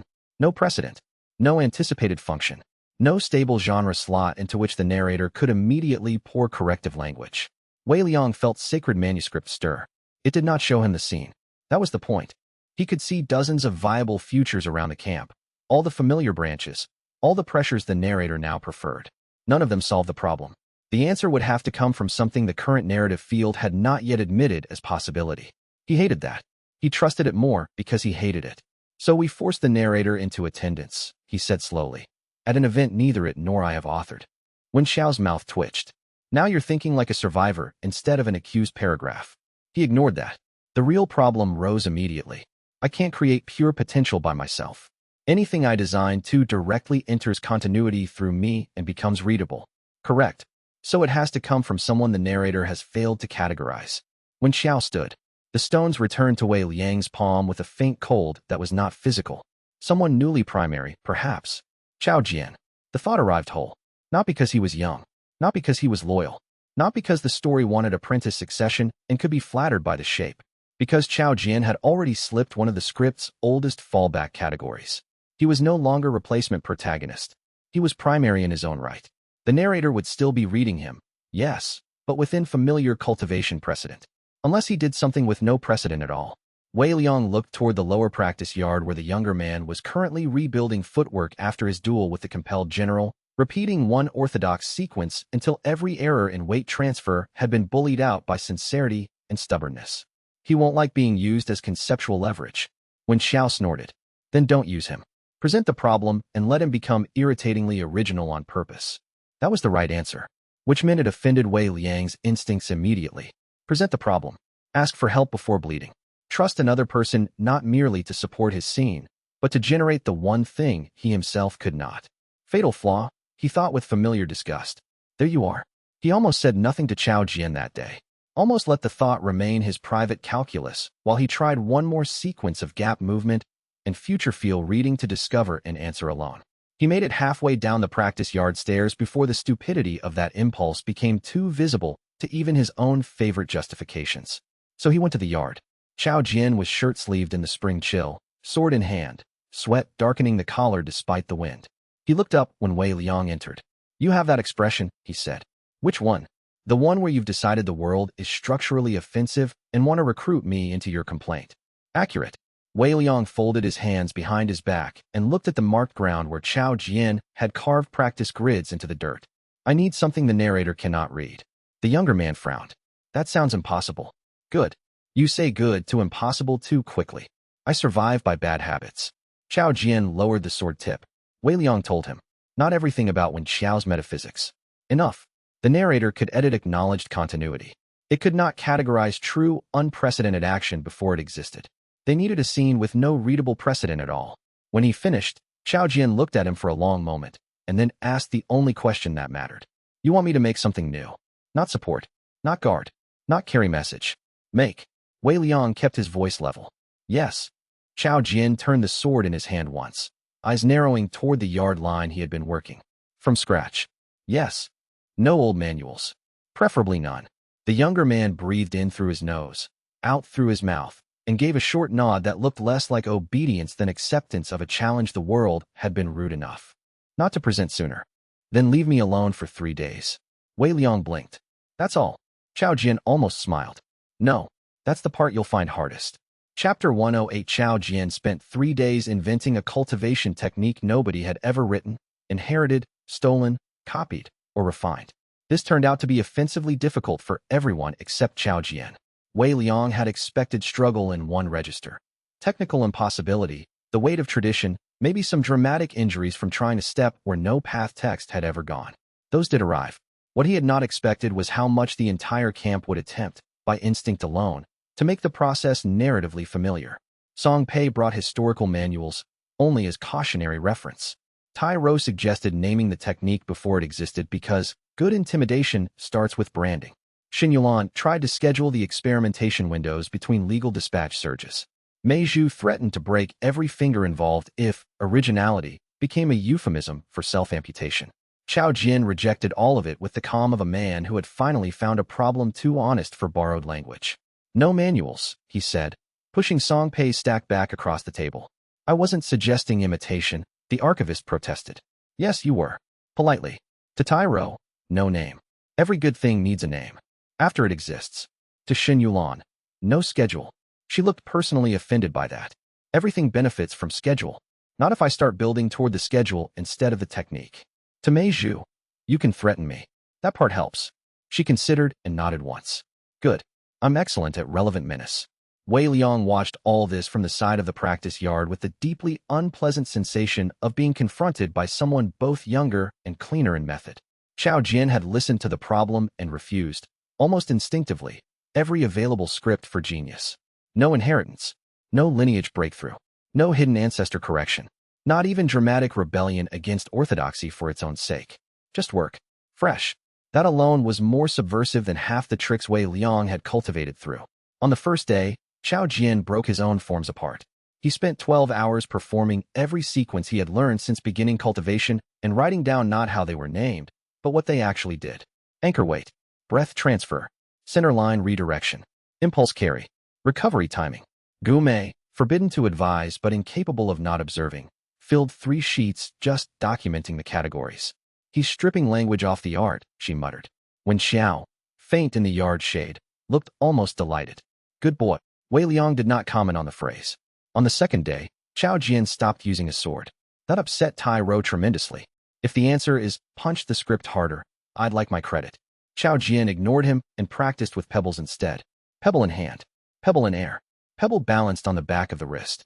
He walked the yard grid while sending small pulses of qi through movement patterns no manual had dignified enough to record, because manuals were written by people who liked weapons, postures, and the illusion that named forms were the same thing as understanding.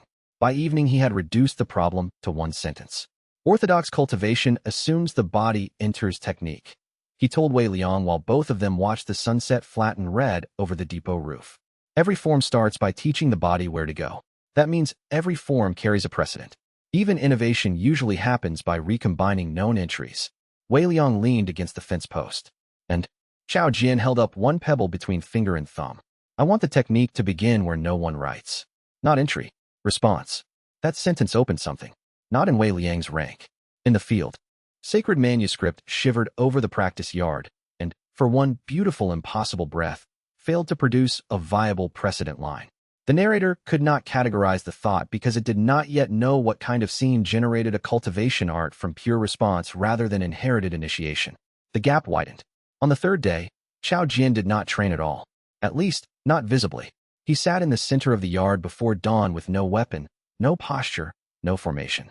Eyes open, breathing ordinary, waiting for the world to make the first move. It annoyed everyone. Good. Tai Ro paced. Song Pei muttered about performative stillness. Xin Yulan made herself stay inside the command tent because she knew if she came to the yard, she would start assigning practical timing to contemplative defiance and ruin the premise. Mei Zhu sat on an overturned bucket and informed anyone who spoke too loudly that she had medicinal compounds for overactive commentary. Wei Liang remained at the far fence. He knew enough now to see the edge of what was happening. Xiao Jin was building a technique that did not impose form on incoming reality. It derived movement from the first honest pressure in the scene and let the body author the answer from there. Not instinct, exactly. Not surrender. Something newer. Cultivation as unrehearsed response. At noon, a stable boy dropped a bucket. Water hit the yard dirt in a sudden fan. Xiao Jin moved. No preparatory breath. No stance. No named sequence. His body turned through the falling water as if the splash itself had become the first line of a text, and he was writing the second before the world finished understanding the grammar. The pebble on the ground flicked up under 1 foot, spun once through the wet air, and struck the fence post exactly where Tai Ro's shadow had leaned a heartbeat earlier. The yard went silent. Sacred manuscript broke pattern entirely. Not failure. Blank classification. The narrator could not file what it had just seen under sword art, palm method, body technique, movement doctrine, or any of the 1,000 old respectable boxes with which cultivation fiction preferred to flatter itself. It had no precedent. A gap opened in the narrative fabric, so cleanly Wei Liang felt the wind change in it. Xiao Jian straightened slowly and looked down at his own hands, as if the answer had surprised him by choosing flesh instead of theory. Tai Ro was the first to recover. I hate it when the child becomes mysterious. Song Pei, for once, had no immediate language. Gu Mei whispered, "There's no reference chain." Wei Liang smiled, and this time the expression carried no sarcasm at all. Good. He did not ask Xiao Jian what to call it. That would have been too early, and the earliest names usually belong to everyone except the thing itself. What mattered was the opening. For the first time since the narrator's direct intervention, a space existed in the regional continuity it could not immediately read, classify, or close. Pure unprecedented act. Not because it was grand, because it was genuinely new. Chapter 109 Wei Liang, and when Xiao spent 72 hours in the gap planning an event neither could survive by acting from inside it. The gap was colder than memory and louder than silence. Unwritten legend let him enter the scene between acknowledged moments, where sequence thinned and the narrator's edit reached only with difficulty. When Xiao, already more residue than body, followed him there with obvious professional nostalgia and no human warmth whatsoever. "I hate this place," Wei Liang said during the first hour. When Xiao looked out across the white interval, where events appeared only as pressure ridges and uncollapsed options. "Then your instincts remain healthy." In the gap, the world did not unfold. It waited. The depot below them existed as stacked near scenes. The command tent before dispatch. The kitchen before the pot lifted. Xiao Jian before stepping. Xin Yulan before choosing. Fang Tianzi before signing. Every acknowledged event held a thin perimeter of unclaimed possibility around it. And in that perimeter Wei Liang could move without being fully readable. He could not, however, act directly from there. That was the cruelty of the rank. Observation, planning, traversal, not intervention. And each hour cost him. The first hour in the gap took a memory of summer dust in King Mist's lower training yard and the specific sound Feng Rua's allies used to make when they thought cruelty was socially safe. The second stole a minor market smell from iron bell, sesame oil, and wet hemp rope, gone before he had words to protect it. By the 6th hour he had learned not to probe for what vanished, because probing only sharpened the shape of absence. "You should complain more," Wen Xiao said. Wei Liang looked at the dead will's flickering outline. "I'm economizing." On what? Dignity. That almost earned a smile. Almost. They planned anyway. The problem was simple enough to state and hateful enough to solve. The narrator could only edit acknowledged narrative. Pure unprecedented scenes lay outside current editorial authority. Xiao Jian's new technique had opened one such gap, but a private cultivation innovation in a depot yard, however miraculous, would not compel the narrator's full attention. It needed something larger. Public. Structurally destabilizing. Not merely difficult to categorize, but impossible to absorb into any pre-existing fate text without the editor itself having to attend and evaluate. Wei Liang ran every obvious option through the gap. Military coup. Too common. Sect schism. Overused. Mass refusal of wanted notices. Readable as populist instability. Anchor victims testifying publicly. Powerful, but already within known compliance failure genre. No. They needed a scene with no accepted precedent in the region's cultivation political tradition at all. When Xiao sat on the edge of an unwritten stare that did not exist outside the gap and said, "You are still thinking like a saboteur. Bigger disruption is not the same as unprecedented." Wei Liang rubbed the bridge of his nose, then improved the category. When Xiao looked down through the seam at the moving world below. What role does the script rely on most in this region besides villain? Emperor. Good. And what has never happened in your current historical logic? The answer arrived before he wanted it to. Voluntary abdication from a designated heir not under defeat, scandal, madness, or death. Not replacement by another monarch. Not usurpation. A prince stepping away from the central throne path and openly authoring a different governance form. Wei Liang went still. Fang Tianzi. The thought hit with simultaneous elegance and horror. Because it fit. Because it was enormous. Because it would require asking another person not merely to support his fight, but to make a choice the region had no existing narrative container for. Fatal flaw again. He recoiled from the dependence before the plan fully formed. When Xiao saw it instantly. There it is. Wei Liang did not pretend confusion. It's too much to ask. Wrong sentence. Try this one. It cost you too much to ask. The gap had no weather. Still, for one impossible moment, he felt cold move through him. Because that was exactly it. If he asked Fang Tianzi to trigger the unwritten scene, Then his survival would hinge on another person making a choice large enough to rewrite a civilization's available categories. It would no longer be Wei Liang versus editor in any clean, isolated register. It would be joint authorship at structural scale. He had built his whole life resisting being turned into support. Now the path forward required accepting support grand enough to stop being support at all and become co-creation. When Xiao stood, "You do not get to value authorship and then panic when other people insist on having some." That sentence sat between them in the white seam while hours fell away from Wei Liang's memory, one unnamed, ordinary fragment at a time. On the second day, the plan sharpened. Fang Tianzi would have to do it publicly, under witnesses broad enough that no retroactive genre correction could reduce it to private instability. The move had to be self-originated, not framed as coercion from Wei Liang's camp. It had to introduce a governance concept with no stable fate text precedent in the region. Council, not regency, not advisory board, not emergency committee under eventual imperial reunification. A governance council as replacement horizon. When Xiao traced the consequences through the gap, the narrator will have to attend. It cannot let a first prince designation collapse into distributed legitimacy without direct editorial assessment. Wei Liang looked down at the many stacked moments below. Xin Yulan dispatching. Song Pei indexing. Chao Jian testing response into movement. Fang Tianzi reading late at the edge of campfire light, like a man who knew institutions had already begun trying to close around him again. The prince would understand the scale if asked. That was not the problem. The problem was whether Wei Liang could ask cleanly enough not to poison the scene with need. By the third day in the gap, he had lost a memory of rain through a broken sect roof, and one of the 3 jokes Tai Ro had once made about soup that Wei Liang had secretly thought was excellent. He hated that one particularly. When Xiao, visibly thinning around the edges as the long planning strain pulled through the slip, said, "You have the shape now. Leave." Wei Liang looked at the unwritten seam one last time. And if he says no, then the narrator wins prettier. Honest. Uselessly honest. He approved. Then he stepped back into time carrying the plan and less of himself than when he entered. Chapter 110 Fang Tianzi abdicated in a square built for executions. That was the only suitable architecture, he said when Xin Yulan objected to the symbolism and Wei Liang, for once, did not immediately ruin the moment by agreeing with everyone in a way that made them hate him equally.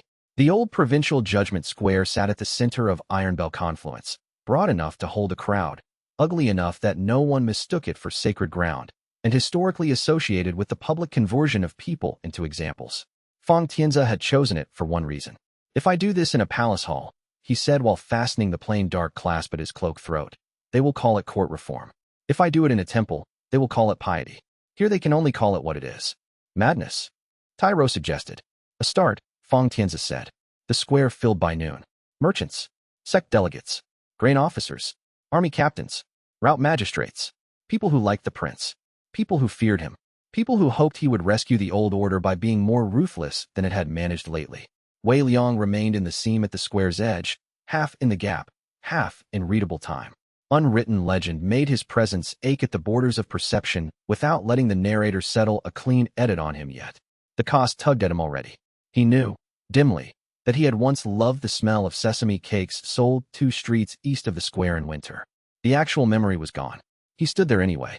Fang Tianzi walked onto the execution platform with no imperial music, no ancestral banners, and no script except the one he had written himself in his own careful hand after one night of argument and one morning of stillness, so complete even Tai Ro had stopped making jokes near him. The prince looked out over the crowd and began without invocation. "I was raised," he said, voice carrying through cold, clear air, "to become the next emperor." Murmurs moved. Stopped. He went on. "I was also raised to believe that social order requires designated losers. That continuity requires hierarchy fixed enough to absorb every crisis by pushing costs downward. That the throne is not merely inheritance, but inevitability." Now even the murmurs had gone. Good. The square knew this tone. Confession before verdict. It had no category for what came next. Wei Liang felt the gap tremble. Sacred manuscript offered no viable precedent line. The narrator's pressure, already circling the city all morning, sharpened suddenly in every written surface within sight. Fang Tianzi lifted one sealed document. "I reject that inevitability." There it was. Not succession dispute. Not palace coup. Not filial rupture in favor of another heir. Rejection of designation itself. The crowd reacted unevenly. Shock first. Then outrage from exactly the faction elders who relied most heavily on inherited predictability. Then a deep, spreading silence from everyone who had ever once wished power might be organized by something other than blood and momentum, and had never heard that wish spoken by someone actually standing near the center. Fang Tianzi did not wait for them to catch up. "I will not take the throne," he said. "I will instead support the founding of a governance council formed from regional military, civic, mercantile, sectarian, and common legal representation, with distributed authority and recorded accountability." No fate text existed for this. Wei Liang knew because the square's narrative fabric tore audibly, not physically, conceptually. Hundreds of possible reaction lines rose and died without classification. Sacred manuscript showed only branching white where old political precedent should have been. The narrator arrived all at once. Not bodily. Attention. Every written sign around the square flared. Tax boards. Execution notices. Grain tallies. Sect proclamations. The chalk marks on delivery crates at the edge of the market lane. All of them brightened into editorial alert at once as the region's highest available political arc shattered itself into a form no historical continuity could quickly absorb. Fang Tianzi kept speaking through the pressure. If order depends on designated sacrifice, then it is not order, but managed cowardice. If continuity depends on one body inheriting authority, because stories have always preferred that convenience, then the story is too small for the world it claims to govern. Someone in the crowd shouted treason. Someone else shouted finally. 3 military officers went visibly pale, and then, to Wei Liang's profound satisfaction, did not move against the prince because Fang Tianzi had done the one thing the script most hated in institutions. He had made obedience morally underdetermined. No one knew what loyal looked like now. Excellent. Xin Yulan stood at the west edge of the platform with legal copies already prepared, because of course she did. Song Pei had 4 archivists in the square recording witness testimony simultaneously, so no one version could be monopolized. Gume was mapping immediate reaction patterns. Tyro stood where anyone foolish enough to solve ideological crisis by physical rush would discover how ugly that genre could still get. They were all here. Not supporting characters. Co-authors. The realization struck harder than it should have, because it came while Wei Liang held himself in the seam and watched the narrator's total attention lock on the square. There. That was the point. No precedent. No categorization. No clean edit available because the event was still being determined in public by too many uncollapsed wills at once. The narrator had to assess. It could not yet revise. Fang Tianzi unrolled the abdication decree and set it openly on the old execution block where once sentence seals had been struck into wax. "I renounce designation," he said. "I choose governance by council." The square broke. Not into riot. Into argument. Loud. Immediate, contradictory, live. Beautiful. The narrator's pressure concentrated so tightly on the scene that every other line in the city dimmed. Wei Liang felt it like a lens turning. The editor had committed fully to the damage assessment because the damage was unprecedented and central. He stepped 1/2 degree deeper into the seam and let himself become almost nothing continuous at all. This was the opening. The plan when Xiao had helped him pay for across 72 hours and too many missing ordinary memories. The prince on the platform. The square in argument. The narrator attending personally. No fate text existed for what came next. Exactly as required. Chapter 111. Wei Liang stepped off the edge of the square and fell between reactions. Noise sheared past him in strips. A woman shouting for law. A man laughing because the prince had finally said what half the city whispered drunk. The dry slap of legal copies hitting the execution block. All of it stretched thin, as if the world had been written on damp silk and someone had dragged a nail through it. He did not hit ground. He hit draft. White text rushed under his feet in broken vertical lines. Not words so much as instructions trying to become words. Stand with the officers. Condemn the prince. Protect the throne. Flee before the purge. Every citizen in the square had become a lane of possible dialogue, and he was dropping through the gutter between them. His knees buckled when he landed on a surface that looked like paper and felt like old bone. A pulse slammed through his skull. The left side of his vision lagged behind the right by half a breath. Variance backlash. Too much pressure. Too many branching wills. Too close to the narrator's direct attention. Good. If it hurt that much, the seam was real. He pressed one hand against the pale floor. The floor gave a little, like skin over drum leather. Beneath it, he heard the city above him as a muffled roar and, below that, another sound. Scratching. Endless brushstrokes correcting something that refused to stay corrected. The unwritten hall was near. He looked up. The square had become a ceiling of translucent scenes. The prince still stood on the execution block, his mouth moving through public uncertainty like a man walking into surf. Xin Yulan moved along the platform's rim, cutting into clusters of officials with her copies and that precise, surgical voice of hers. Song Pei had seized a scribe by the sleeve and physically turned the man toward a second witness. Tyro was simply there, broad enough to make panic rout around him. They were holding the surface open. For now, Wei Liang rose. Every motion left a faint ink wake behind him. The white streak in his hair had spread nearly to his ear during the last 3 days. Now more strands at his temple were losing color, one by one, as though a brush were washing him out. He followed the scratching.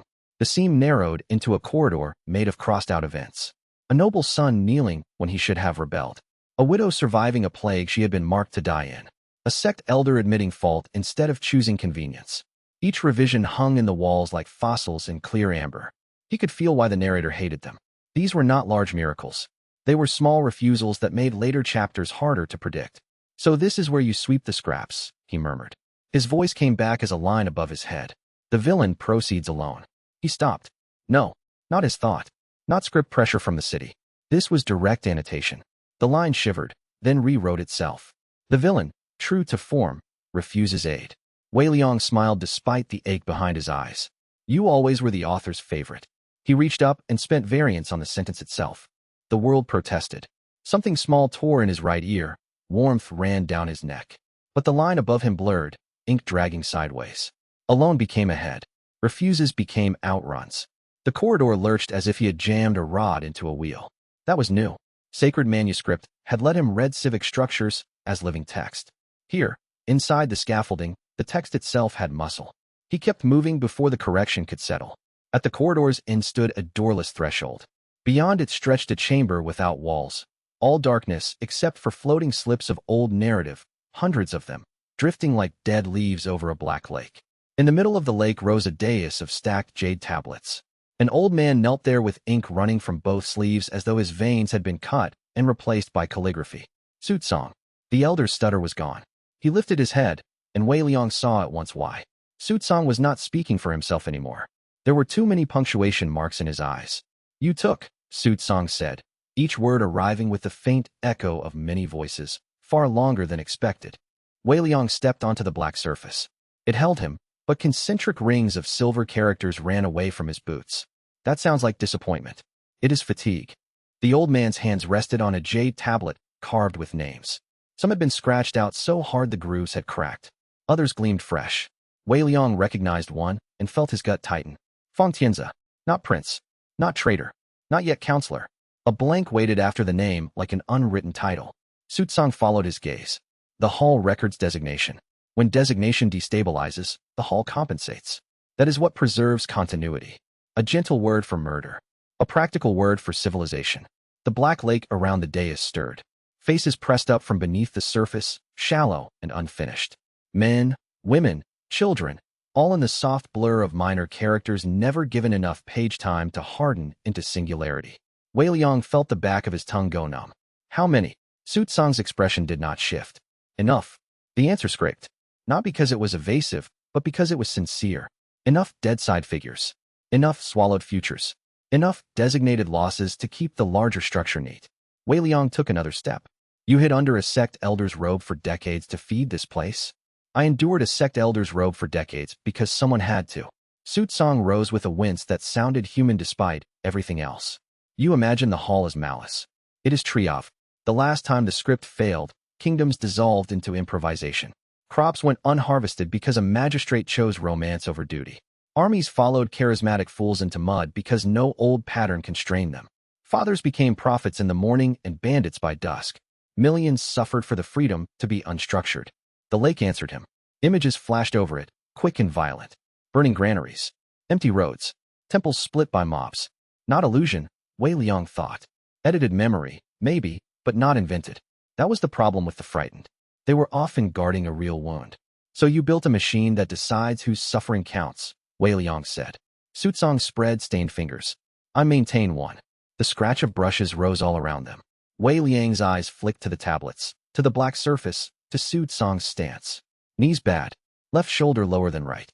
The old man was no duelist, which meant the chamber's danger would not come from him. "You descended alone," Sutsong said softly. "I wrote that line into you years ago." There it was. The sentence above the corridor had not been commentary. It had been architecture. Wei Liang's breath came slow through his nose. He could taste iron now. You can tune tendencies. At this depth, yes. Then why am I still here? Sutsong looked almost pitying. Because tendencies are not chains. Only expensive nudges. You were always difficult material. The old man lifted one hand from the tablet. The black lake erupted. Hands burst from the surface, slick and cold, catching Wei Liang by the ankles. Not flesh. Narrative leftovers given temporary motive. He twisted, variance flaring through his calves, and stamped on the nearest wrist until it cracked into loose strokes. 3 more seized his right leg. One caught his bleeding ear and yanked his head sideways hard enough to light his vision white. He hit the lake flat-backed. It felt like slamming onto wet lacquer. The unfinished faces surged over him. No hero entrance was coming. He had chosen that. He always chose that. Fine. He opened his right eye against the sting and read the nearest swarm as text. Purpose. Restrain the disruptor until reassignment. Not kill. That meant Sutsong needed him alive for a designation repair. Wei Liang bared his teeth. Then you've already lost the scene. He spent variance not on the swarm, but on the verb. Restrain became present. The pressure punched through his ribs like a hammer. Something in his chest popped. He coughed blood into the black surface. But the hands around him changed function at once. Instead of pinning him, they rose and lifted him bodily. Dozens of unfinished figures hauling him toward the dais as if carrying an honored offering. Sutsong's eyes widened for the first time. The opening lasted less than a heartbeat. Enough. Wei Liang curled, planted both feet against a faceless chest, and launched himself upward through the carrier wave. He came over the dais with blood on his lips and one palm knife already out of his sleeve. Sutsong snapped a line of text across the air. It hissed like hot oil. Wei Liang saw only fragments before impact. The villain hesitates at the elder's true face. Pain flooded his left arm. Not a wound. A command trying to become body. His hand slowed. Just a fraction. Enough for old men and old systems. Sutsong struck his chest with 2 ink-black fingers. Wei Liang flew backward off the dais and skidded over the lake, coughing so hard he tasted paper. The elder did not pursue. He settled back by the tablets, breathing harder now. You mistake perception for authorship, Sutsong said. You see the lines and assume that makes them yours. Wei Liang pushed himself onto one elbow. His limbs felt half a beat late, his hearing tilted wrong, but his mind had caught one thing in the exchange that mattered more than pain. Sutsong had said true face. Not face. True face. There was another reveal prepared for this chamber. Another person. Another role being withheld until the dramatic turn. The black lake vibrated under him. Someone else was entering the hall. Wei Liang laughed once, hoarse and red. You should have written me with better manners. Sutsong turned sharply toward the corridor. So did Wei Liang. And for one dangerous instant, both of them looked afraid. Chapter 112 Song Pei came through the threshold with a stolen registry tablet under one arm and a folding ladder over his shoulder. He looked at the black lake, at the unfinished faces, at Wei Liang bleeding on one side of the chamber, and Elder Sutsong kneeling on a mound of names, and said, with the dry disgust of a man finding mildew exactly where he had predicted mildew would grow, I hate being right in basements. Sutsong's expression hardened. You should not be here. A phrase with a long and respectable tradition, Song Pei said. He set the ladder down with a clack. Unfortunately, I found the archive references you thought you had erased. Poorly done, by the way. You can remove a title from a catalog, Elder Su, but you never once corrected the shelf measurements. Hall size remained constant across 3 dynasties while the visible room changed dimensions 5 times. It offended me personally. Wei Liang wiped blood from his chin and pushed up to kneeling. You followed me. Song Pei glanced at him, and the fury in that look was warmer than pity would have been. No, he said. I followed the obvious gap left by a man who keeps mistaking self-destruction for independence. The words struck harder than Sutsong's fingers had. Wei Liang opened his mouth with something sharp prepared and found, to his private annoyance, that he had nothing cleaner than the truth. Fair. Song Pei snorted once. Then his attention shifted back to Sutsong. If you kill him before I finish a proper inventory, I will resent it beyond death. The old elder raised his hand. The lake boiled. Song Pei did not retreat. Instead, he snapped open the registry tablet. Thin slips of stored catalog text spun out around him like the ribs of a paper umbrella. Names, accession marks, excision dates. Each line smelled faintly of dust and lamp oil, the true perfume of scholarship under pressure. The unfinished figures lunged. Song Pei slapped a palm against one floating strip. By archive law, contested material cannot be destroyed until duplicate records are verified. The strip flared bright. Half the swarm froze in place. Wei Liang stared despite himself. That's not a combat technique. No, Song Pei said through gritted teeth as the other half of the swarm veered around the suspended figures. It is administration. Try not to sound surprised. One faceless shape reached him from the side. Wei Liang moved before thought, crossing the distance in a skid over black water. His knife entered where a throat would have been. The construct burst into loose punctuation that pattered against his sleeve like cold rain. Your left, he said. Song Pei pivoted with all the grace of a wardrobe and jammed the ladder sideways. Two unfinished figures tangled in the rungs. If you intended to protect me, you might have considered taking me into confidence 12 chapters ago. Wei Liang ducked a swipe that smelled like wet ash. That would have required admitting I needed you. Yes, a horrifying event. The heavens might have cracked. They moved back to back without planning it. Song Pei's catalog strips pinned and delayed. Wei Liang read verbs and cut them into less useful ones. Advance became stumble. Seize became collide. Each edit sent a fresh wave of static through his nerves. By the time the fifth construct burst, the chamber had split into doubled outlines, and Song Pei's shoulder at his back felt both near and a mile away. Sutsong watched them with old sorrow under older resolve. You think records make freedom safe, the elder said. Records are only debris. Continuity is mercy. Song Pei barked a laugh. Continuity is what every coward calls his preferred arrangement. Sutsong struck the tablet mound with his palm. The floating jade slips over the lake, all turned at once. Wei Liang's scalp tightened. The chamber filled with projected lives. Not images. Full narrative fragments laid over the present so densely that reality became hard to locate. He was in a village lane that stank of pig blood and wet straw. He was in a palace corridor with sandalwood smoke burning his nose. He was on a mountain path with sleet peppering his cheeks raw. A child was crying. A minister was lying. A bride was swallowing poison because a chapter required grief. The black lake vanished beneath layered scenes. Script pressure tried to drag him into the nearest role. He bit the inside of his cheek until blood flooded his mouth. Anchor sensation. Salt, iron pain. This body. This moment. Song Pei, he said. Still offended. Came the answer from somewhere to his right. Good. If Song Pei was annoyed, he was conscious. Wei Liang closed one eye and let sacred manuscript widen, not toward the lives themselves, but toward the arrangement of them. Sutsong was not attacking with stories. He was burying them under precedent. Too many examples. Too much historical weight. The hall was saying, this is how people go. This is how outcomes stabilize. This is why exceptions must be consumed. There. One line sat brighter than the rest. A scribe in a border county. Nameless in the official account. Dead of fever at 29. Except the line beneath had been scraped away and rewritten 3 times. Why would a minor life require so much correction? Because it touched the hall. Wei Liang moved. The projected village lane tried to thicken around his legs. He threw himself through a goat pin that did not exist, hit open blackness again, and grabbed the bright slip out of the air. It burned his palm with dry, papery heat. Sutsong's calm broke. No, that was answer enough. Wei Liang tore the slip in half. The chamber screamed. Not metaphor. Actual sound, high and layered, as if 1,000 brushes had scraped across porcelain at once. The projected lives collapsed into strips of failed context. The black lake convulsed. Sutsong lurched forward off the dais with both hands clapped over his ears, ink spilling from his sleeves in heavy ropes. Song Pei stumbled into view, hair loose, lip split. What did you just destroy? A hidden hinge. Can you be less poetic while bleeding? Before Wei Liang could answer, the lake rose behind Sutsong and shaped itself into a woman holding a child. Not unfinished this time. She had clear eyes, clear grief. Her robe was plain, patched at the cuff. The child on her hip had one hand fisted in the collar and one cheek flattened sleepily against her shoulder. They looked more alive than anyone in the room. Sutsong froze. The old man's mouth opened on a stutter that returned in full. Elian. So that was the true face prepared for the chamber. Wei Liang felt the click of narrative inevitability trying to settle. Elder's hidden sorrow. Finding motive. The reveal that humanized the jailer just when killing him would be easiest. Useful, if not obeyed. The woman looked at Sutsong, then around the hall, then down at her child, as if remembering where she had left him centuries too late. You kept me here, she said. Her voice was soft. Worse than screaming. Sutsong dropped to one knee, so hard the sound cracked. I preserved you.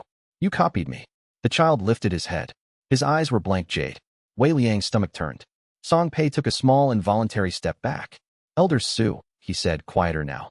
Who exactly have you been feeding this place? Sutsong's shoulders shook once. Memory fails. Script does not. I was offered one concession when the hall was sealed. My wife. My son. Their pattern retained. Their voices recoverable. If continuity held. The woman turned her gaze toward Wei Liang. There was no plea in it. No accusation either. Only the exhaustion of an existence forced to repeat. Can you end this? She asked. Wei Liang hated the answer already.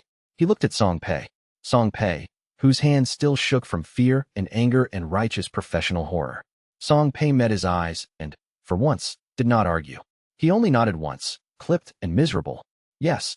End it. Sootsong rose with a sound like fabric tearing. No, the lake surged up his body, coating him in black strokes. His spine straightened. His voice lost edge.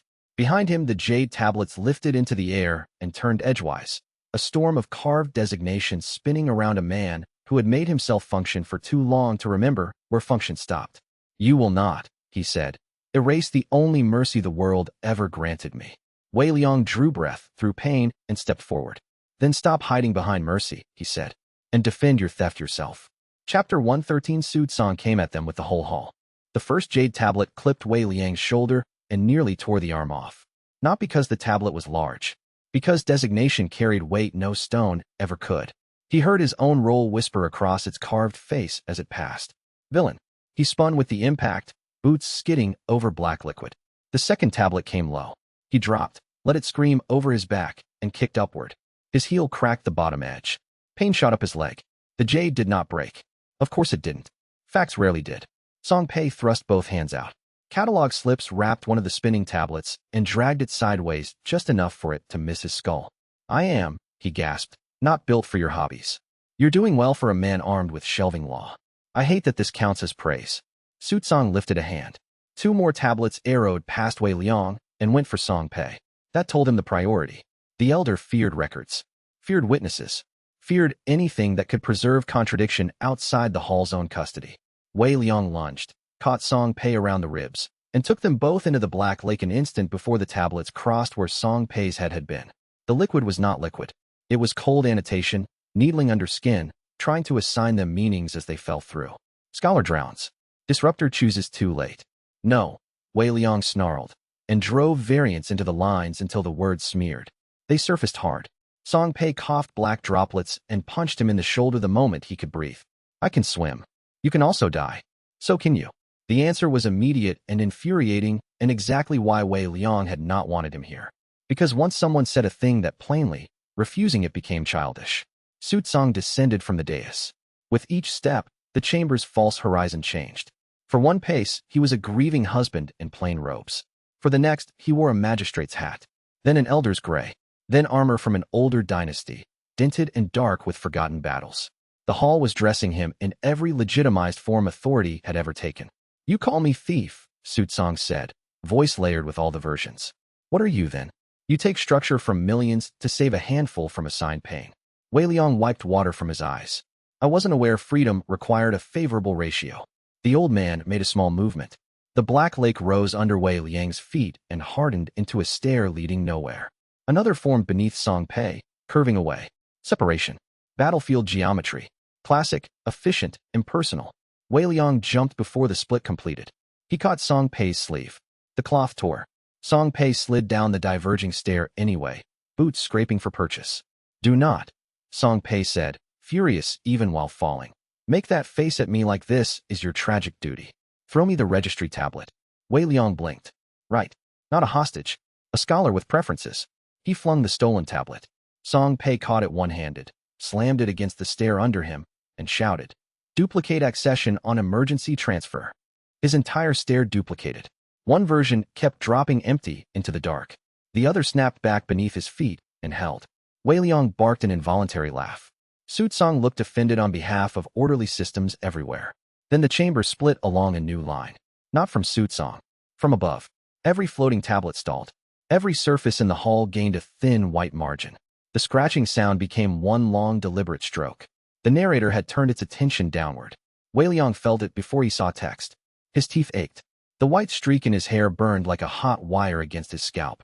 Across the upper dark appeared a single sentence large enough to cast light. A witness returns to his proper place. Gushin stepped through the margin. He wore no mask. He did not need one.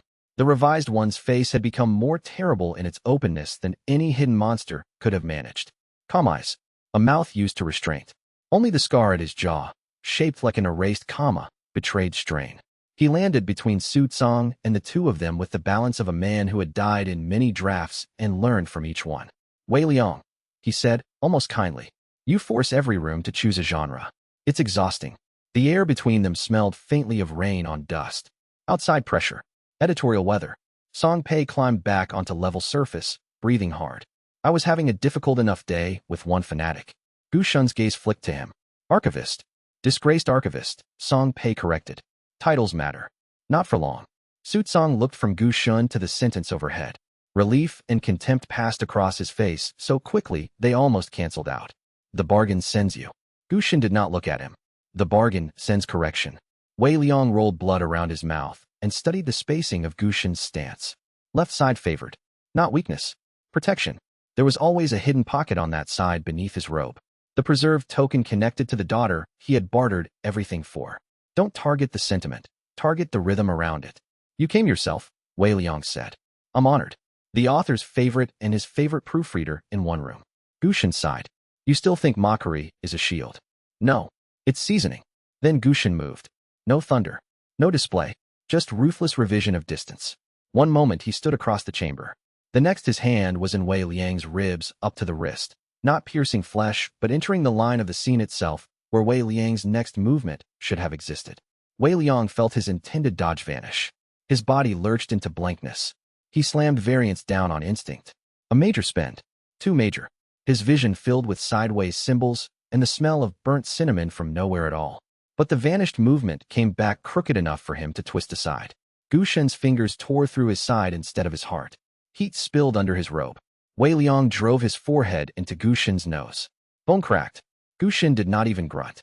He only stepped inside the pain and hooked 2 fingers under Wei Liang's collarbone, trying to peel the role of protagonist opponent around him into something smaller, easier to discard. Wei Liang kneed him low. Gu Shun caught the knee. Of course.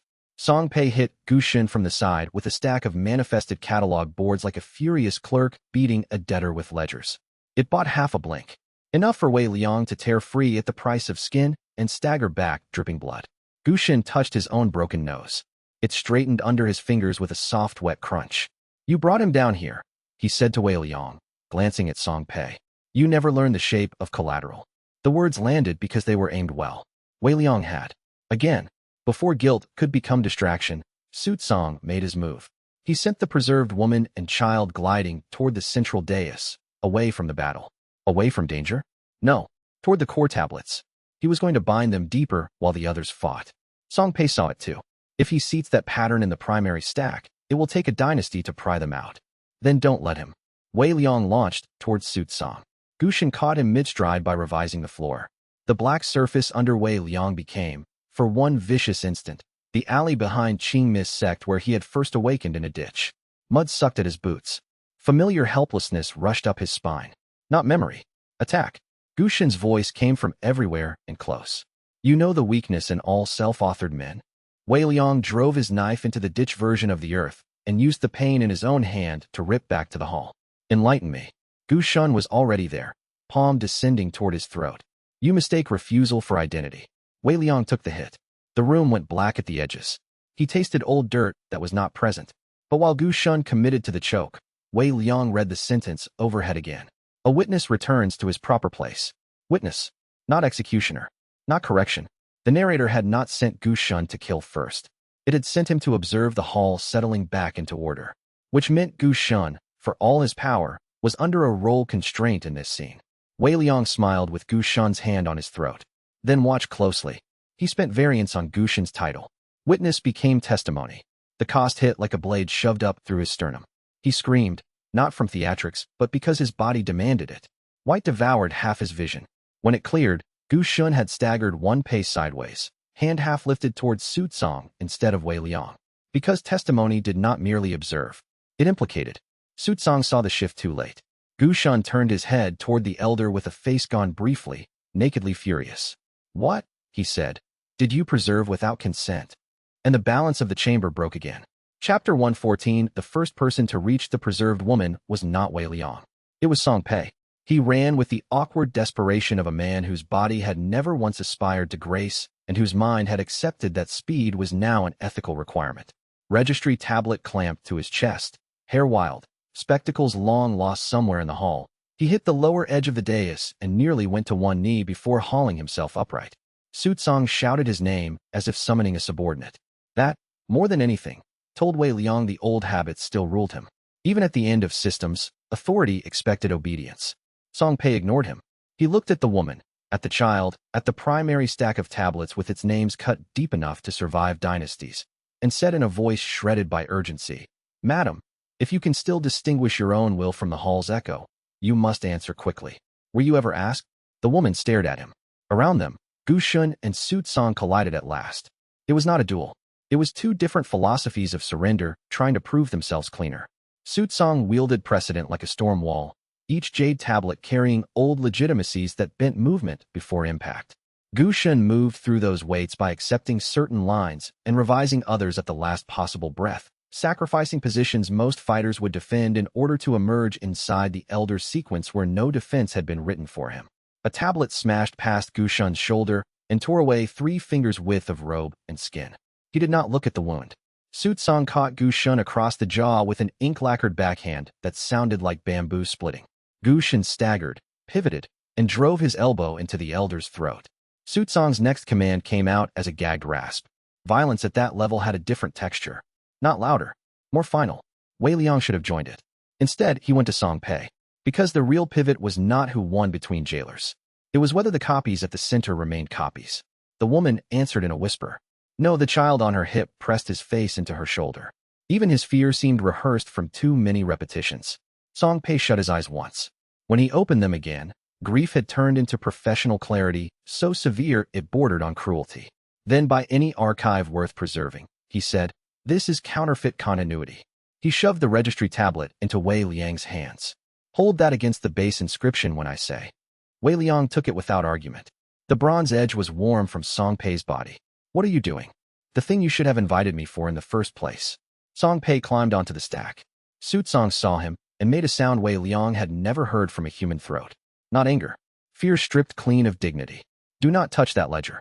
Song Pei looked down at him from the tablets, thin and bruised and absurdly authoritative.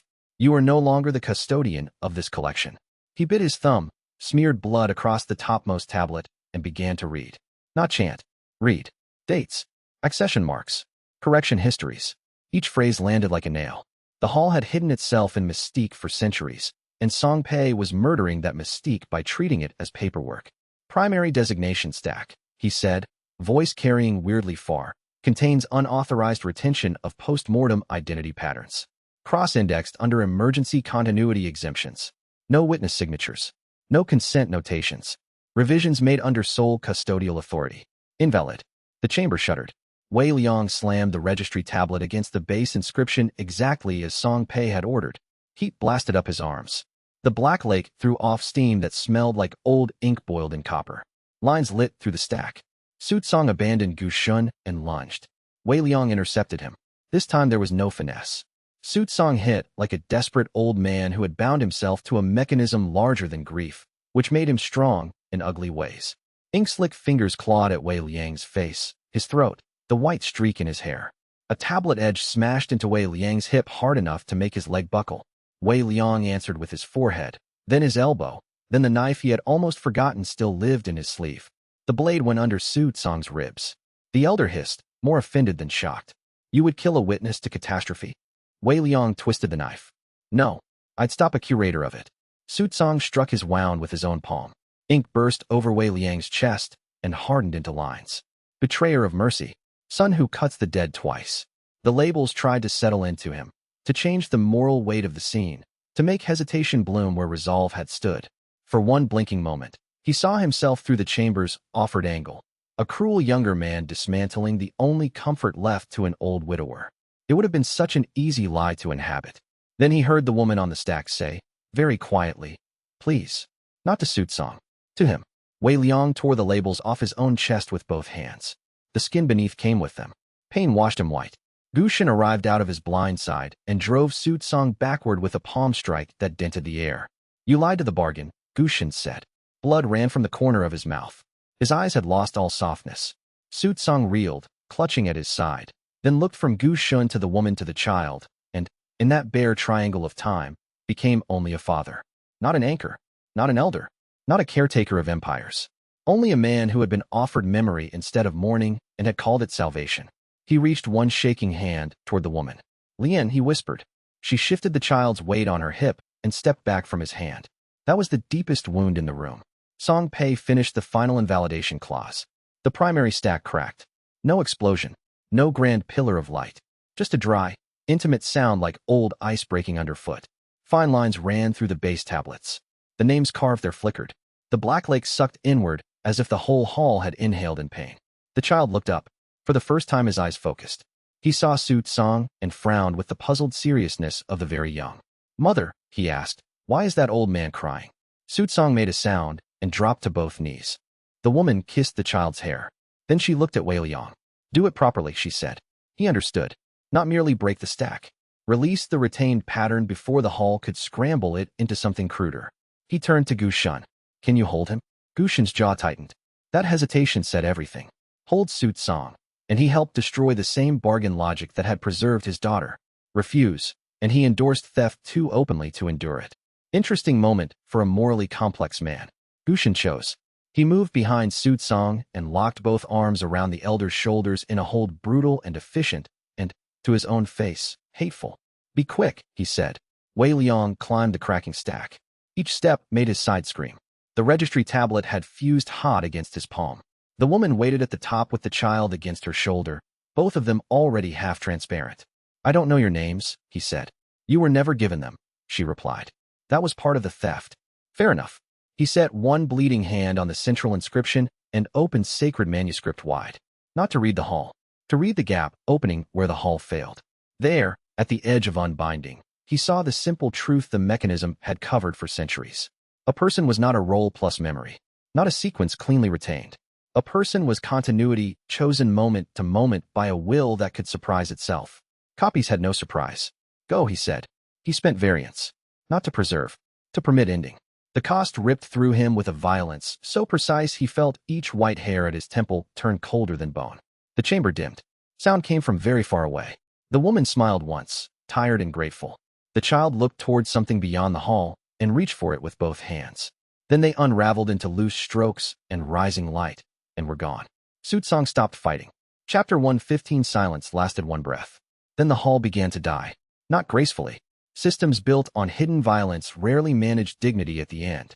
The Black Lake dropped away in sections, exposing platforms beneath inscribed with abandoned contingency lines. The floating tablets lost their turn and fell, some shattering, some driving into the floor edge first with blunt cracks. Across the chamber, white margins widened into tiers through which Wei Liang could see pieces of the city above. The underside of the execution block, a rain barrel rolling across stone, the hems of people still arguing the empire into new shape. Song Pei slid down the broken stack on his backside, hit the lower dais, and lay there breathing like a man reconsidering every career decision of his adult life. Wei Liang jumped after him and nearly blacked out when his injured side folded. He caught himself on one hand. The skin of his palm had blistered around the fused registry tablet. He could smell his own blood and old heated bronze. Across the chamber, Su Tsang knelt where Gu Shun had released him. He did not move. Ink no longer bled from his sleeves. Without the hall feeding through him, he looked abruptly smaller, like the robe had been wearing the man all along. Gu Shun stood 3 paces away, chest rising hard. For the first time since Wei Liang had known of him, he looked unsure of the next line. The narrator wrote one for him.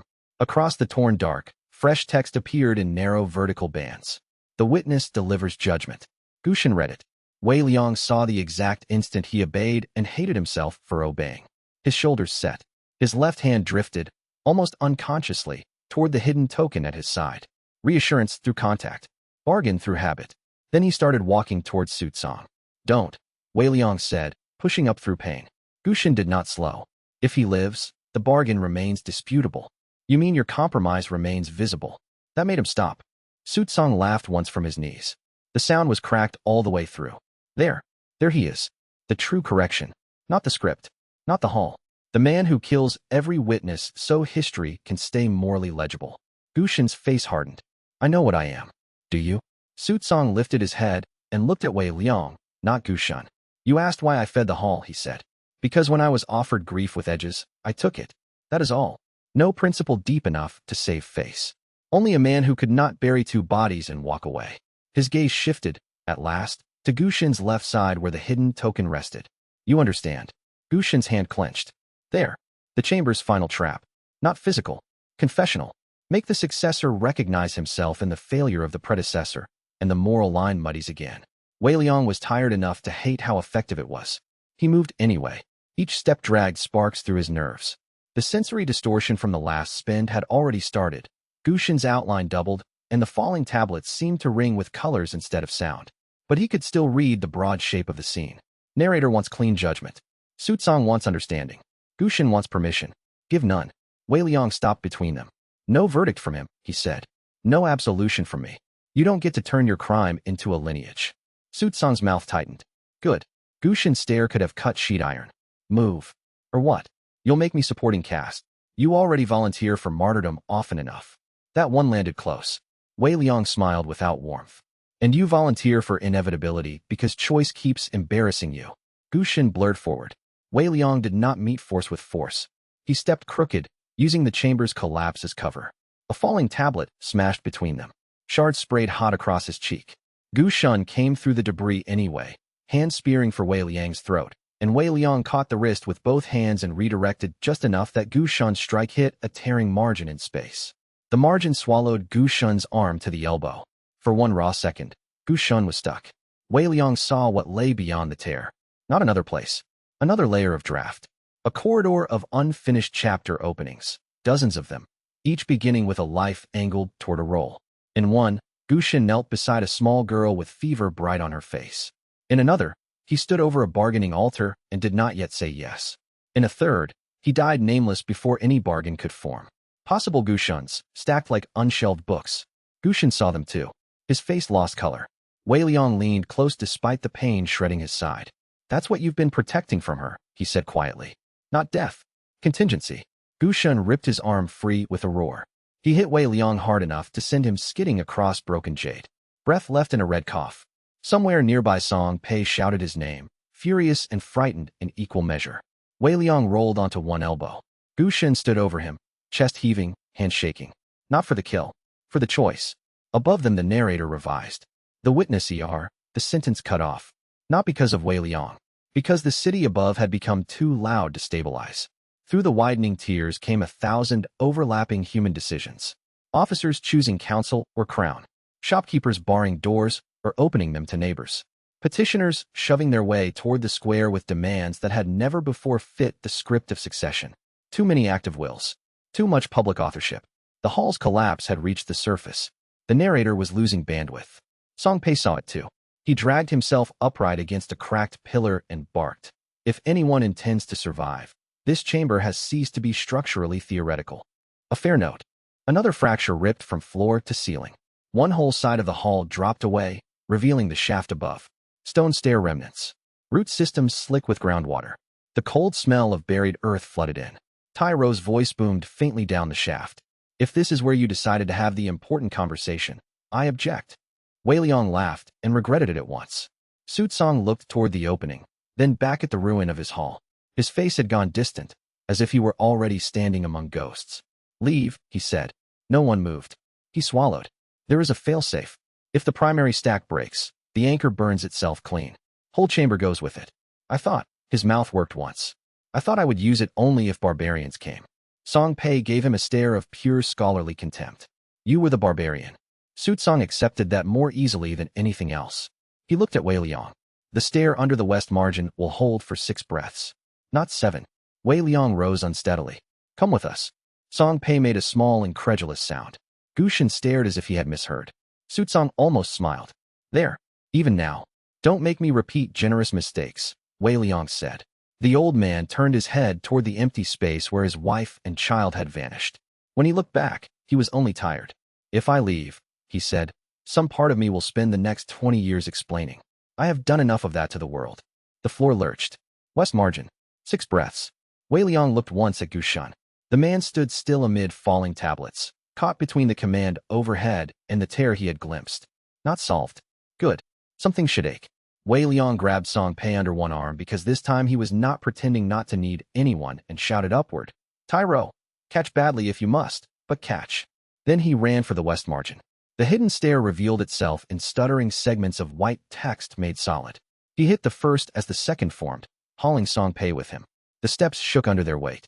Below, the chamber folded inward around Su Tsong like closing pages. On the third step, Gu Shen moved. Not toward them, toward Su Tsong.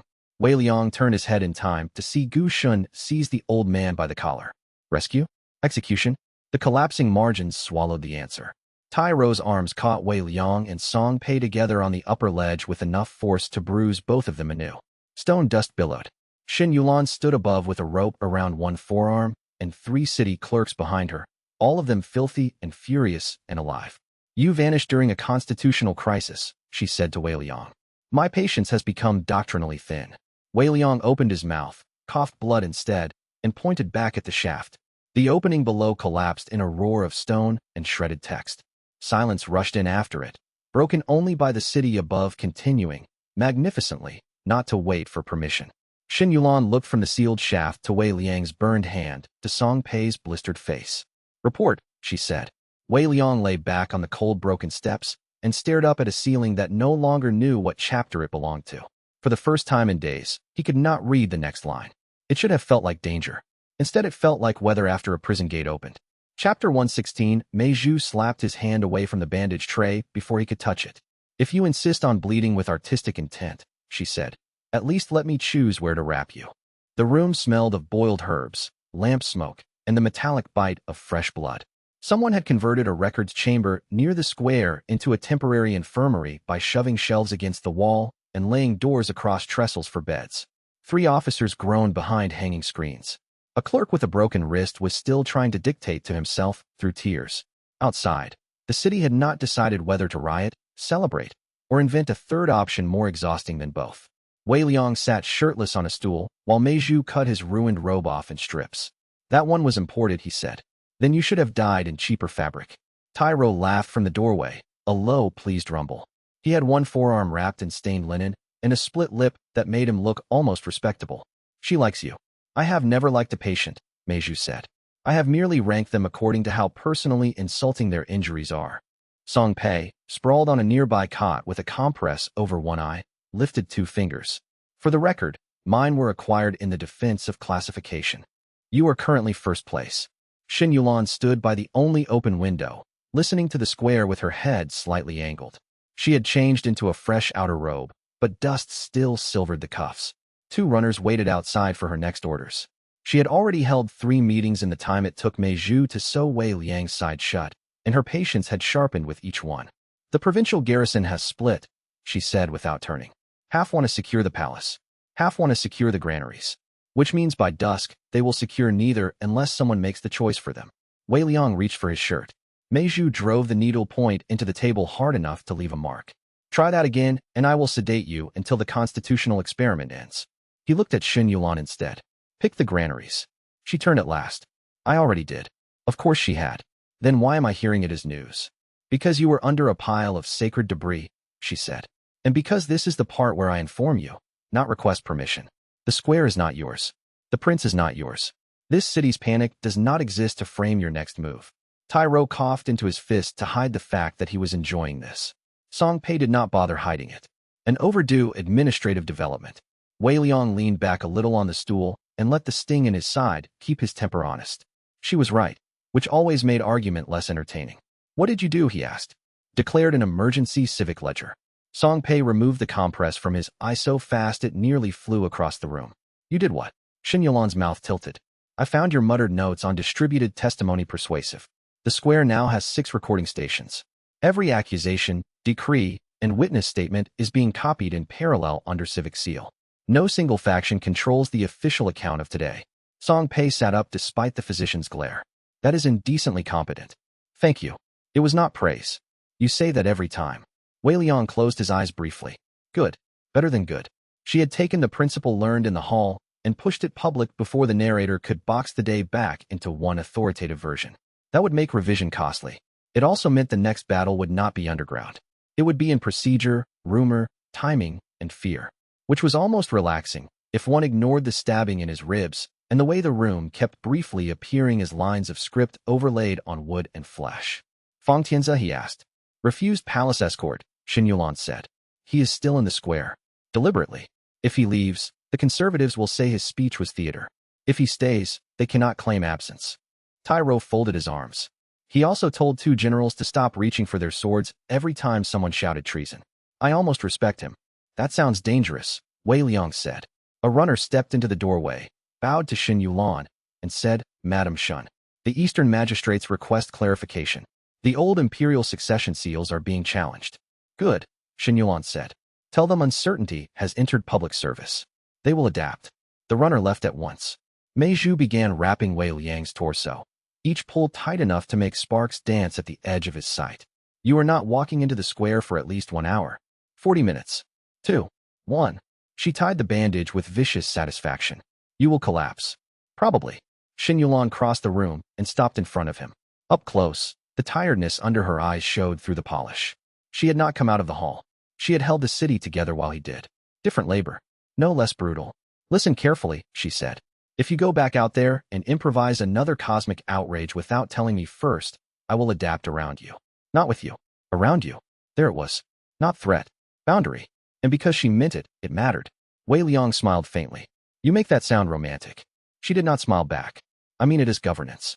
He studied her face, the rope burn across one knuckle, the ink stain at her cuff where she had probably taken testimony herself when the clerks proved too slow. The script had once wanted her hidden in faction shadows, his useful dangerous ally. Now she was making institutions under its nose. Good. Also inconvenient. I need 10 minutes alone with Song Pei, he said. Mei Zhu answered first. No. Xin Yulan and Wei Liang held each other's gaze. This was the point where his flaw arose like habit. Refuse help. Keep the shape of debt small. Move first alone. Explain later if forced. He wanted to obey it. Instead, he looked at Song Pei. Fine. Not alone. You too.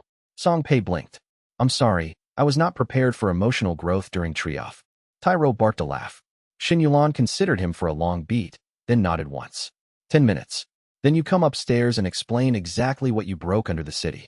A hidden monarchy. With nouns, Wei Liang. She left before he could refine the joke. Mei Zhu gathered bloody cloths into a basin. If you tear the stitches, I will sew you to the bed. You've said that before. And one day I'll mean it enough. When the door closed behind her, Wei Liang let his head tip back and exhaled through his teeth.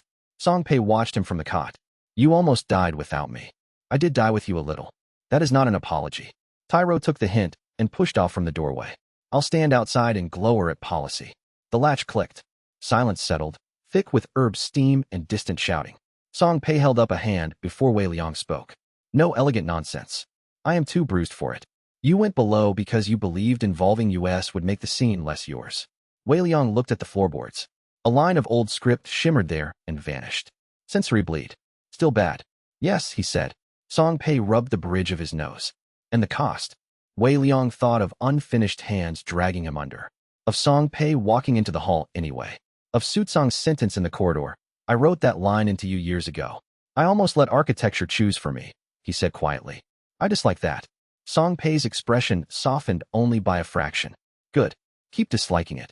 He reached under his cot and pulled out Wei Liang's stripped inner robe, folded over something hard. The cracked jade slip slid into view. Static whispered from it. Wei Liang frowned. That wasn't making noise before. Song Pei's own face tightened. It started after the shaft. Collapsed.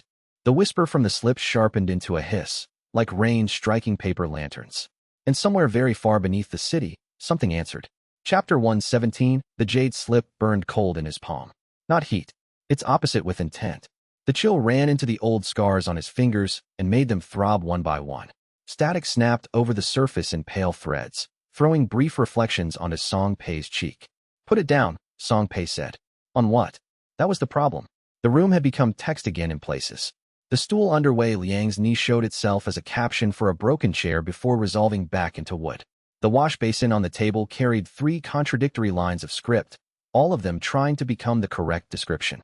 If he set the slip onto the wrong thing while the world was this unstable, who knew which layer would answer? He kept holding it. The static formed a pattern. Not speech yet. Pacing. Like someone on the other side of a wall walking while deciding whether to knock. Song Pei swung his legs off the cot and came closer despite the fact that his own hands were trembling. If that is the fragment from the old account, then the hall's collapse may have shaken loose whatever kept it dormant. Which means caution would be, the slip screamed. Every written mark in the room jumped. Medical labels peeled themselves from jars. The ink on Shun Yolan's emergency maps ran into the shape of roads not yet chosen. A ledger on the far shelf burst open and flipped pages so fast the paper edges sliced the air. Wei Liang's grip locked. The scream cut. In the clean silence after it, a voice said from the jade slip, "If you are hearing me, the anchor has either broken or you have become desperate enough to count as history." Song Pei stopped breathing for a moment. "Well," he whispered, "that is encouragingly specific." The voice was neither man nor woman. Old enough that age had worn the edges off it. Tired enough that tiredness had become style. "Do not attempt to identify me," it said. "I made that mistake with myself, and it bought me reverence, which is harder to survive than hatred." Wei Liang lowered himself carefully back onto the stool. His side throbbed in rhythm with the slip's faint glow. "You're the last one. I was one of the last ones. There were others." Briefly, the script learns quickly. Song Pei moved to the table and snatched a blank sheet and brush. "I'm recording this." "Naturally," the voice said. "There is always an archivist nearby when disaster becomes useful." Song Pei looked offended and pleased in equal measure. Wei Liang stared at the cracked surface. "You left this in the archives." "I lost it." Very different feeling. That dry answer, arriving from centuries of static, made him trust the voice more than grandeur would have. "The hall is down," he said. "We're dying." Then the narrator will turn from vertical enforcement to lateral correction. Institutions will not hold the line now. People will. Crowds. Habits. Shared phrases. The dangerous thing about a story is never its center. It is how quickly the side characters learn to quote it at one another.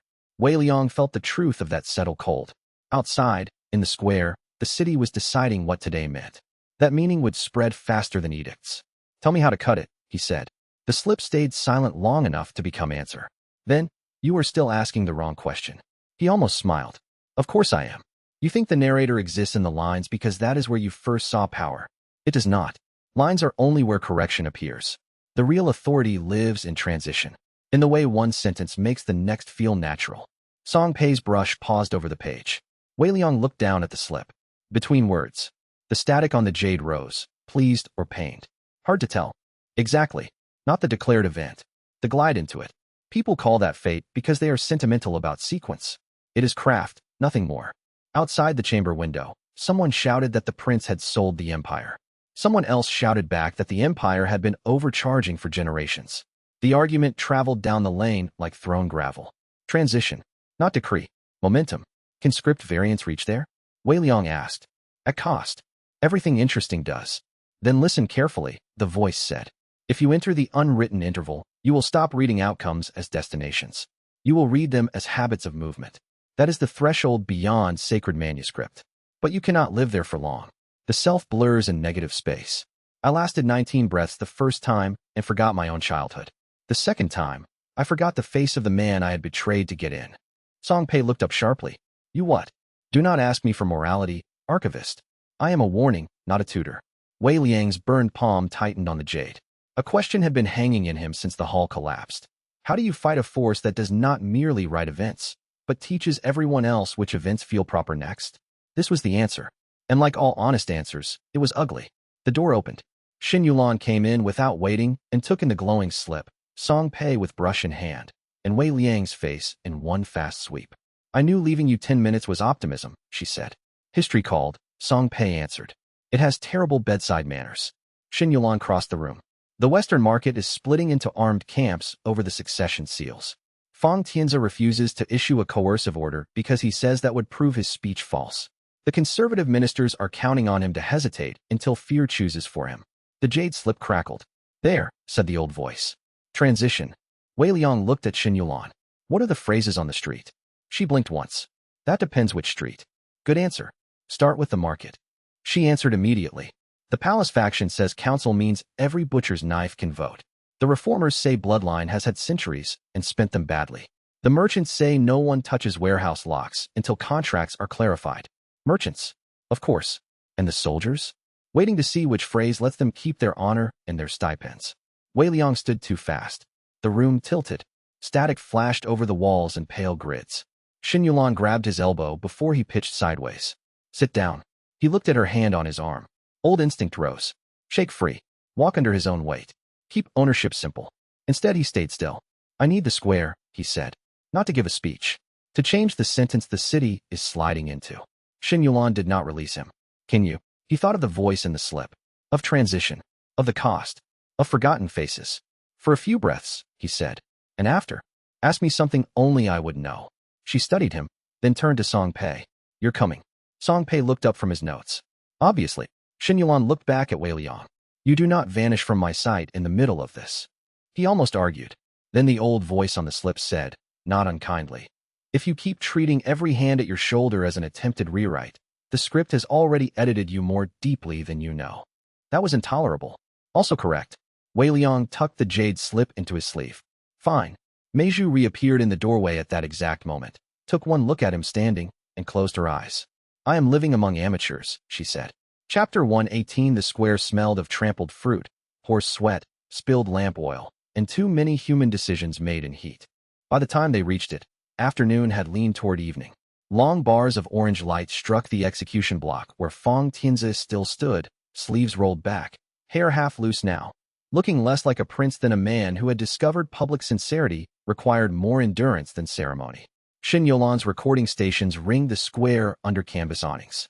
Clerks wrote furiously. Petitioners shouted over one another. A butcher in a blood-stained apron was arguing dynastic legitimacy with a tax assessor who still held his abacus like a weapon. Perfect. Chaos with nouns. Tyro cleared a path through the outer crush with his shoulders and a level glare.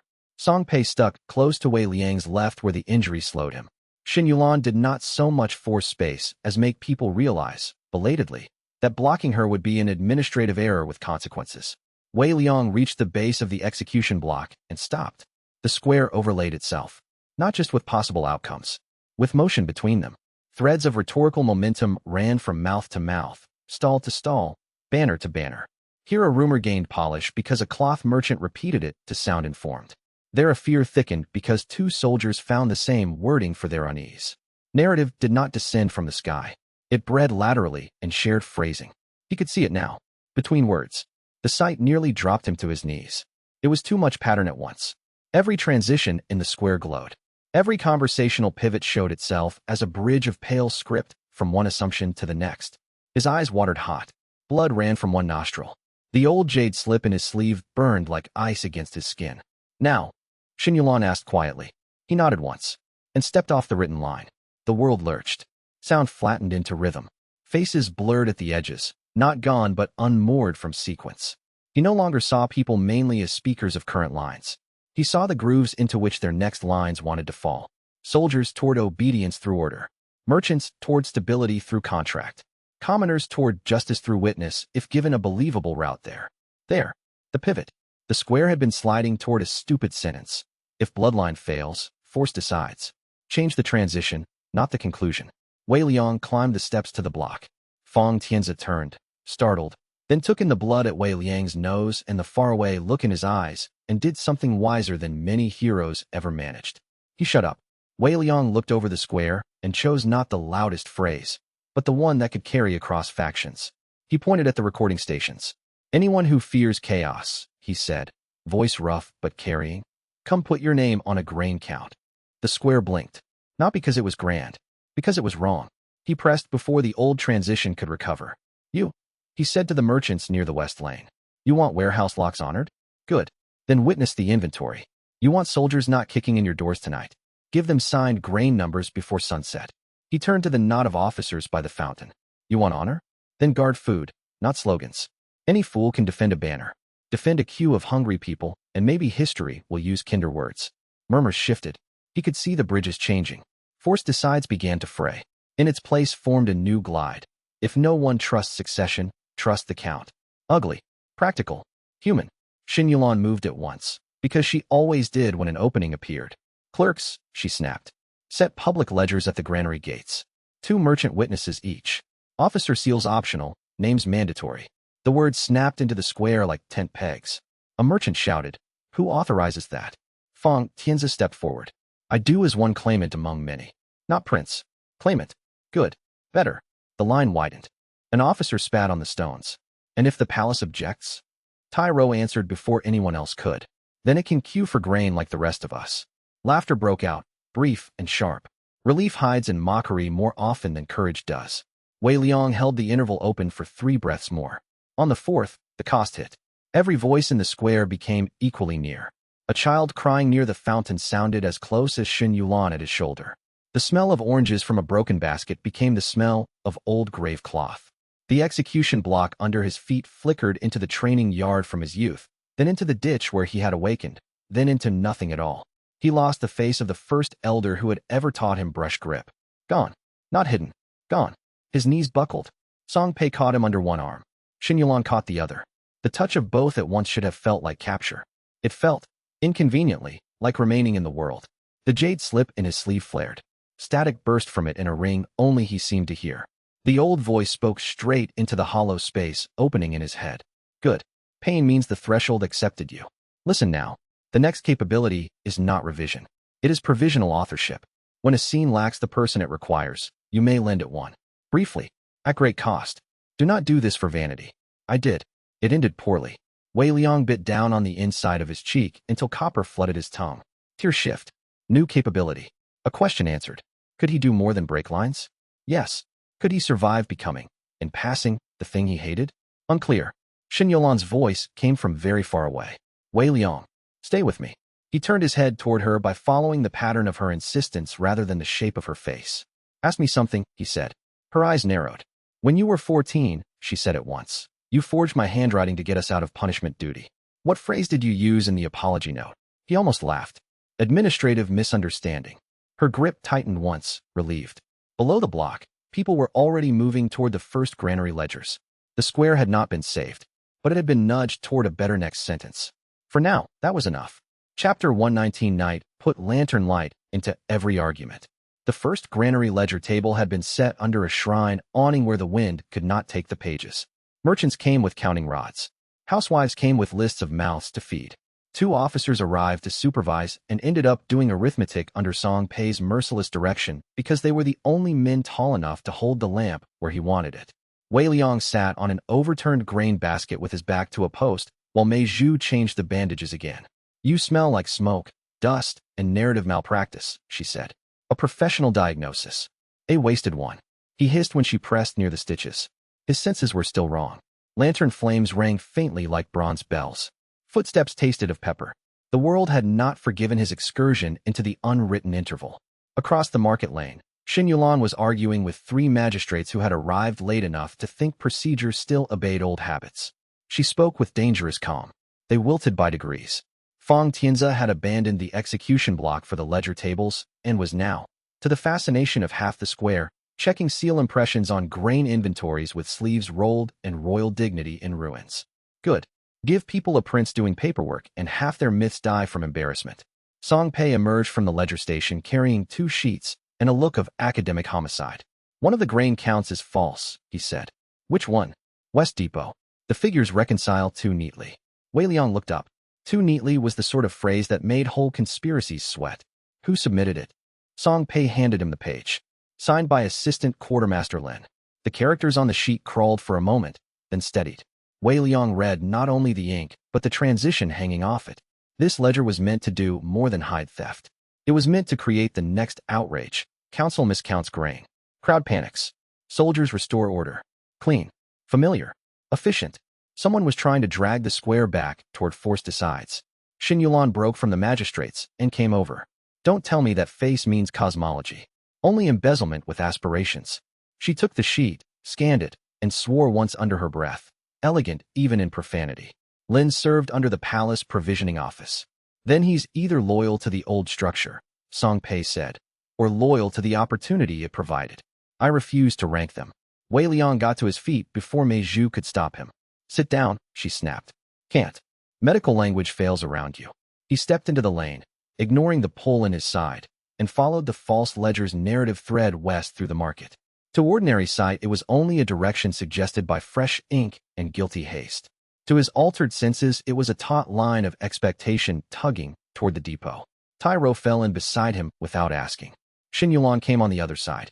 Song Pei trailed 2 steps back, muttering that if anyone died over inventory fraud, he would become doctrinally unbearable. The West Depot sat behind a row of shuttered spice shops. Sesame oil and cumin scented the alley. Two soldiers stood at the gate looking bored with suspicious diligence. Wei Liang slowed.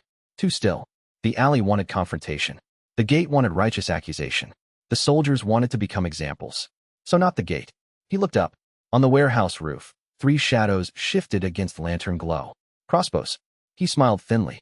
The author's favorite has sent copy editors. Tyro followed his gaze. I'll take the roof. Xin Yulan caught his sleeve. Alive if possible. You ask late. He went up the wall like thrown masonry. The first bolt snapped down. Wei Liang spent a sliver of variance not on the bolt, but on the shooter's intention. Kill the investigator became warn the crowd. The archer's wrist twitched. The shot veered and struck the depot gong hanging by the gate. The alley rang. Beautiful. Both gate guards jerked toward the sound at exactly the wrong moment. Xin Yulan stepped between them with civic warrants in hand and a tone colder than steel. Warehouse audit. Resist, and I will have your names read aloud in the square before the hour turns. No one likes becoming public vocabulary. They hesitated. On the roof, Tyro hit the first crossbowman with both feet. Tiles exploded. The second archer swung the stock of her weapon into his jaw. He answered by grabbing the bow itself and dragging her bodily through a clay vent cap. Dust burst up in a smelling cloud of old grain and mice. The third shadow was not an archer. Gu Shen stepped out of the dark. He had lost his outer robe and replaced it with plain black that made him look less like a legend and more like a knife someone had forgotten to sheath. Dust silvered one shoulder. A fresh cut ran from his temple into his hairline. Alive, then. Of course alive. He held Assistant Quartermaster Lin by the back of the collar. The little man's slippers dragged on the roof tiles. I found your missing arithmetic, Gu Shen said, and dropped Lin at the roof edge. Lin shrieked as Tai Ro's hand closed around his ankle. Wei Liang stared up at Gu Shen. I was wondering whether you rescued or executed him. Gu Shen's face did not change. Su Tsang died in the collapse. No ornament. No excuse. Just fact. Wei Liang let that settle. He would think about the old man later, if later allowed itself. And now, he asked. Gu Shen looked down into the alley where Xin Yulan was already driving the guards toward confession by enumerating their likely punishments in ascending order. Now I am here because the false ledger would have produced a massacre by dawn, he said. I dislike massacre. It lacks editorial discipline. There it was again. His dry little edge, inherited perhaps from older drafts of himself, he no longer admitted. Tyro dragged Lin down from the roof, one-handed. The assistant quartermaster sobbed and pointed at the warehouse before anyone questioned him. Inside. The seals are false inside. I only copied what they gave me. Xin Yulan shoved past the guards. Wei Liang followed. The warehouse interior was cool and smelled of old sacks and rat droppings. Lantern light showed stacked grain bins along the walls. Half were empty. The other half were filled not with grain, but river sand under a thin top layer of millet. Song Pei made a strangled sound of intellectual offense. That is such lazy fraud. A murmur rose outside as word spread. There it was. The dangerous interval again. The crowd deciding what this discovery meant. Betrayal by palace officials. Scarcity. Panic. Looting. The line was already forming. Wei Liang felt the jade slip burning at his sleeve and knew, with a clear hard certainty, that one ordinary speech would not hold this many transitions at once. The scene lacked a person, a role, a witness the crowd would trust more than any prince, minister, or schemer. The capability from the interval pulsed like a knife wrapped in silk. Do not do this for vanity. He closed his eyes for one breath and chose. Chapter 120. Wei Liang drew the unwritten interval into the warehouse and authored a woman who should have existed already. He did not make her from nothing. That would have been madness in a grander code. He made her from civic need, shared memory, and all the empty places old systems left where honest minor officials ought to have stood. The role took shape at the threshold as the crowd outside surged and shouted. Lantern smoke spun inward. Dust lifted from the floor. Loose grain rattled against the bins like rain on a drum. The woman stepped out of that convergence carrying a clerk's tablet under one arm and a ring of storehouse keys at her belt. Middle-aged. Plain robe. Ink on 2 fingers. A scar across the chin where someone had once made the mistake of underestimating her in a storeroom fight. Her face was unfamiliar and, at once, socially obvious. Of course such a woman would exist. Of course everyone in a city had met some version of her. That was why the technique had been hidden. Not because it made gods. Because it could populate a story with the exact witness it had neglected to write, and nothing threatened controlled narrative more than supplying missing competence on demand. The cost tore through Wei Liang before she even spoke. The world cheered. He forgot the color of his mother's sleeves. Not her. Not the fact of her. Just that one small true thing. It vanished so fast he felt the absence strike like cold. He bent over, hand braced on a grain bin, while burning his throat. The woman looked at him once, measuring, then turned to the warehouse door and shouted with the furious authority of a person who had spent 20 years counting sacks, while noblemen misdescribed labor. "Stop yelling and start listing." The crowd outside faltered. "Good witness. Good roll." Xin Yulan stared for one stunned blink, then recovered faster than anyone else. "Name." The woman grimaced at the exposed fraud, at the sand under millet, at the guards trying to edge toward the lane. "Chow Fun. Deputy Keeper, West Relief Stores, until somebody promoted a thief over me because he had softer hands." Assistant Quartermaster Lin made the mistake of whining. "There is no deputy keeper." Xiaofan slapped him across the face so hard his complaint changed genre. "There is when work needs doing," she said. The crowd laughed, then leaned in. Transition changed. Not panic over scarcity. Anger with a clerk to organize it. That was survivable. Song Pei's mouth hung open. "Did you just invent a bureaucrat?" Wei Liang wiped his mouth. "Temporarily. Monstrous. Efficient."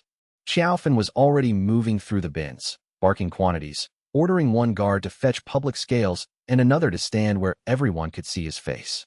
She knew where a hidden chalk tally ought to be because the role required that she know. She also knew exactly how loudly to repeat each fraud figure so the lane outside could hear. 3 false bins. The crowd hissed. 2 altered seal ropes. Someone spat. 1 quartermaster who thinks sand is edible. The laughter came hard this time, edged with fury but shaped away from riot. Fang Tianzi arrived at the warehouse door with 2 clerks and a handful of soldiers, took in the scene, and made the rare excellent decision to say nothing until he understood who had claimed the center. Xiaofan pointed at him without bowing. "You. Nice boots. If you want the crowd not to strip this building, you'll sign seizure authority and put it under public witness in the next half-breath." The prince looked at her, then at Xin Yulan, then at Wei Liang leaning pale and shaking against a grain bin. He understood enough. Fang Tianzi took the offered brush from one clerk and signed. The warehouse exhaled. Outside, the crowd's momentum shifted again. Not seize the grain before it vanishes. Seize the thieves before they run. Better. Much better. Then the narrator struck. Every lantern in the lane guttered blue. Written notices on nearby shop doors blackened and rewrote themselves at once. A tax board cracked down the middle. The warehouse manifest on the table bled fresh vertical text no human hand had inked. "The false witness is exposed." Xiaofan stopped. Her outline wavered. Of course, temporary authorship created the exact sort of seam the narrator would target first. Not the crowd. Not the prince. The witness holding the transition together. Wei Liang forced himself upright. The old voice in the jade slip hissed from his sleeve, thin with strain. "You cannot overpower that line. You must make exposure useless." "How?" "Think. What destroys a false witness? Proof she is singular. What saves her? Redundancy." Wei Liang turned, blood slick on his chin, and shouted to the lane. "Who here has ever been corrected by a storehouse clerk for miscounting?" The question was so wrong for the moment that it hit every ear. A woman near the front barked, "Everyone." A carter shouted, "My wife still hears it in her sleep." An old porter laughed, showing 4 broken teeth. "They all sound the same too." "There." Wei Liang pointed at Xiaofan. "Then if she's false," he said, voice cracking. "Which one of you is she false from?" The crowd looked at Xiaofan again. Not a singular miracle. As a type. A role long neglected. An obvious missing official every district should have had all along. The narrator's line on the manifest shivered. False witness required unique fabrication. But the crowd had just recognized her as socially plural. Not one invented woman. A civic absence given one temporary body. The line blurred. Xiaofan steadied. Xin Yulan saw the opening and drove a blade through it with words. "Very good," she called to the lane. "Then tomorrow each market ward will nominate its own deputy keeper by witness count. We appear to have discovered a shortage in reality." The crowd roared approval. Fang Tianzi laughed once, breathless and disbelieving, then raised his signed order overhead. By claimant's authority pending council review, warehouse oversight is now public provisional office. Public provisional office. 3 words that would have sounded impossible that morning. Now they landed like paving stones. The narrator pressed harder. Blue fire crawled over the manifest. The sentence tried again. The villain. Wei Liang stepped into the line before it could finish. He did not revise the noun. He revised the transition attached to it. The villain appears to sabotage order became the villain reveals the missing clerk. The cost was savage. His ears rang with children's voices he could not place. Another memory tore loose, small and terrible. He lost the exact smell of rain on Qing Mist Sect stone steps. He knew it had existed. Could not call it back. White spread farther through his hair. But the line broke. Outside, not one person saw a saboteur. They saw the bleeding bastard who had dragged a missing function of the city into the light and dared the powerful to argue with grain counts. It was ridiculous. It was unstable. It was enough. Xiaofan finished dictating the seizure inventory, then looked back at Wei Liang. The roll was already thinning. The keys at her belt had become outline more than metal. "You're wasting yourself," she said, not unkindly. "Frequently. Try delegation. It offends fewer physicians." Then she handed her tablet to Song Pei, nodded once to Xin Yulan as one practical terror to another, and came apart in drifting ink strokes that settled onto the public ledger as names, quantities, and corrections. Silence held for one respectful breath. Then the crowd surged not into riot, but into work. Clerks copied. Merchants counted. Soldiers guarded queues instead of gates. Xin Yulan was already assigning the promised deputy keepers before the idea cooled. Fang Tianzi sent 3 runners to the palace and 2 to the southern granaries with identical orders so no single courier could conveniently disappear. Tai Ro hauled assistant quartermaster Lin into the lane and planted him beside the manifest for public identification. "Look," he told the crowd. A man who thought sand was persuasive. Laughter rolled again. Wei Liang leaned against the bin and let the world double and ring around him. Song Pei came to stand at his side. Xiaofan's tablet hugged to his chest like a relic in an accounting offense. "You have crossed into a new rank," he said quietly. Wei Liang kept his eyes on the lane where ordinary people were inventing oversight with filthy hands and real annoyance. "Yes. Name." He thought of the unwritten interval. Of lives not fixed by role, but by the capacity to surprise sequence itself. Of a witness the city had recognized precisely because she should have existed all along. "Unwritten legend," he said. The title settled. Not above him. Around him. For one clear instant he saw the city not as a text to be escaped, but as a draft capable of generating its own missing people if given enough room. The perspective change hit harder than power ever did. He had spent so long fighting authored events that he had nearly missed the opposite truth. A world did not become free when the writer vanished. It became free when everyone else got harder to summarize. The insight rang outward. Lantern flames leaned. Loose notices on walls fluttered without wind. Across 3 nearby lanes, scraps of paper with prices and petitions and curses on them all lifted, turned, and settled in new places as if the district itself had revised its filing habits. Then the moment passed, and pain returned in full. Xin Yulan came back through the lane, saw his face, and stopped. How bad? He considered lying. Reflex. Vanity. Old architecture. Instead, he said, "I just forgot 2 things I wanted to keep." Her expression changed, not softer, but steadier. "Then sit down before you lose a third." He obeyed. Progress arrived in humiliation sometimes. Above the market, night deepened over a city still arguing itself alive. Somewhere beyond the lantern roofs and public ledgers, the narrator withdrew to draft a better trap. Somewhere under stone, Gu Shun walked with choices he had postponed too long. Somewhere in the sleeve against Wei Liang's skin, the cracked jade slip had gone quiet again, its warning spent for now. At the edge of hearing, beneath the scrape of brushes and the counting of grain, Wei Liang thought he caught another sound. Not words. The space before them. Chapter 121. The first grain riot began over scales. Not hunger. Not yet. 2 dock porters were shoving a warehouse steward against a post beside the east granary, while 30 people shouted around them, and a broken scale pan spun on the stones with a bright metallic wobble. Rice dust hung in the air thick enough to coat the tongue. Someone had cut open a sack, and white grains crunched under boots like dry teeth. Wei Liang arrived in time to see the steward raise a sealed tablet and scream, "Emergency authority gives requisition priority to military stores." The crowd answered with the sound of patience ending. He did not step between them. He looked at the scales. Both pans had been filed. Not much. A careful thief's amount. Enough that every official measure favored the warehouse by a thin, deniable margin. Small fraud multiplied by public fear. Economic arc, he thought. Someone in this city still believed exploitation worked best when it looked administrative. Tyro cracked his knuckles beside him. "Do I move people or furniture?" "Neither yet." Chao Jian came up on Wei Liang's other side with a folded refusal order from the previous night tucked into his belt. He still had not slept. It showed in the grain of red through his eyes. That steward serves the blue-robed minister's household. Of course he did. Public humiliation had a long afterlife if cultivated properly. Wei Liang tasted old blood where the wound in his side had reopened twice since dawn. Meiju had called him an idiot in 4 inventive ways and tied the bandage so tight he could feel his pulse under it. He had left anyway. The city had moved into open bargaining. Anyone who stayed in bed now would wake to facts written by other people. Still, he noted the shake in his hand when he reached for the nearest intact scale weight. Too much usage of unwritten legend last night.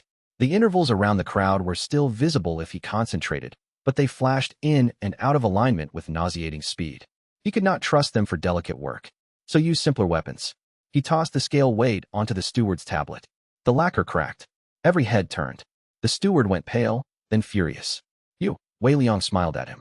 "Good morning. I see the minister has begun feeding citizens by subtraction. This warehouse has lawful authority."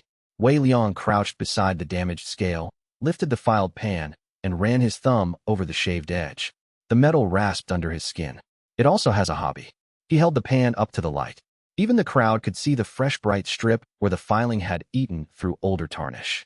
The dock porter's anger sharpened from chaos into focus. "Useful. You accuse state stores of tampering?" the steward demanded. "No," Song Pei said as he stepped out from behind a wagon, carrying 3 ledgers and looking like a man who had been born furious at ink but had learned to turn it into a profession. "He is merely displaying evidence while I accuse state stores of tampering." Wei Liang blinked. He had not expected Song Pei here. He should have. The man smelled fraud the way hounds smelled blood. "You were ordered to the Covenant Archive," Wei Liang said. Song Pei adjusted the ledgers in his arms. "And then I found irregular granary receipts." Priorities shifted. Xin Yulan emerged from the warehouse door behind him with 4 clerks and 2 sweating labor supervisors. There it was. Independent agenda, executed without waiting for him. Good. Also irritating. "The East Granary opens under civic witness in 10 breaths," she said. "All household reserve seizures are suspended pending recount. If the steward objects, he can object on paper." The steward sputtered. "You cannot simply arrive and seize." Xin Yulan did not raise her voice. She never needed to. "I can when your inventory tallies differ from your transport seals. Your scales are shaved, and your minister's nephew signed 3 requisition slips for grain that never reached the barracks." That silenced not just the steward, but half the crowd. Song Pei gave Wei Liang a dry look. "While you were busy collapsing artistically, some of us searched the obvious thieves." Wei Liang accepted the hit with a mild expression. "I'm touched you robbed my revenge of its solitude. You may steal some back later." Tyro leaned toward the dock porters. "You heard the lady. Witness the opening. Anyone who throws a punch before the counts are public loses the pleasure of watching an official disgrace himself." That got more traction than appeals to order would have. The warehouse doors groaned open.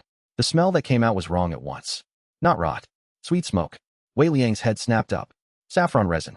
Expensive. Masking. Often used to keep insects away from stored cloth. Nobody spent it on grain unless they were hiding another smell beneath. He stepped inside before Xin Yulan could stop him. Rows of sacks towered in the dim light. Dust motes turned gold where morning sun came through the slats. On the 3rd row to the left, a stack leaned by half a hand's width. Too neat to be accidental. "Back out," Xin Yulan said sharply behind him. He ignored her and cut open the nearest sack. Rice spilled out white and clean. Under it came gray paper bundles, silver notes, script fragments, and funerary slips stamped with the old imperial requisition mark. The crowd at the door inhaled as one body. Smuggling then, not merely theft. A parallel economy built inside the granary system itself, feeding panic with hidden paper and siphoned silver while the city argued law. Wei Liang lifted one funerary slip with 2 fingers. Its paper was cold and slightly damp despite the heat. Fate text crawled over it in faint aborted lines. Someone was not just stealing grain. Someone was moving narrative instruments through the food chain. The steward bolted. Tyro caught him by the back of the robe and swung him into a support post hard enough to make his teeth click. Xin Yulan turned to the clerks. "Seal everything. No one leaves." Every sack opened. Every mark copied. Then she looked at Wei Liang. Not gratitude. Not yet. Annoyance sharpened by being right about him entering a room that might have exploded. "You were told to recover." Wei Liang held up the funerary slip. "You were told not to let me miss the interesting parts." Her mouth twitched once and failed to become a smile. "If you bleed on the evidence, I'll count it as tampering." Song Pei had already seized a bundle of gray script papers and begun skimming with predatory speed. "These aren't local copies," he said. "The brush habits are foreign to the district." Wei Liang's stomach tightened. "Other regions." Han Du's warning surfaced like a fish under dark water. Gu Shun is not the only bargain still walking. He looked down at the funerary slip again. For one flashing instant, the interval around it widened, and he saw not just this warehouse, but 12 possible routes radiating outward from the city like veins carrying edited scarcity into the rest of the world. Then the vision snapped shut. Pain lanced behind his eyes. He bent slightly, hand to the bandage at his side. Xin Yulan saw it. Outside. Now. In a moment. Wei Liang. He straightened with effort. Publicly accepting the rebuke cost less than arguing it now. The real answer would come later, and it would arrive in the blue-robed minister's reputation, bank accounts, household, and available future. 3 chapters, he promised himself. No more than 3. Chapter 122. The blue-robed minister tried to poison the count by noon. He did it with accountancy. The counting court had been set in the old tax hall, where every sound seemed to strike the ceiling beams and come back thinner. Ledger tables ran in 3 rows. Open sacks lined the wall under guard. Scribes bent over copied tallies while common witnesses stood behind rope barriers and watched with the avid concentration of citizens who had finally discovered that bureaucracy could bleed if cornered. Minister Qiu Wenshu entered in immaculate blue despite the dust and heat, carrying 6 bound ledgers under his own arm. Too neat, Wei Liang thought at once. Men who intended honesty sent assistants. Men who carried their own evidence planned theater. Wei Liang remained by the side wall, near an open shutter, pretending to conserve strength. Not hard. His ribs stabbed every time he breathed too deeply, and the world still blurred at the edges whenever he looked at too many moving people at once. He had concealed the morning's fresh bleeding from most of the room by changing bandages in a storage alcove alone. Bad choice. He knew it. He made it anyway. If Mei Zhu saw the new seep at his side, she would remove him physically from the count. If Xin Yulan saw it, she would do the same and frame it as governance. If Song Pei saw it, he would develop that disappointed silence worse than accusation. Better to stand upright and buy time. His flaw had always worn the mask of efficiency. Qiu Wenshu bowed with elaborate civility to Fang Tianzi, who had taken the center seat not as prince, but as signatory witness. Your temporary court proceeds from incomplete records, the minister said. I have brought the proper shipment books for comparison. Song Pei did not look up from his table. How considerate. Did you also bring the filed scale pans, the funeral slips, and your nephew's missing silver? Qiu smiled thinly. Archivist, some minds cannot distinguish discrepancy from transition, and some households cannot distinguish public stores from inheritance. The room rippled with restrained amusement. Qiu set down his ledgers. The leather bindings were polished. Newer than the granary books they purported to replace. A clerk on Shun Yulan's side reached for them. Wei Liang moved before thought finished. Don't. The word cracked across the hall. The clerk froze. Qiu's eyes slid to Wei Liang, not startled, but evaluating the speed of interference. On what basis do you object? Wei Liang walked toward the table, using the limp now rather than hiding it. Let them see the price. It made people underestimate the force still available. On the basis, he said, that a man who brought forged continuity into a counting court has not come to defend himself. He's come to infect the copy. Qiu spread one hand. A dramatic claim. You've had a dramatic morning. Wei Liang stopped 2 paces from the ledgers. The intervals around them were wrong. They did not merely await opening. They tugged at nearby attention like pits under cloth. Script-treated paper, then. Touch it. Open it. And the count would inherit false precedent. He could use unwritten legend to split the moment, author a recorder, expose the trap cleanly. He could also bleed out through his bandages in front of half the city.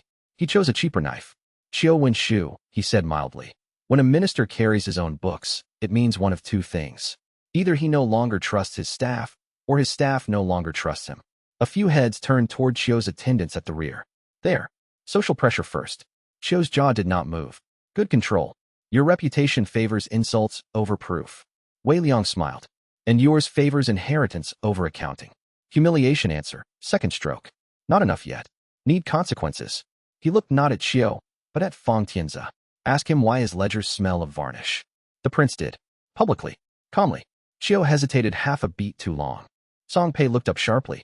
Xin Yulan's fingers tapped once against the table, a signal to the nearest witness scribe. Chao Jin shifted nearer the door in case motion followed. Bring the brazier, Fang Tianzi said. Qiu took 1 step back. That is unnecessary. Then it is harmless, Wei Liang said. Tai Ro grinned and dragged the coals over with one hand. The first ledger, held above heat but not touched to flame, began to sweat a faint, oily sheen. Under it emerged a second layer of writing in pale cinnabar. Replacement totals. Replacement seal chains. Replacement custody notes. The room did not gasp. It went quiet in a more dangerous way. Witnesses leaning forward. Scribes writing faster. Merchants doing mental arithmetic about future loyalties. Xiao Wenshu's attendants took 2 involuntary steps away from him. There it was. Ally erosion. Very satisfying. Song Pei let out a slow breath that bordered on reverence. Heat developed double ledgers. I hate him with renewed energy. Xiao's composure cracked. These proceedings have no doctrinal standing. They have numerical standing, Shen Yulan said. Today that's higher. The minister's eyes flashed toward the rear exit. Wei Liang saw the interval before the run and cut across it with body rather than power. He stepped into Qiu's line, caught the man's sleeve, and twisted. Pain detonated through his side hard enough to blacken the edges of his vision. Still he turned with it, using the minister's fine robe as a lever. Qiu hit the table face first. Ink jumped from 3 open pots and spattered his blue collar black. Please, Wei Liang said softly near his ear, breathing through knives. Don't rob me of the 3rd chapter. Qiu thrashed. Release me. No. He should have let Tai Ro or Chao Jin take over. Should have stepped back before the hot wetness spreading under his bandage became visible. He did not. 1 more minute, he thought. 1 more confession. 1 more public fracture. That was when Mei Zhu's voice cut through the hall like a surgeon's blade. If he faints on top of the accused, she said, I'll count it as intimacy. Every head turned. So did Qiu's. So did Shen Yulan's. Wei Liang closed his eyes once, brief and unhelpful. Blood had soaked through the side of his robe. There would be a cost for hiding it. He just had not expected the cost to become spectacle this quickly. Chapter 123. Qiu Wenshu did not go to prison first. He went to lunch. Under guard. That was Shen Yulan's decision, and she made it in front of everyone. A hungry prisoner becomes a story about cruelty, she said, signing the custody order while Wei Liang sat on a bench with his shirt open and Mei Zhu stitching him like a resentful tailor. A fed prisoner becomes an accounting problem. Qiu, wrists bound in red cord, stared at her as if the insult lay not in detention but in the demotion of his significance. You intend to reduce state crisis to household discipline. Shen Yulan blew gently on the fresh wax seal. I intend to reduce you to manageable scale. That line alone was worth the torn stitches. Wei Liang wanted to say so. What came out instead was a hiss when Mei Zhu pulled the thread hard enough to make his ribs ring. Hold still, she said. I am. You're performing stillness badly.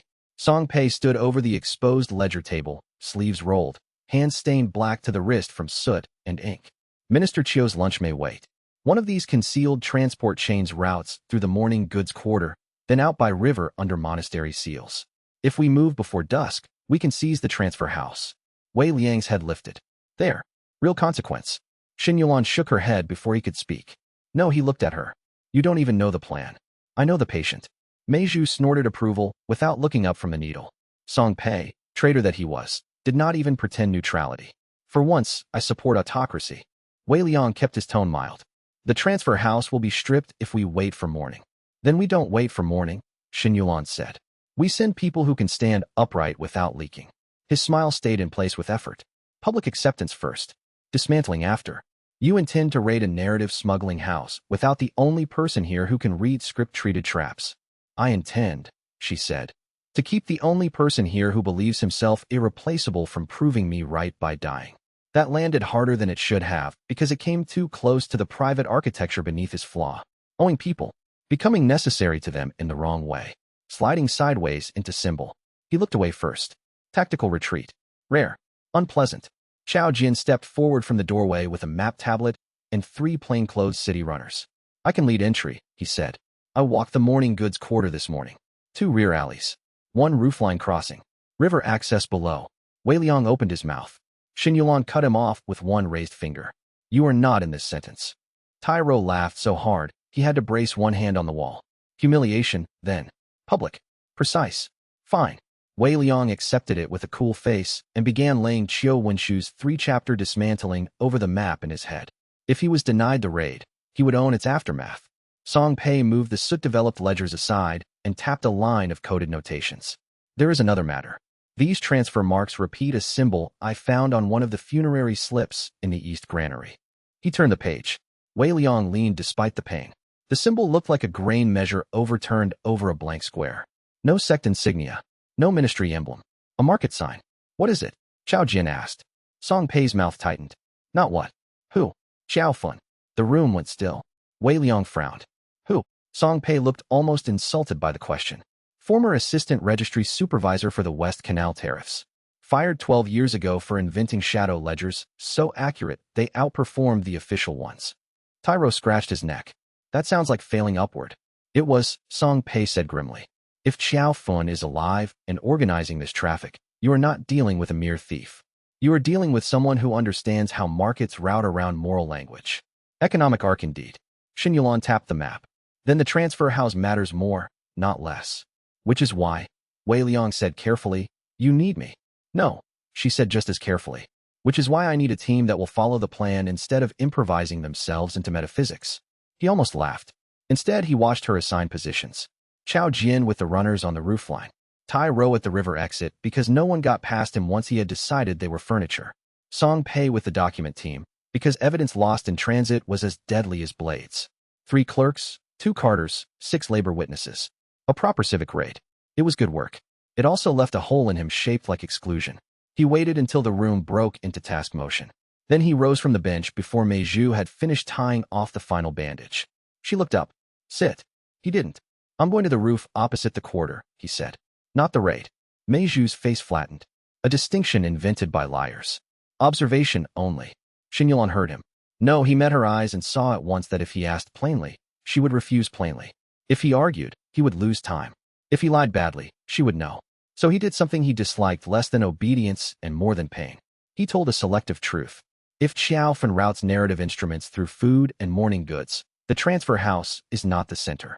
It's a mirror. She'll have a second set of books somewhere with line-of-flight access. Roof sight gives me that pattern. If I see it, I send word. Xin Yulan's expression did not soften, but uncertainty entered it. She believed the logic because it was good. That was how he got away with too much. 1 roof, she said.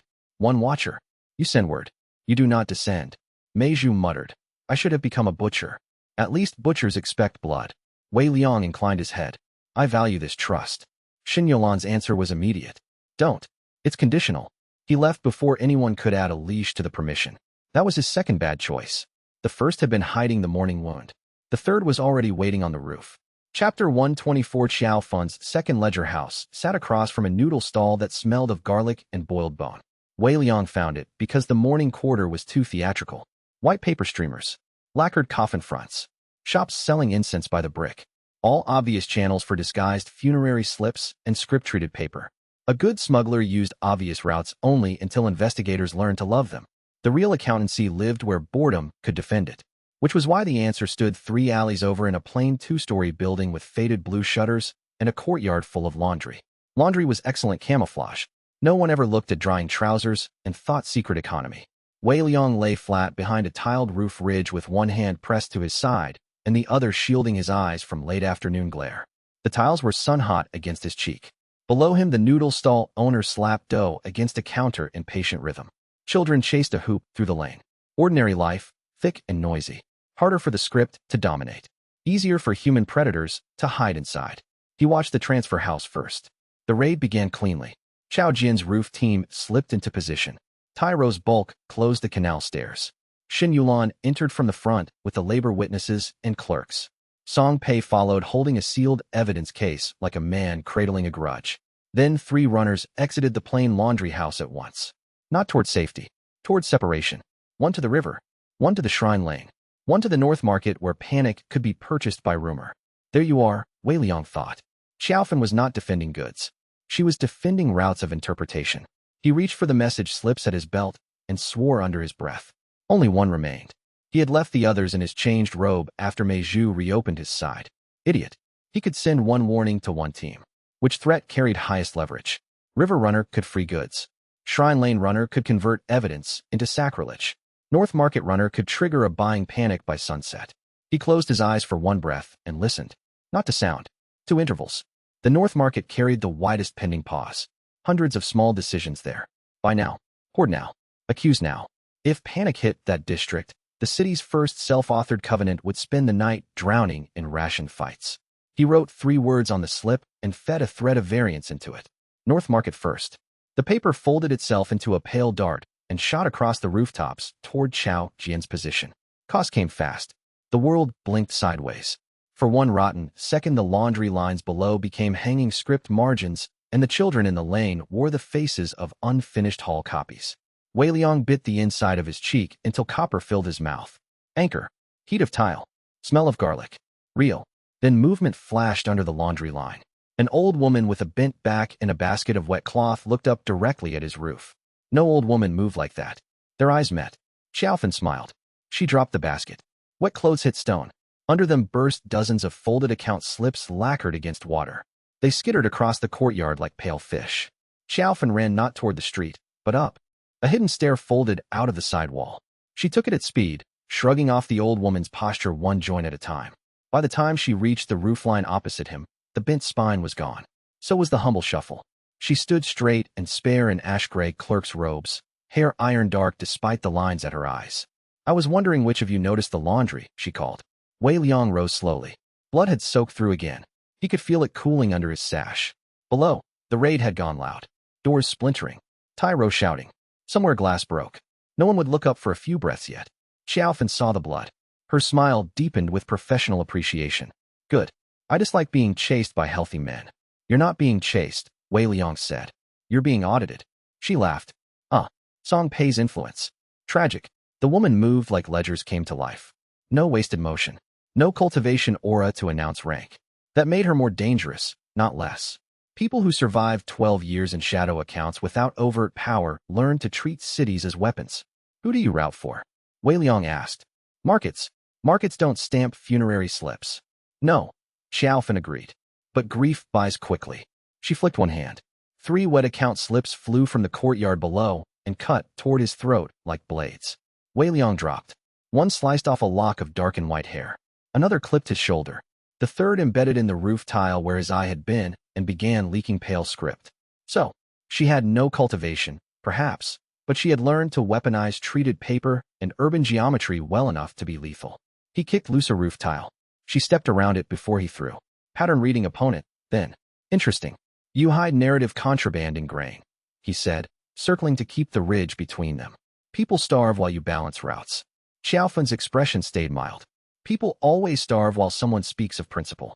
At least my ledgers admit the exchange rate. She sent another fan of slips. Wei Liang caught one interval before launch and moved into the gap rather than away. The paper skimmed his sleeve instead of his throat. Better. Unwritten legend still worked when the field was narrow. Need plan. Don't beat her at speed. Beat her at asset preference. What did she value? Not ideology. Not even secrecy. She valued route integrity. Predictable flows.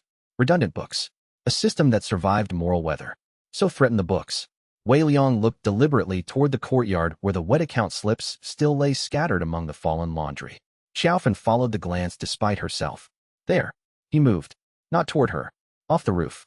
He dropped into the courtyard with pain exploding up his side and rolled across wet stone hard enough to taste grit. The world flashed white. Above him Xiaofan cursed once, crisp and unadorned. He came up with both hands in the scattered account slips. Xiaofan landed a breath later, one knee bending to absorb impact, hand already reaching. Don't, she said. Oh, finally. Wei Liang smiled through bloody teeth. Now we're negotiating. Chapter 125. Xiaofan did not beg for the ledgers. She offered terms. Those pages contain 3 districts' debt chains, she said, straightening slowly in the wet courtyard. Laundry water dripped from the eaves in cool taps against stone. Garlic broth from the noodle stall next door had begun to burn, and the smell drifted over the wall sharp and bitter. Destroy them, and you don't punish me. You erase who owes whom by harvest. Wei Liang held the sodden slips against his chest with one arm, because his other hand had gone weak from blood loss. The papers were slick and cold, edges softening under his grip. He believed her. That was what made her dangerous. She built criminal systems with genuine utility woven through them. Break them bluntly, and ordinary people drowned with the guilty. You laundered funerary script through grain, he said. I laundered demand through whatever moved fastest. And if panic followed? Xiaofan lifted one shoulder. Panic is merely bulk purchasing with theology. That answer alone deserved ruin. Above the courtyard wall came a crash from the transfer house. The raid was still underway. Good. Time existed, but not much. Wei Liang's head swam. The intervals around Xiaofan had grown thin and jagged. Too much strain. He could not rely on a precise, unwritten cut here. One bad pull, and he would lose another piece of himself in exchange for a few breaths of advantage.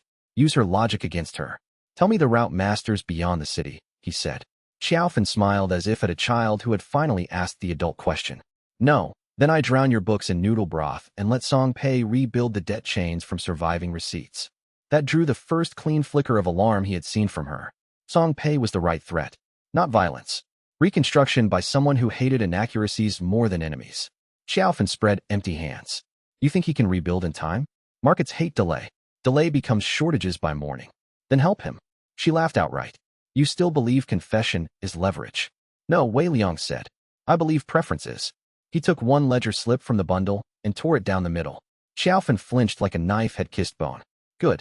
Not because of sentimental attachment. Because every page carried a web of compensating entries. Tier 1. And the hidden balances became expensive to prove. Stop, she said. Name. She looked at him for a long moment. Then a soft clap sounded from the courtyard arch. Both of them turned. Gu Shen stood in the opening in plain robes darkened by travel dust. Su Tsang beside him wore borrowed clerk's gray again and leaned slightly on a bamboo cane he probably did not need, but had chosen anyway because old men were underestimated at a discount. Of course, when economic crimes touched narrative routes, the bargain survivors arrived. Xiaofan's eyes narrowed. You're late. Wei Liang looked from one face to the next and felt the shape of the trap settle. Xiaofan knew them. Not allies maybe, but not strangers. There had always been more intermediaries in this machine than public antagonists. Gu Shun's gaze fell first on the ledgers in Wei Liang's arms, then on the blood soaking his robe. You continue to mistake collapse for initiative. Su Tsang's lined face gave little away, and yet he keeps finding the hinge. Wei Liang bared his teeth. Your support warms me. Xiaofan shifted subtly toward the older two. Not trust. Contingency. If he destroys the quarter books, your transport chains go blind. Gu Shen said. Then he shouldn't. Simple. Measured. Infuriating. Wei Liang recalculated. 3 opponents, but not one side. Xiaofan wanted book survival. Su Tsang wanted controlled continuity, perhaps stripped of the hall's old obscenity, but not of all structure. Gu Shen wanted bargains that preserved what mattered to him while pretending the rest was ethics. Different priorities. Good. The worst kind of room for brute force. Excellent kind for social knives. He looked at Su Tsang. How does it feel, elder, standing in a laundering courtyard after lecturing me about civilization? The old man accepted the strike with less pride than before. Poorly. Interesting. Gu Shen's attention sharpened at that. He had not expected candor either. Wei Liang pressed. And you, author's favorite, did you come to rescue the books or the accountant? Neither. Gu Shen stepped into the courtyard, sandals whispering on wet stone. I came because Xiaofan routes funerary script to 11 other regions. And if she dies ignorant or cornered, the next chain goes dark. There it was. Confirmation and scale. Xiaofan's expression closed. She had not wanted that spoken in front of Wei Liang. Excellent. 12 regions, Su Tsang said quietly. This one included. The hall was not singular. Wei Liang's pulse thudded in his ears. Pain and vindication made a bitter mix. There are 12 anchors. Were, Su Tsang corrected. Some failed. Some adapted. Some were privatized. Xiaofan snapped. This is why I did not invite old men. From the arch above, a whistle shrilled. Chao Jian. Signal from the roofline. A moment later, Tai Ro's voice followed, booming down the lane. If anyone in there is negotiating treason without snacks, I object. The courtyard's balance shifted. Reinforcements near. Public witnesses close. This scene was losing its intimacy. Everyone felt it. Xiaofan moved first. She flicked both sleeves. Wet slips burst from hidden seams and shot toward Wei Liang's face. Not to kill, but to force his hands open from the ledgers. Gu Shen moved too fast for ordinary sight. He cut across the angle, caught 3 slips between 2 fingers, and revised their flight into the wall where they hissed and smoked. Su Tsang struck his cane on stone. The laundry lines snapped taut and whipped toward the ledger bundle like white cords trying to bind evidence for transit. All 3 wanted the books intact. Good. Then use the books as center. Wei Liang did not dodge. He spent a brutal handful of unwritten legend on the interval before possession resolved. The courtyard paused. Not stillness. A collective failure to complete. The laundry cords hung half-curved in air. Xiaofan's next step had not landed. Gu Shen's hand was between gestures. Even the whistle outside seemed to stretch thin. Wei Liang drove his thumb through the top ledger bundle and tore out not pages, but the central binding cord. The accounts did not destroy themselves. They exploded into loose sequence. Pages fanned across the courtyard, up the wall, over the line, through the arch, into the lane beyond where any witness could seize one and any smuggler could no longer claim the whole. Distributed custody. Xiaofan made a raw sound. Gu Shen swore. Su Tsang closed his eyes like a man hearing an old doctrine die by practical method. Wei Liang nearly vomited from the cost. Memory lurched. For one hideous second, he could not remember Xin Yulan's face, only the shape of her refusal. Then it slammed back hard enough to blur his eyes. Worth it. Tai Ro hit the arch a breath later and filled it. Behind him came Chao Jian, 2 runners, and, to Wei Liang's private awe and concern, Xin Yulan herself with Song Pei at her shoulder, carrying an empty evidence case, and the expression of a man prepared to commit procedural murder. Song Pei saw the flying pages and whispered, reverent with outrage, "What did you do?" Wei Liang swayed. "Improved access." Xin Yulan took in the blood, the courtyard, Xiao Fun, Gu Shun, Su Tsang, and the rain of pages in one impossible glance.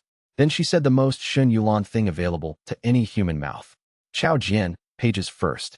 Tai Ro, doors. Song Pei, tree off the books. No one here gets to become myth before inventory." Movement detonated. Xiaofan went for the wall. Chao Jian intercepted with a drawn sword and a cut placed not to kill, but to turn her back toward witnesses. Tai Ro blocked the arch with both arms spread and looked delighted by the moral clarity of his job. Song Pei dropped to his knees in whetstone and began grabbing scattered ledger pages as if plucking children from a river. Gushin did not attack. He watched Wei Liang over the chaos with that same unbearable expression from the square. Not agreement. Recognition of method. Su Tsang lowered his cane. "This," the old man said, looking at the pages blowing into public hands, "is what adaptation looks like." Wei Liang laughed once despite the blood in his throat. "You say that like it's praise." Xin Yulan reached him last. She looked at the soaked bandages, the gray cast of his face, and the courtyard he had turned from covert leverage into public evidence by disobeying her explicit order not to descend. "Cost, then. Not subtle this time." Her voice was low enough that only he heard it. "You were given one roof." He met her eyes, and found a second ledger house. "Yes. No heat.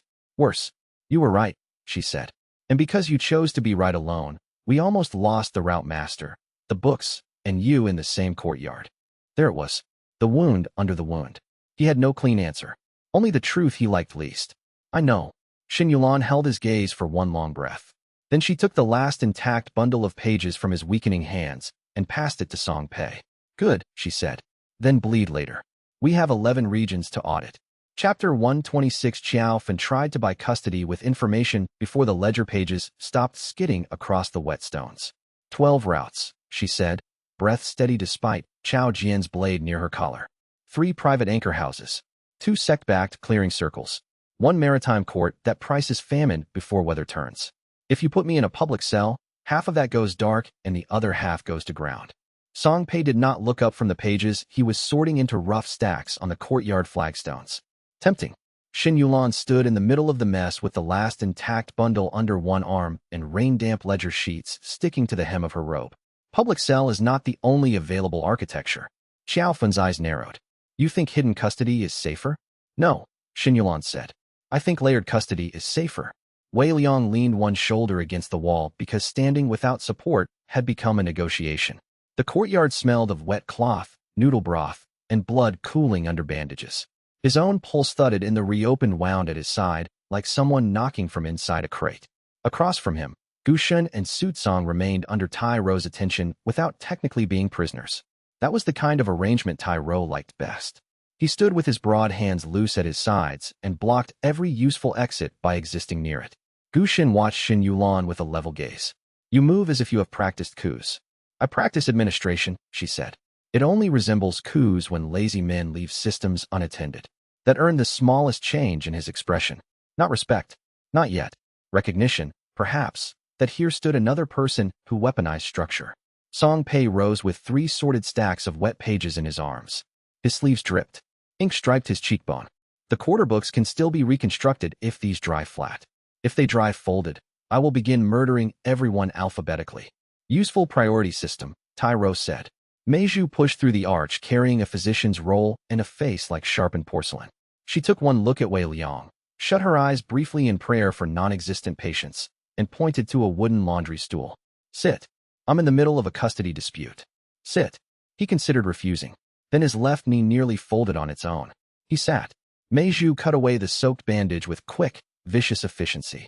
Cold evening air hit the torn flesh in his side. So did everyone else's line of sight. That annoyed him more than the pain. You opened the lower stitches by jumping, she said. Technically by landing.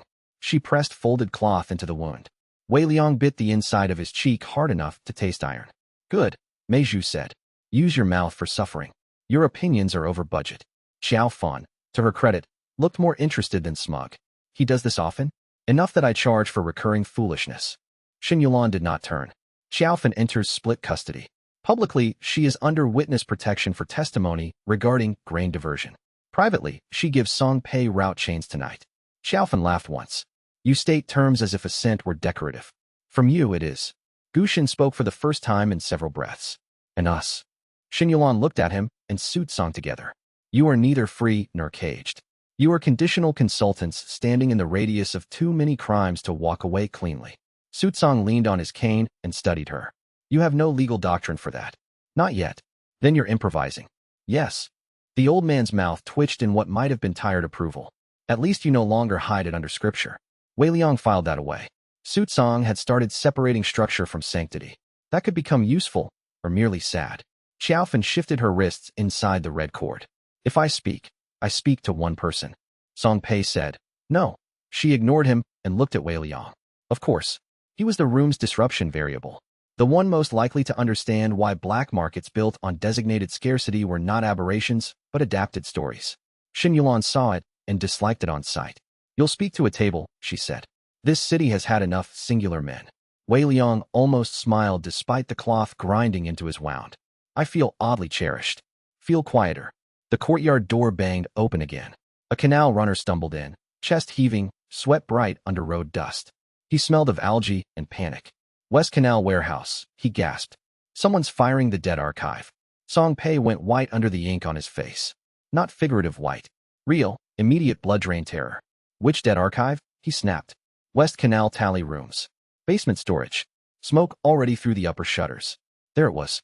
When one ledger network failed, someone moved to erase the records needed to rebuild fair balances. Not just crime concealment. Structural murder. Song Pei thrust the wet page bundles at the nearest stunned clerk and started for the gate. Wei Liang stood on reflex. Meizhu seized his sleeve. No. Xin Yulan's hand flashed out next and caught his other arm. Also no. The double restraint startled him enough that for one breath, he simply looked at them. Meizhu's fingers were cool and implacable. Xin Yulan's grip was harder, angrier, because it came from prediction. If he pulled free, he could still make the ride. If he stayed, Song Pei would hit a burning archive first. He measured the room. Tyro already moving. Chao Jian turning toward the street. Gu Shun watching the decision. Su Tsang listening for the shape of the old sin inside the new one. Wei Liang drew one short breath and chose not to fight the hands on him. Tyro, he said. Keep Song Pei alive. Chao Jian, roofline if the doors are barred. Xin Yulan. Seize every water cart between here and the West Canal. Then he looked at Gu Shun. Author's favorite. If you want to prove you can stand in a city without bargaining over corpses, now would be an elegant hour. Gu Shun's eyes hardened at the name. Good. He turned and left through the arch without answering. Su Tsang followed after one long look at the burning direction of the canal district. Meizhu let go of Wei Liang last. You are not going, she said. He stared toward the street where Song Pei had already vanished into smoke-colored dusk. No, he said. The word hurt. Progress, apparently, often did. Chapter 127. The West Canal Archive burned with an accountant's precision. Wei Liang smelled it before he saw it from the granary roof. Not wild wood smoke. Oiled paper, heated glue, damp reeds catching late. Someone had set the basement first and the stairwell second, forcing the fire upward through records rather than through beams. They wanted the building standing long enough to collapse meaningfully. Xin Yulan had forbidden him from joining the street teams. So he had obeyed with his body and disobeyed with his eyes. Tyro would call that compromise. Meizhu would call it infection. Wei Liang called it altitude. He stood on the granary roof with one hand braced on a chimney and the other pressed to fresh bandages while 3 borrowed signal flags lay at his feet. Below, water carts rattled toward the canal district. Bells clanged from tower to tower. Citizens were already forming bucket lines because this city had discovered, in the last 2 days, that institutions sometimes mint themselves. The archive building squatted beside the canal like a damp brick accusation. Smoke pushed from the shutters in greasy dark ropes. On the far side, too many bystanders clustered near the loading doors. No, not bystanders. Watchers. Wei Liang narrowed his eyes through the sting of drifting ash. 6 men in morning gray, standing separately but holding the same angle on the entrance. not laborers, not worried debtors. Placement told the truth. Fire team outside. Cut-off team waiting for survivors or specific ledgers. He could signal that. He could also do more. One leap across the alley, 3 roofs down, then a descent to the archive eaves. Fast if stupid. The bandage at his side pulsed once as if in direct editorial comment. No. He took the yellow flag and flashed the code Chao Jian had helped draft that morning. Gray Watcher's south side. Below, a runner on the granary balcony answered and relayed by mirror toward the canal. Wei Liang kept watching. The intervals around the fire were ugly. Heat made them wobble. Unwritten legend did not enjoy smoke. Too many actions broke at once when people panicked. Still, he caught enough to see the next turn. The crowd near the west door shifted not away from danger, but inward. People were trapped. A small hand slapped once against an upper shutter, vanished, slapped again. Children? No. Smaller debt clerks. Apprentices maybe. Archive copyists. The kind of workers every city forgot until numbers went missing. His jaw tightened. He reached for the red flag. Trapped upper floor. Before he could signal, a figure landed beside him on the roof ridge with barely a sound. Gu Shun. He carried no visible weapon. He did not need one. Smoke had silvered the dark of his hair at the temples. His left sleeve was torn where the hull collapse had nearly taken the arm. Wei Liang did not look away from the burning archive. You took your time. I was deciding whether you would obey. And you chose the most irritating available version. Fair enough. Wei Liang flashed the red signal twice and watched the runner below relay it onward. There are cutoffs on the south side and trapped clerks on the upper floor. Gu Shun followed his gaze. 3 of the Gray Watchers are carrying monks' knives under their sleeves. Religious outsourcing. Efficient. Xiaofan's work. Gu Shun asked. Wei Liang thought of the route master's face when he had torn the first page. No. This is damage control from someone upstream. She protects chains. This protects doctrine around the chains. The upper shutter burst outward. A young woman leaned half her body through the opening, coughing black into the air. Flames licked behind her shoulder. She was trying to push someone smaller up toward the sill. The south side Gray Watchers moved. Not toward rescue. Toward the ground below the window. There it was. Kill survivors before testimony exits the building. Wei Liang's hand tightened on the red flagstaff. Too far for the street team. Too soon for the bucket line. Too many variables for clean signaling. Decision. He threw the flags down and ran. Gu Shun swore and matched him. Roof tiles cracked under Wei Liang's feet. Pain punched up his side on the second leap, turned his vision bright at the edges on the third. He ignored it. The burning archive roof was lower than the granary's edge by 1 body length. He jumped, hit the ridge hard enough to bite through his lip, and slid toward the gutter. Gu Shun caught the back of his robe and hauled him upright in one vicious jerk. You're welcome, he said. You ruin all my elegant deaths. That is not elegance. Below, the Gray Watchers drew steel. The young woman at the shutter managed to get the smaller body onto the sill. Wei Liang saw the interval before the first thrown knife and made the only play left. He reached into the unwritten seam of the burning roofline where every archive fire in history had produced the same absent necessity. A ladder. Not a miracle ladder. Not a sect artifact. A scorched, ugly, regulation-issue fire ladder that any properly run canal archive should have kept on the south wall, and, in this moment, profoundly failed to. He authored the missing tool into presence. It slammed into existence against the wall beneath the window with a ringing crash. The cost hit like a nail behind both eyes. Memory blurred. For one horrifying second, he could not recall whether Song Pei preferred tea bitter or sweet, only that he would sneer at anyone who asked. The young woman saw the ladder and shoved the smaller clerk onto it. The Gray Watchers flinched at the impossible appearance. That was enough for Gu Shun. He dropped from the roof into them like revised judgment. No flourish. No declaration. He landed on one monk's shoulder, drove him face first into the brick, pivoted under a second slash, and broke the attacker's wrist with a sound like greenwood splitting. The third watcher ran for the ladder. Gu Shun kicked the man's knee sideways. The leg bent wrong. Wei Liang slid down the gutter chain despite the screaming protest from his bandage and hit the ground in a roll that nearly left his lungs on the cobbles. The smallest clerk was halfway down the ladder, sobbing and slipping. Wei Liang planted himself at the base and caught him when he fell. A boy, 12 perhaps, ash all through his hair, skin hot as a cooking stone. Can you stand? Wei Liang asked. The boy shook so hard his teeth clicked. Good enough. He turned and shoved the child toward the incoming bucket line just as the young woman dropped the last 2 rungs and stumbled after him, coughing blood-flecked soot onto the street. How many more? Wei Liang asked. B basement copy room, she choked. 2 runners. Locked in. Of course. Street team arriving. Water not enough. Basement smoke first. Door likely barred. Wei Liang looked at the south entrance. Already burning through. Gu Shun wiped monk's knife blood off his knuckles and followed the look. You cannot go into that stairwell. Wei Liang coughed smoke from his own throat. I know. Then he did not move toward the stairwell. He moved toward the canal. 3 breaths later, Tai Ro saw his plan and began laughing while hauling a mooring hook free from a barge line. Chapter 128. I dislike river plans, Tai Ro said, sprinting beside Wei Liang with the mooring hook over one shoulder. River plans always involve wet boots and bad judgment. Then you're in ideal company, Wei Liang said. The canal stank of mud, fish oil, and hot brick. Flames reflected on the black water in chopped orange strips. Citizens hauling buckets pressed back as Tai Ro barreled through them.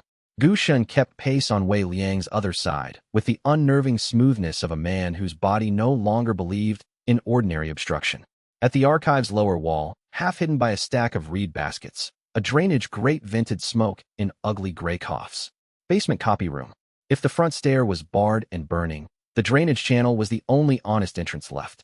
Wei Liang dropped to one knee by the grate. The iron bars had been sealed with poured lead, not improvised by panicked burners. Prepared. Premeditated kindness, he muttered. Tai Ro swung the mooring hook down into the grate slots. Iron shrieked. Nothing gave. Gu Shun crouched, touched the lead with 2 fingers, and frowned. Script treated sealant. Of course. Fire to the records, narrative pressure on the exits. Someone upstream had learned fast. Wei Liang laid a palm against the grate and read the intent layered into the metal. Nothing important escapes through waste. Ugly sentence. Useful sentence. He smiled despite the heat beating at his face. There's the hinge. Tai Ro eyed him. That smile means trouble. Only for phrasing. Wei Liang spent a sharp, careful slice of variance on the final word. Waste became water. The backlash punched through his skull and down into his stomach so hard he almost retched on the stones. But the grate changed function at once. Pressure reversed. Instead of sealing against escape, the metal acknowledged its old architectural purpose. Water surged up through the channel from the canal intake with a roar. The lead seal cracked. Tai Ro tore the grate free with a grunt that turned into another laugh when smoke belched out after it. I hate that your nonsense keeps working. Wei Liang was already on his stomach, peering into the low brick culvert. It's not nonsense. It's municipal respect. The passage beyond was black except for a smoldering orange pulse somewhere deeper in. The air coming out scorched his nose and tasted of wet ash and mold. I fit, Tai Ro said. He did not. I fit better, Gu Shun said. Wei Liang looked at the opening, then at the 2 men, then at the smoke pattern. Too much time arguing roles. Need sequence. Gu Shun goes in, he said. Tai Ro anchors the line. I direct. Tai Ro barked a laugh. So you command from outside like a proper invalid. Progress. Wei Liang chose not to answer because he could feel the truth of it and disliked the sensation. A rope went around Gu Shun's waist. Tai Ro braced his heels on the canal stones. Wei Liang flattened by the channel mouth and opened unwritten legend just enough to read the unchosen turns inside the crawl space. Passage left, blocked. Passage right, flooded ankle deep. Far wall, iron latch on inner cellar door. And there, faint and choking, 2 human intervals pulsing small with fear. Right at the split, he said. Then hook left shoulder through the broken shelving. Door after 4 body lengths. Gu Shun slid into the culvert feet first with infuriating grace. If your count is wrong, he said over one shoulder, I'll haunt you out of professional principle. Take a number. He vanished into smoke. Wei Liang lay with one cheek against warm brick and held the rope loosely in both hands, feeling each transmission of Gu Shun's motion through the line. Scrape. Pause. Pull. Another pause. The culvert magnified every sound. Water sucking at cloth. Coughing. A metal clang from deeper in. Then the line jerked twice. Door. Wei Liang narrowed the intervals. Through the smoke-thick uncertainty inside the brickwork, he felt 3 choices hanging around Gu Shun's next movement. Kick latch. Revise hinge. Abandon speed and clear shelving. No. 4th option. Smaller. Better. Up. Wei Liang snapped into the culvert mouth. Not door. Ceiling vent. Rot above the lintel. Tai Ro looked down at him. You can see rot now? I can see municipal neglect. Inside, Gu Shun shifted. Wood cracked. Then, with a muffled crash, something above the cellar door gave way. Fresh air sucked downward through the breach. Fire changed color in the reflected pulse. Good. The inner latch's intended hold had just lost its oxygen advantage. Now the hinge, Wei Liang said. No answer. Only a brutal metallic scream, and then the line going taut as Gu Shun hauled backward. One coughing body hit the culvert first. Then another, smaller, dragged by the collar. Tai Ro grabbed both and heaved them out into canal air. A woman archive runner collapsed on hands and knees, vomiting black water. A boy little older than the one from the upper floor clung to the stones and sobbed without sound. Gu Shun backed out last with soot caked to his jaw and one sleeve smoldering. The archive behind them groaned. Bad sound. Beam shift. Internal collapse coming. Out of the wall, Wei Liang said. Too slow. The canal-side brick above the drainage opening burst outward in a spray of hot fragments. Wei Liang saw it coming a blink before impact. Enough time to choose. Not himself. He turned and threw his body over the rescued woman's back. Stone hit his shoulders and spine in two bright, separate detonations. Air vanished. The world went white at the edges. Something tore across the old wound in his side, warm and awful. Then Tai Ro's arms were under him, lifting debris away as if the bricks had insulted him personally. That, Tai Ro said into his ear, voice gone rough, was a very stupid civic gesture. Wei Liang coughed dust. Thank you. The rescued woman stared at him from the stones, face streaked with soot and tears. Why? Bad question. He had no taste for heroics, no trust in clean sacrifice. Yet he had moved before theory arrived. Maybe because people dragged from burning archives should not die to rubble in the open air. Maybe because rescue was the one kind of revision the script could never make look neat. Because, he managed, you still have records to offend people with. That got the smallest, wildest laugh out of her before she dissolved into coughing again. Across the canal, bells rang. The first of the fire had begun to die. Chapter 129. Wei Liang woke to argument. Good sign. Dead men rarely had the pleasure. The room smelled of vinegar, wet linen, and crushed mint. A physician's room, then. Not his own. Lamplight pressed through his eyelids in a warm amber wash. Someone was speaking in the clipped, irritated cadence Song Pei reserved for people who confused urgency with intelligence. Burning the dead archive before cross-copy was not merely criminal, Song Pei was saying. It was illiterate. Another voice answered, lower, calmer, and far more dangerous for being calm. Gu Shun. The upper chains moved faster than I estimated. Wei Liang opened his eyes. Meizhu's clinic ceiling came into focus a piece at a time. Dark rafters, hanging bundles of herbs. A fly trapped in a paper window, buzzing itself stupid. Song Pei stood at the foot of the bed with 3 stitched copy folios in his arms. Gu Shun leaned against the wall near the door, somehow making stillness look argumentative. Su Tsong sat on a low stool by the window, hands folded over his cane, looking like an elder from any ordinary district who had wandered in by mistake. Nothing about the room was ordinary. Meizhu noticed his eyes open and immediately pressed him back with one hand on the shoulder. No, I didn't say anything. Your face did. Xin Yulan was seated at the corner table, writing. She did not look up. You slept through dawn, noon, and one very productive accusation. Wei Liang tested the air in his lungs. Pain, yes. Manageable if he pretended not to breathe too hard. Against whom? Several people, she said. But Minister Chiu Wenshu most publicly. Song Pei's mouth thinned with satisfaction. His servants have begun denying acquaintance. Excellent. Chapter 3 completed. Wei Liang let his head rest back against the folded cloth pillow. I do hate efficiency in others. Xin Yulan finally looked at him. The expression was flat, controlled, and therefore more alarming than anger. The West Canal raid cost us 6 hours because you had to be carried bleeding through 2 districts while the rescue chain reorganized around your absence. There it was. Concrete loss. He felt it before she named it. The missing window. The time lost in routing messages around his collapse. The second warehouse clearance delayed. What escaped, he asked. Xin Yulan dipped her brush and wrote another line before answering. 1 river convoy. Not grain. Sealed chests marked as temple roof tiles. By the time the north locks were closed, they were gone. Wei Liang shut his eyes once. Cost accepted. Logged. Real. My mistake, he said. The room went quiet. Not because the words were dramatic. Because he offered them rarely enough to qualify as weather. Su Tsong studied him over folded hands. That is an expensive habit you are developing. Accounting theme, Wei Liang murmured. Song Pei shifted the folios under one arm. Xiaofan confirms 11 external routes and 1 inland clearing nexus called the Salt Registry. She also confirms something else. Wei Liang opened his eyes again. Song Pei set the folios down on the bed blanket. The paper smelled sun-dried and faintly smoky from emergency copying. On the top page was a map. Not geographical. Transactional. Arrows connecting grain, mourning goods, monastery shipments, sect donations, tax remissions, and debt consolidations. At the center of all 11 external routes sat 1 blank square. Unlabeled. That was worse than a name. What am I looking at? Wei Liang asked. Song Pei tapped the blank square with one ink-stained finger. A ledger account with no account holder. All discrepancies. All unrecoverable balances. All morally inconvenient deficits eventually clear here. Su Tsang said quietly, a villain account. Wei Liang turned his head toward him. The old man did not flinch. Every system that needs continuity invents a body, office, or abstraction to absorb the remainder. In courts it was scapegoats. In sects, outer disciples. In households, daughters. In the hall, designated losers. His gaze dropped to the blank square. In markets, it becomes debt without personhood. Gu Shen straightened from the wall. And the narrator loves such accounts because they make sacrifice look fiscal. There it was. One thing not predicted by the premise. Cosmic narrative pressure laundering itself as macroeconomics. Wei Liang stared at the blank square and felt cold clarity settle over the clinic room.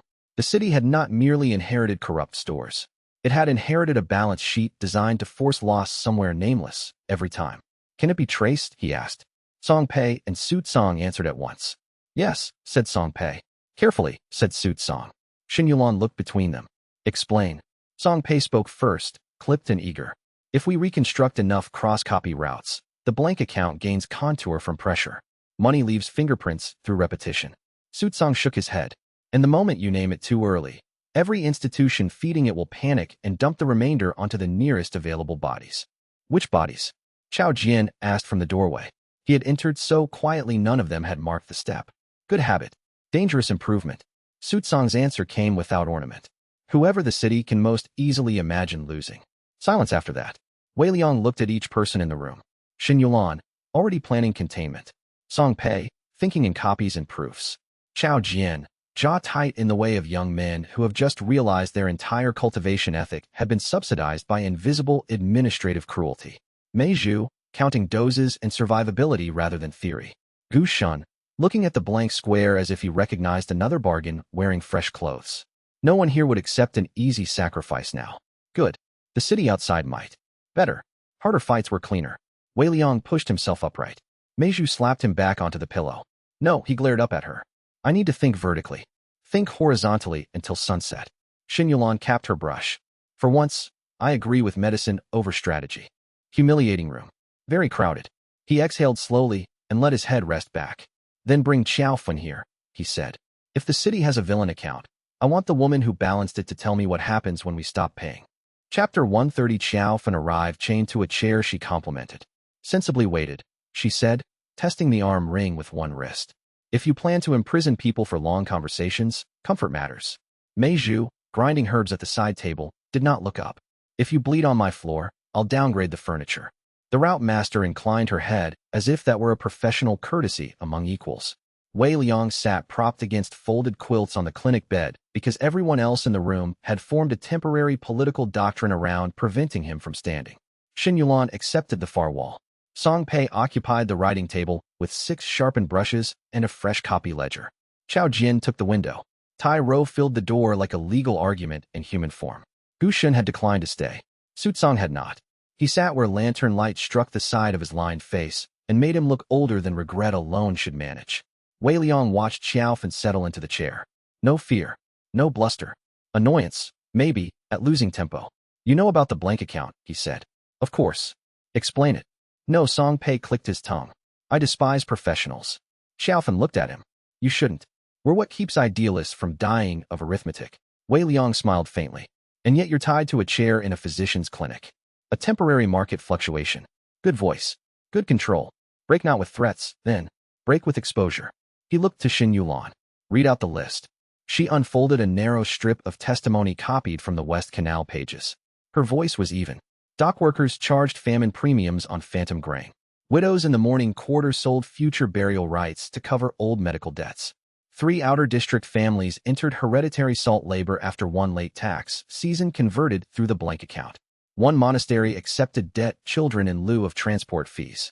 Xiao Fen's eyes did not move. Xin Yulan continued. The blank account is where every system sends loss it refuses to name. And you kept it solvent. There. Not accusation of theft. Accusation of authorship. Xiao Fen finally looked at Wei Liang. You think naming cruelty changes demand? No, he said. I think naming the accountant changes who trusts the books. Song Pei, bless him, laid 6 copied ledgers across the table and a fan. I have already begun. Xiaofan's control tightened by one visible thread. He pressed. You built yourself as inevitability, Wei Liang said. Necessary evil. Route master. Woman who keeps grain moving when principles would rather posture.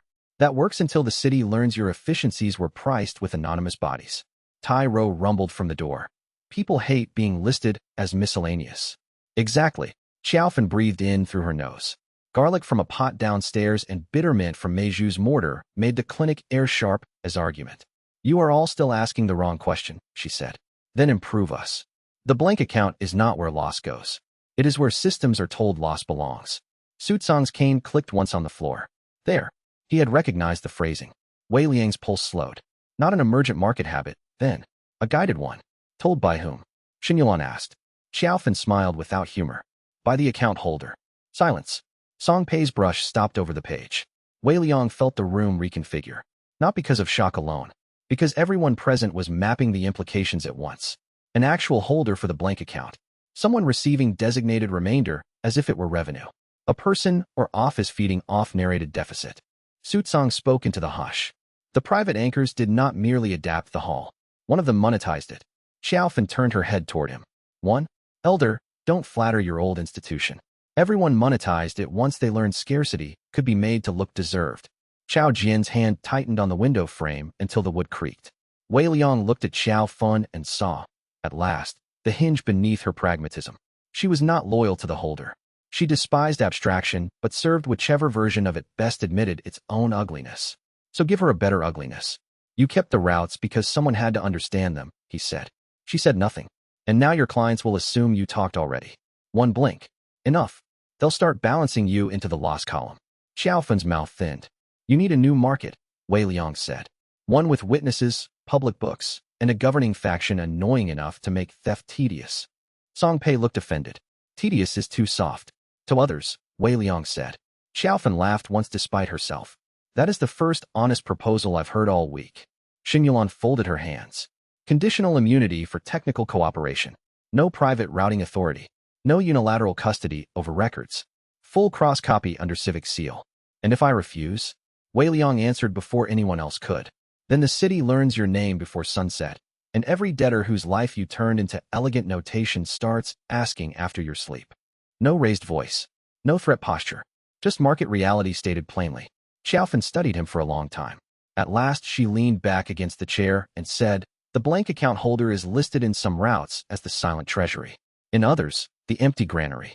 In monastery books, it's called the bowl without bottom. Sutsang shut his eyes. You know it, Wei Liang said. The old man nodded once. One of the 12 adapted anchors. Not imperial. Merchant-backed. It broke from the hall during the famine wars and learned that people will tolerate any design if you make it sound like inventory. Xiaofan continued, voice flat now that the lock had broken. Current clearing representative in this region uses no public title. But the runners call her Madame Hollow. The name landed cold. A woman, then. Good. Specific. Where? Xingyuan asked. Xiaofan smiled like a knife, remembering its handle. At tonight's dead auction. Song Pei's head jerked up. There is no licensed auction tonight. Licensed, Xiaofan said, does admirable work in that sentence. Wei Liang swung his legs over the side of the bed. Every person in the room turned toward him with the same expression. He ignored it. Where? Xiaofan gave the address. Old Salt Way House, third basin, 2 bells after moonrise. Tyro pushed off the doorframe, already grinning. Xiao Jian's hand fell to his sword. Shen Yulan started issuing assignments before the last word finished, leaving Xiaofan's mouth. Then Meiju stepped directly in front of Wei Liang and folded her arms. No, he looked up at her. There's an auction selling human remainder. Yes. I'm going. No. Shen Yulan did not rescue him this time. Worse. She waited to see if he could do it himself. Wei Liang looked from the physician to the doorway to the map strip on the table. Old reflex said push through. Pay later. Own the scene by arriving bleeding if necessary. New cost sat fresh in memory. River convoy lost. 6 hours lost. Others forced to reroute around his collapse. He inhaled, tasted mint and lamp soot, and made the choice his older self would have called surrender. Then sew me tighter, he said. Meiju's expression did not change. But Song Pei looked up sharply. Shen Yulan looked at him longer than comfort allowed. Tyro barked a laugh of pure surprise. Xiao Fan, still chained to the chair, gave him the smallest nod in the room. Professional. Recognition. Disgusting. Useful. Outside the clinic. The city's bells began to mark the approach of night, and somewhere in the Salt District a market prepared to auction the shape of loss to whoever could afford not to look at it directly. Chapter 131. The Dead Auction opened with a lullaby. A woman's voice drifted out of the old salt wayhouse, soft as warm milk, singing some village cradle song about winter geese and a lamp left lit for late suns. The sound curled through the Basin District and made the night feel smaller. Lanterns swung over damp stone. Salt crust glittered pale on the warehouse walls. Men and women approached in pairs and trios with their faces half-covered, not because anonymity was certain here, but because shame liked fabric. Wei Liang stood under the shadow of a fish seller's awning across the basin and listened. "That," he said quietly, "is obscene." Xiao Fun, hooded and unchained at his side under Tai Ro's implied promise of immediate correction, nodded once. Madame Hollow prefers maternal staging. People buy harder if they think they're preserving order at home. The smell of brine and cold mud from the basin mixed with sesame oil from a nearby cart. Somewhere a dog barked and then stopped as if embarrassed to be heard near Wealth. Xin Yulan had arranged them in layers. Chao Jian and 3 runners on the roofline. Song Pei with the public copy team in the abandoned Cooper's shed behind the basin. Tai Ro near the main doors because some arguments only respected shoulders. Mei Zhu in the carriage lane with stretchers and opiates and a look that promised her displeasure would outlive everyone else's politics. Fang Tianzi 2 streets away with provisional warrant seals and enough visible city officers to make legality feel close, but not so close the buyers would vanish early. And Wei Liang? Not at the front. Xin Yulan had given him a narrower job and waited to see if he would treat precision as dignity rather than insult. He was to enter late, identify the blank account mechanism, and break the sale structure only when public witnesses had line of sight. He hated how reasonable it was. Xiaofan adjusted the plain wool shawl over her hair. Madame Hollow won't appear first. She lets debt speak before she does. How theatrical. You're all theatrical. She just invoices it. Wei Liang glanced at her. And why are you helping? Xiaofan kept her gaze on the wayhouse door where a clerk in morning gray was checking invitation sticks under a lantern. Because if she survives tonight with the ledgers broken, she will hang the entire route failure on me. Because I prefer public books to private executions. Because markets hate monopolies. 3 honest reasons. He respected that more than virtue. Across the lane, Xin Yulan shifted one finger against her sleeve. Signal. Second bell. Time. Wei Liang pulled his own hood lower and crossed the street with Xiao Fun as if they were merely another pair of embarrassed creditors come to bid on someone else's necessity. The doorkeeper held out a hand. Xiao Fun produced a lacquer token from somewhere in her shawl. Household reserve claim, she said. The clerk looked at Wei Liang. And the gentleman? Wei Liang smiled pleasantly. Miscellaneous loss. The clerk snorted despite himself and waved them through. Inside, the old wayhouse had been turned into a chapel for accounting. The salt scales still hung from the rafters in black silhouettes.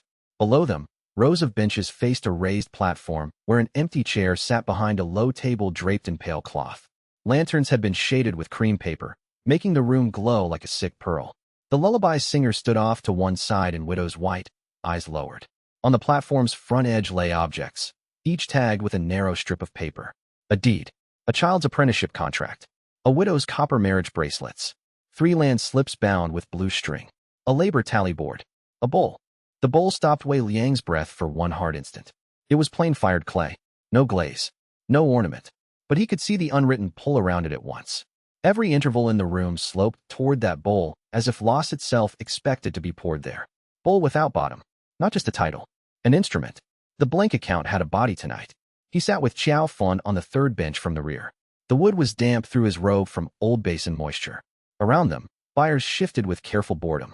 Rich merchants pretending they were here to solve inefficiency. Household stewards pretending they were rescuing collateral. One monastery bursar staring at the platform with the cool focus of a man pricing compassion by weight. Wei Liang tasted bitterness in the back of his throat. This room had learned how to make villainy feel like bookkeeping. Good. Better to see the mechanism unclothed. The lullaby ended. The singer stepped back.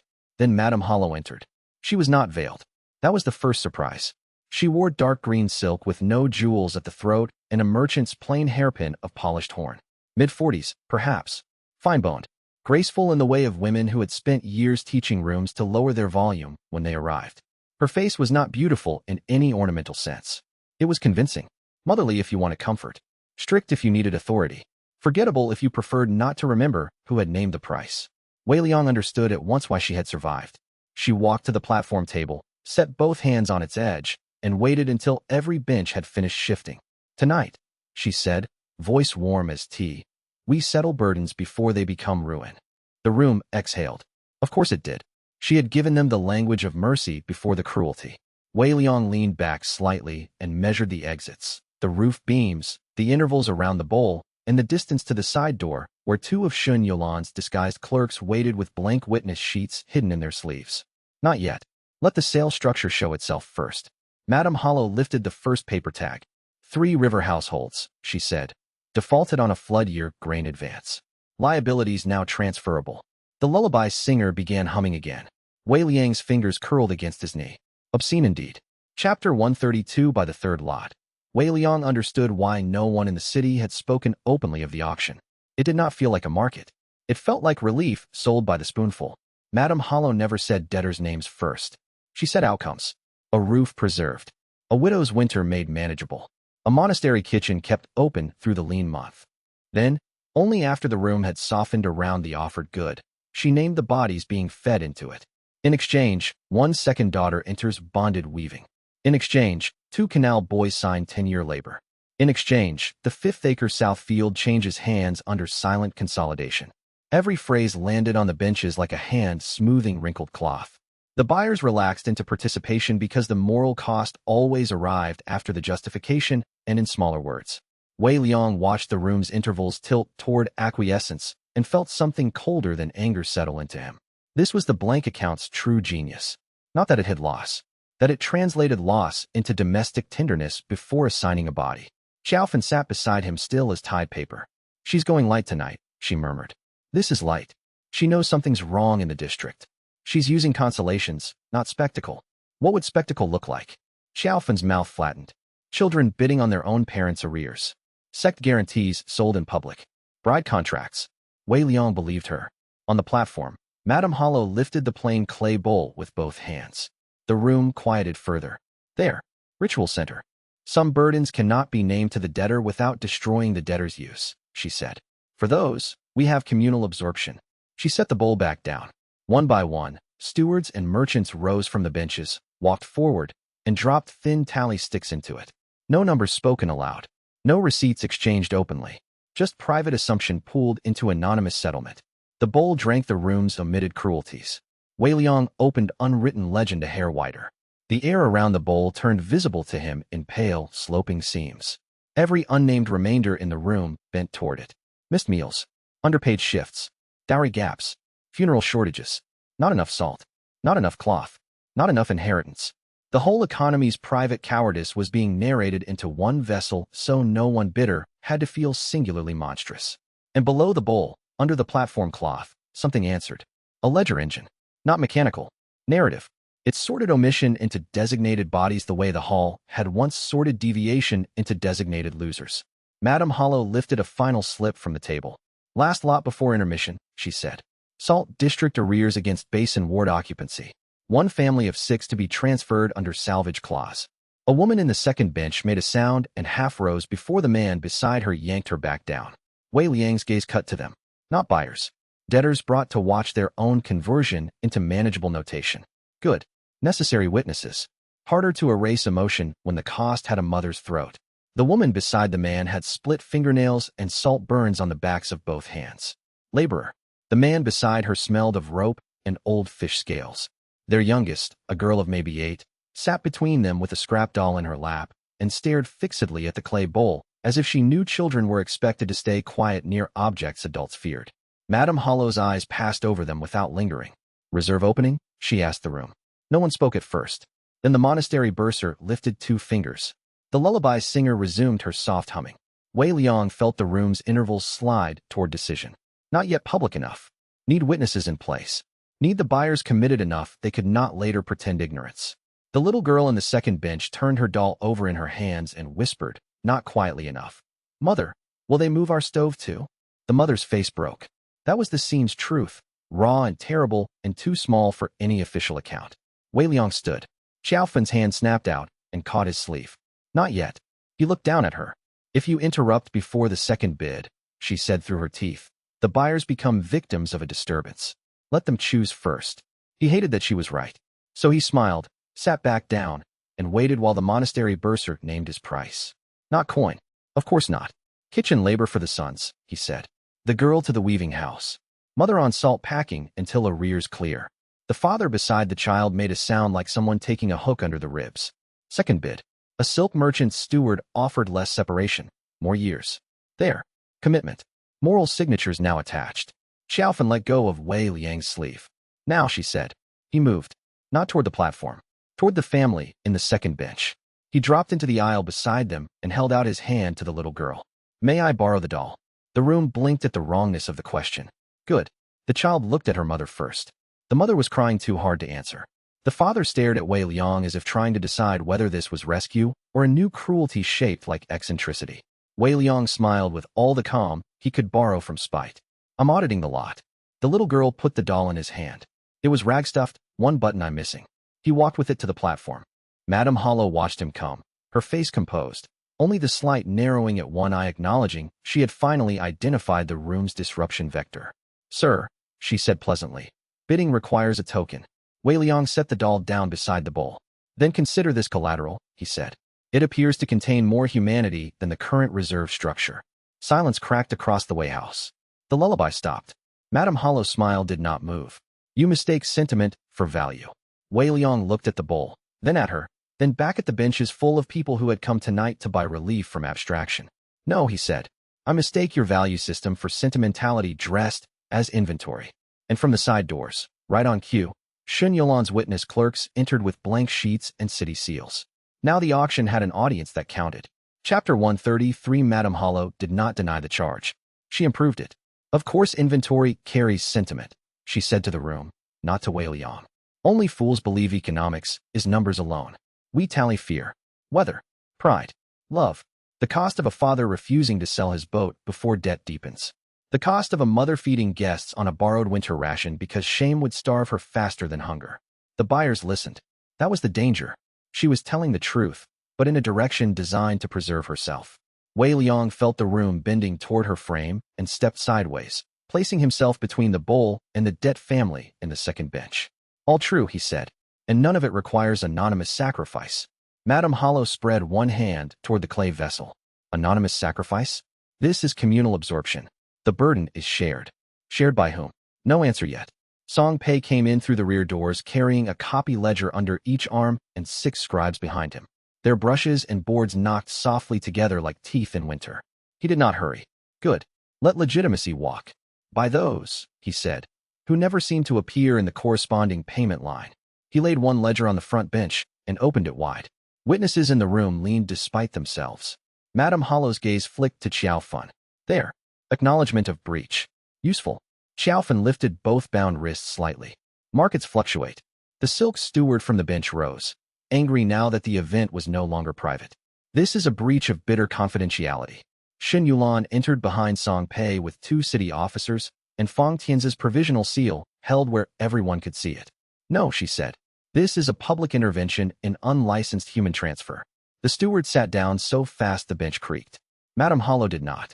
She looked at Shen Yulan, then at Fang Tianzi entering behind her, then at the city officers spreading down the side walls, and for the first time her warmth thinned. You bring state force into private relief work.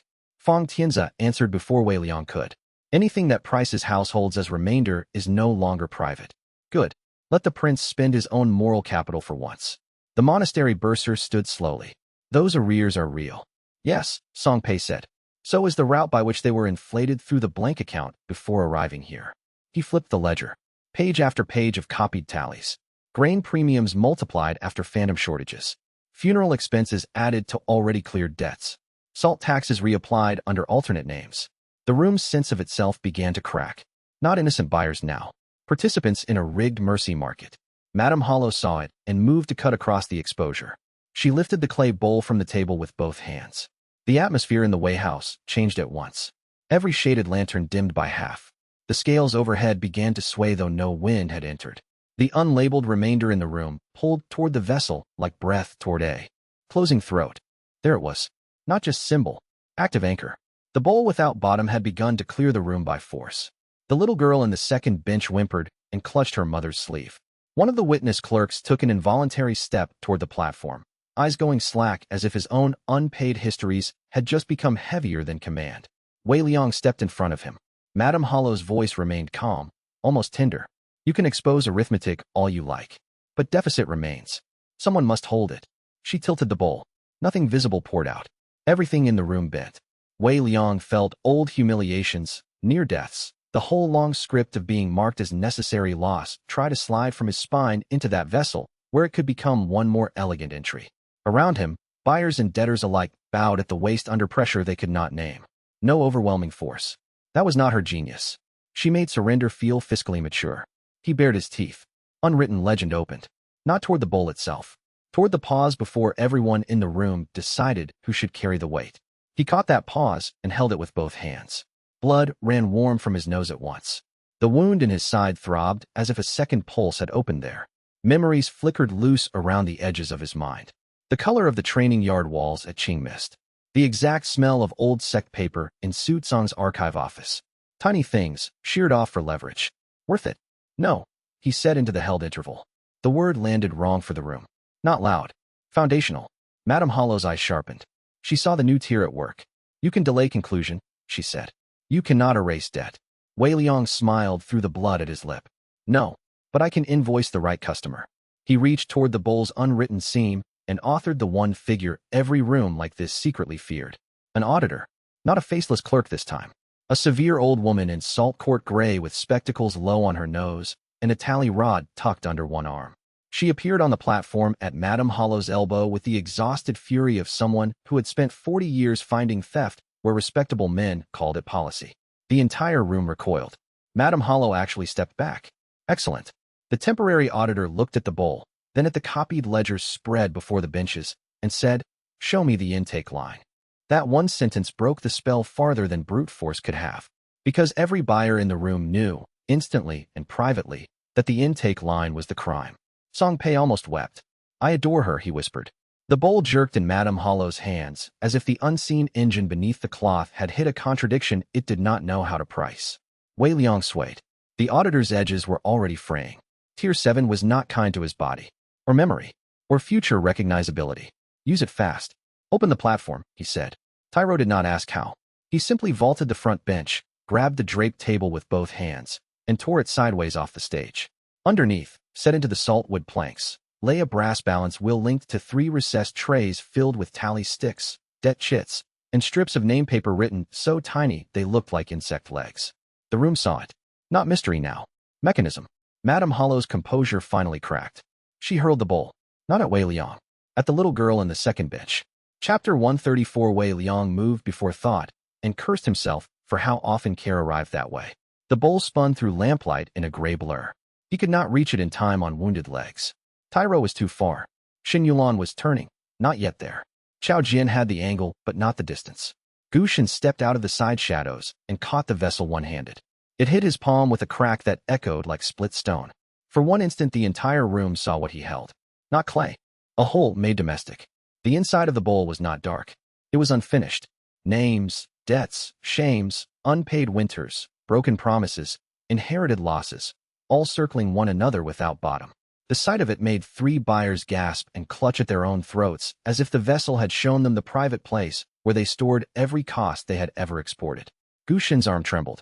His jaw locked hard enough to stand veins in his neck. The bowl wanted a holder. A willing compromise. A man already practiced at calling bargains mercy. Bad target selection, Wei Liang thought, with savage delight. Gu Shen looked at Madame Hollow over the rim. You feed this with children. Madame Hollow's answer came cold now, all warmth spent. I feed cities with subtraction. Then she snapped 2 fingers. The lullaby singer in widow's white tore a blade from inside her sleeve and went for the debt family's mother. The monastery bursar flipped the front bench and lunged for the witness clerks. 3 buyers. Wei Liang saw the interval. Too far to reach the flame. Close enough to author the missing thing. A lid. Specifically the iron smothering cover the Weihouse should have kept beside every hanging lantern and obviously had not. It slammed into existence over the fire in a spray of sparks just before oil hit paper. The cost made the room lurch sideways. Wei Liang blinked and for a terrifying instant did not know why the severe old auditor on the platform mattered. Then memory snapped back. Barely. Not sustainable. Song Pei looked up from the saved ledgers, face white with fury. I may forgive you that one. Highest praise available. Madame Hollow made it to the exterior threshold. Xin Yulan, finishing the chain choke on the last hook man, saw the escape and threw not herself but a witness sheet. The paper slapped against Madame Hollow's shoulder and stuck there, the city seal smearing in black ink across green silk. Marked, Xin Yulan said. That was brilliant. Not a restraint. A social sentence. Madame Hollow ripped the sheet away with a hiss and bolted into the basin lane. Gu Xin started after her. Wei Liang caught his sleeve. Bad idea. Necessary. Gu Xin turned, and the bowl in his hand pulled at the room's omissions so hard the scales overhead groaned. Let go. No, she'll run. Good, Wei Liang said. Marked women leave ledgers. Gu Xin looked at him, as if deciding whether concussion had finally improved his judgment. And the bowl? He asked. Wei Liang looked at the thing. The temporary auditor had already begun to fray into blankness, but she was still glaring disapprovingly at the exposed intake mechanism like a saint of merciless bookkeeping. The bowl had to be handled now. Not hidden. Not shattered blindly. Publicly reassigned. He smiled, exhausted and mean. Take it outside, he said. We're going to show the city what it has been swallowing.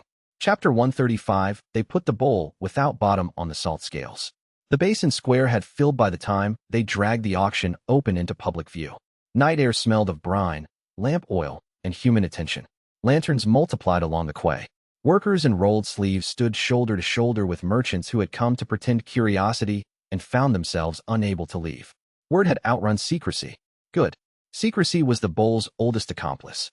Tai Ro hauled the exposed platform mechanism into the square and dropped it onto the weighing stones with a crash that made people flinch. Song Pei followed with copied ledgers held high against his chest, like scripture rewritten by clerks with grudges. Chao Jian shepherded the rescued Det family onto the front edge of the crowd. The little girl still clutched her rag doll. Xin Yulan, hair half loose now and face sharpened by work, planted the witness table beside the scales and began assigning scribes without waiting for silence. Fong Tianzi arrived under provisional banners at exactly the useful moment. He took one look at the basin full of civilians, the exposed mechanism, the bowl in Gu Shun's hand, and said, You continue to improve the difficulty of my office. Wei Liang, pale with overuse and held upright more by spite than blood volume, inclined his head from where Meizhu had forced him onto a grain crate. You're welcome. Meizhu kept 2 fingers hard against the pulse in his neck. If he dies while being witty, I'll find the crown. Fong Tianzi's mouth moved as if a smile had considered the room and wisely declined. Then all eyes went to the bowl. Gu Xin set it on the hanging scale pan, as if placing down a child who bit. The iron chains gave a strained little cry. The other pan shot upward. Impossible. The vessel looked as light as ordinary clay. Yet the scale arm dropped so hard toward the bowl that the beam above creaked under the pull. People in the crowd muttered. One old porter crossed himself in an old river charm. Suit Song stood forward beside the platform mechanism, cane planted at his foot. This, he said, voice carrying farther than his age suggested, is an adapted anchor. It teaches a city where to send what it refuses to bear directly. Murmurs spread. Xin Yulan nodded to Song Pei. The archivist opened the copied ledger to a marked page and read names. Not the debtors first. The buyers. The houses that had fed the bowl. The store chiefs who inflated arrears. The monasteries that accepted child labor as remission. The merchants who profited from shortages they later soothed. Public sequence mattered. The crowd's mood changed with each named participant. This was not abstract exploitation anymore. It had addresses, surnames, familiar shop signs.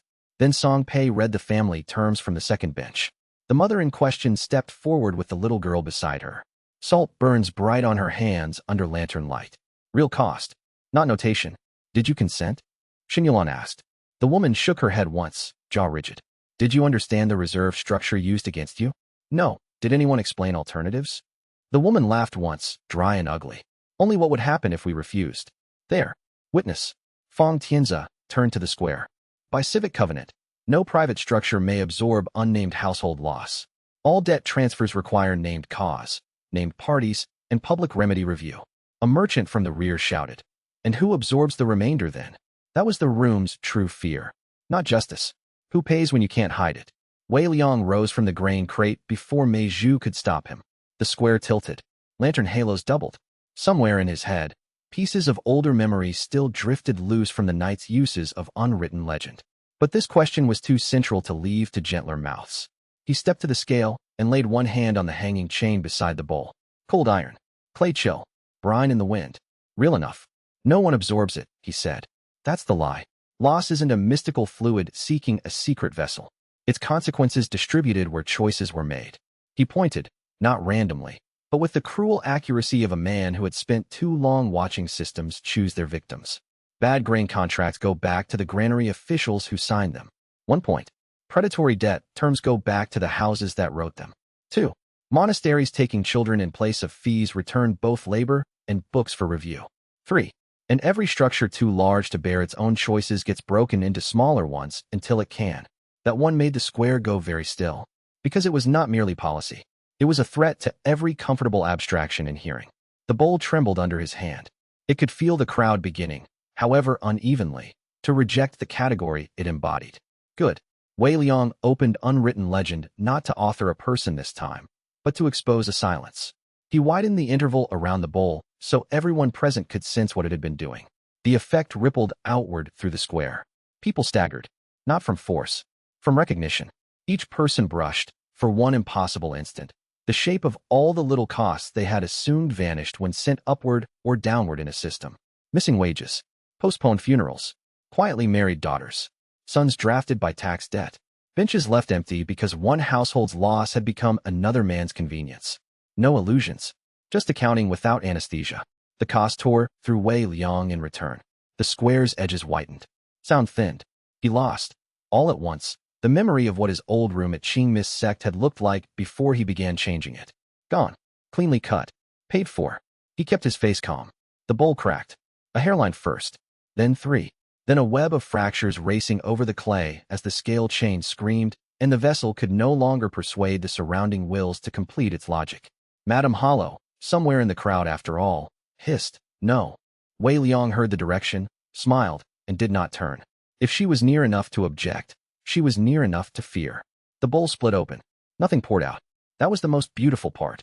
No cursed smoke. No demon debt. No divine punishment.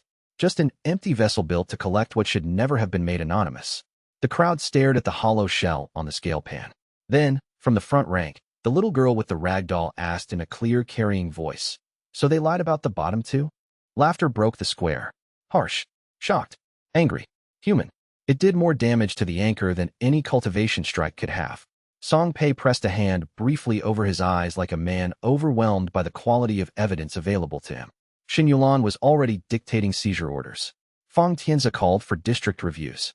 Tai Rou grinned toward the crowd as if they had all just agreed to break furniture with moral permission. Su Tsang looked at the broken bowl and whispered, perhaps to himself, there was never a bottom because there was never a limit to what people would export. Gu Xin stood apart from them all with the broken scale light across his face. And now, he asked Wei Liang. Wei Liang looked out over the square. Public witnesses. Broken mechanism. Copied books. Named buyers. One route master turned consultant. One old anchor turned reluctant instructor. One prince forced into governance by exposure. One city discovering that self-authorship required not just freedom from script, but appetite for unpleasant accounting. And 11 more regions beyond. Now, he said, voice roughening under fatigue and something almost like wonder. We teach the rest of the world to hate summaries. The basin bells began to ring then, not by order, but because porters and clerks and laborers nearest the ropes had decided on their own that this was a moment requiring noise. The sound rolled over the salt district and out toward the dark water where hidden convoys used to pass unseen. For the first time in that whole ugly economic war, Wei Liang saw a crowd not merely resisting a designated loss, but learning how to audit the people who offered it. That perspective shift struck deeper than triumph. Freedom was not escape from authorship. It was shared editorial authority, messy and loud and full of people who would never agree on prose, but might still refuse a false ledger together. The insight settled around him like a second skin. Not a new rank, a harder use for the one he had earned. Then Meizhu caught him by the shoulder just before his knees gave, and said directly into his ear, "If you collapse now, I'll mark it as melodrama." He almost answered. Instead, he looked once more into the city beyond the basin where somewhere, under fresh shame and failing routes, Madame Hollow would be running toward whatever larger ledger had made her profitable. Good. Marked women left books. And books, handled correctly, led to endings. Chapter 136 Madame Hollow left a trail in vinegar. Not blood. Not obvious flight. Vinegar. Wei Liang caught it in the lane behind the basin when everyone else was still arguing over custody orders and seizure chains. The witness sheet Xin Yulan had slapped against Madame Hollow's shoulder had been coated in iron gall ink. Tear it away too quickly, and the smear bled black-blue. Wash it badly with vinegar and salt, and the stain turned green at the edges. She had washed poorly. The smell clung to the stones under the fish market arch and again on the handrail of a narrow stair leading into the old merchant quarter. Rain earlier in the evening had dampened the city's usual dust. Good. Scents held longer when streets had been recently honest. Left, he said. Tyro, carrying a shuttering bar across one shoulder because he refused to enter dangerous buildings without a piece of furniture he trusted, sniffed the air and grunted. Smells like bad pickles. Criminal pickles, Song Pei said from behind them, clutching 3 copied ledgers to his chest under an oilskin wrap. Specific category. Xin Yulan moved at Wei Liang's right with a hooded lantern and 12 city officers spread in a cord behind her. No banners. No shouting. Quiet work. The best kind when chasing frightened professionals. Meiju had allowed him to walk only after binding his ribs so tightly he felt half his opinions had been compressed into his spine. If you split again, she had said, knotting the cloth with finality, I'll stitch you to a chair and call it architecture. Now each breath came shallow and sharp. Useful. Pain kept his timing clean. The alley opened into a dead courtyard behind a shuttered silk guild hall. Rainwater stood in 2 broken basins. The scent of vinegar pooled strongest at a narrow servant's door under the rear balcony. Su Tsang stopped beside the basin and touched the green smear on the threshold with one finger. Merchant vault descent. Wei Liang glanced at him. You know the architecture. I know what private anchors by when they stop wanting temples. The old man straightened with a soft crack in his knees. Stone below waterline. No public windows. Many ledgers. Comforting. Gu Shun emerged from the shadow beside the courtyard wall as if the night had drafted him late. He had changed into plain dark robes. His face was cleaner than before, but the line at his jaw had gone tight in a way Wei Liang recognized now. He looked like a man approaching a bargain he had already decided to hate. Below, Gu Shun said. No greeting. No apology for vanishing after the bowl. Fine. Their relationship worked best when civility stayed hypothetical. Xin Yulan looked at him once, weighing the usefulness of his arrival against the damage of his history, then nodded toward the servant's door. Front team with me. Chao Jian takes upper exits. Tyro holds the stair mouth if anyone runs. Song Pei, once the ledgers are visible, you own the room. Song Pei drew himself up 2 finger-widths taller. At last, responsible governance. Wei Liang stepped toward the door. Xin Yulan's hand caught his sleeve. Not hard. Certain. My order stands, she said quietly. You identify the mechanism. You do not sprint into the center because the center flatters you. He met her gaze. The old reflex rose anyway. Irritation first. Obedience second. Why accept a boundary when he could see 3 ways around it? Because last time 6 hours vanished into blood and rerouting. Because this time her instruction was not containment for its own sake. It was choreography. He inclined his head once. I'll try to disappoint my instincts. Aim higher. Tyro wedged the shuttering bar into the servant's door seam and heaved. Old wood split with a crack muffled by the wet courtyard air. The door went in. Cold stone breath rolled out from below carrying mold, old copper, and a cleaner version of the vinegar trace. The stair descended in a square spiral lit by blue glass lamps every 10 steps. The walls were lined not with prayers or merchant slogans, but with shelf marks carved straight into the stone. A vault then. No, an archive pretending not to be one. At the bottom, the stair opened into a circular chamber with a domed ceiling and concentric ledger shelves rising all around it like terrace seats. In the center stood a great iron-banded chest with its lid thrown back. Ledger cords trailed out of it and vanished into 12 channels cut into the floor. The channels glowed faintly where old narrative handling had worn the stone smooth. And seated atop the open chest, one bare foot tucked under her, was a girl perhaps 14 years old, wrapped in a white robe too plain to belong in a merchant vault. She held a brush over a ledger page and looked up before anyone spoke. Her eyes were Gu Shun's. Not the shape, the steadiness. The room changed around that fact. Gu Shun stopped breathing. Su Tsang's grip tightened on his cane. The girl set down the brush. Father, she said. Gu Shun did not move. Gu Mei, he answered, and his voice came out with all the neat control stripped clean. Wei Liang's mind clicked through the pieces. Daughter preserved by bargain. Silent treasury using living witness structures. Only other person in the world who might understand what it meant to live between designated lines.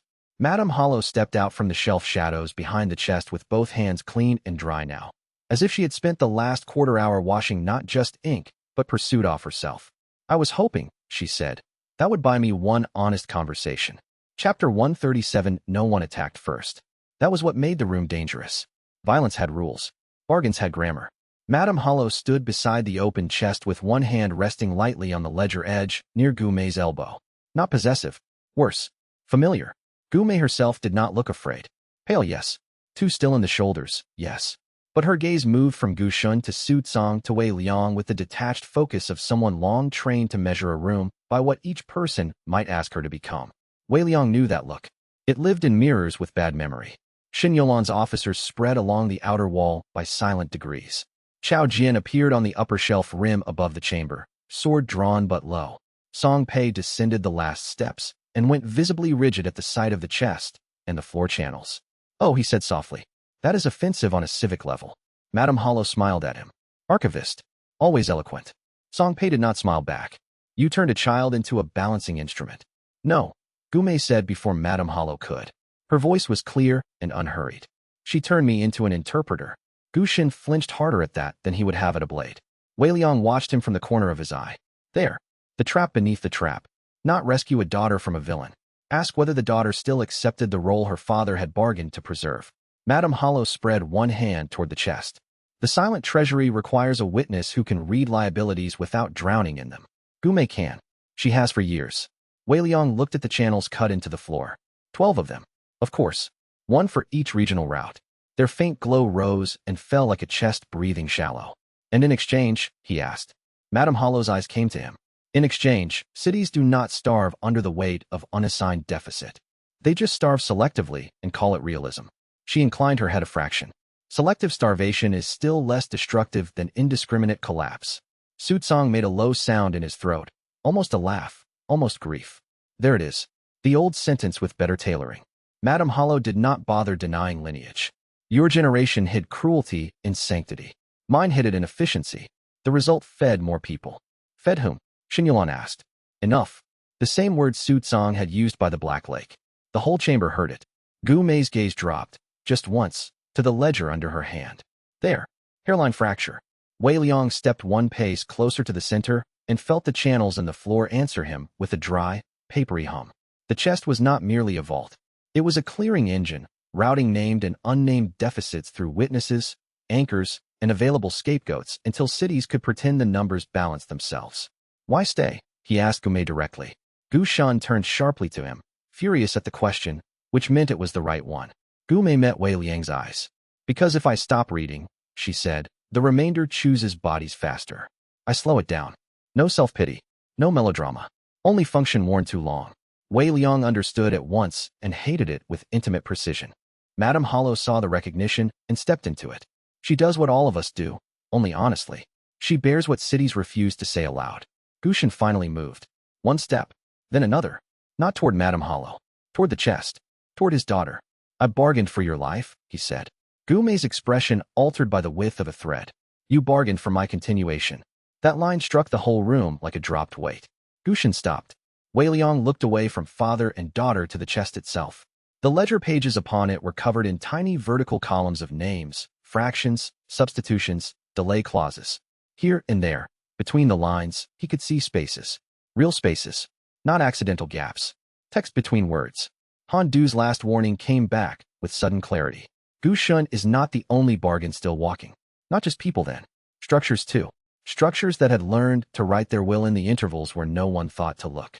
The silent treasury was not clearing numbers. It was writing social reflex through omission. He opened unwritten legend gently.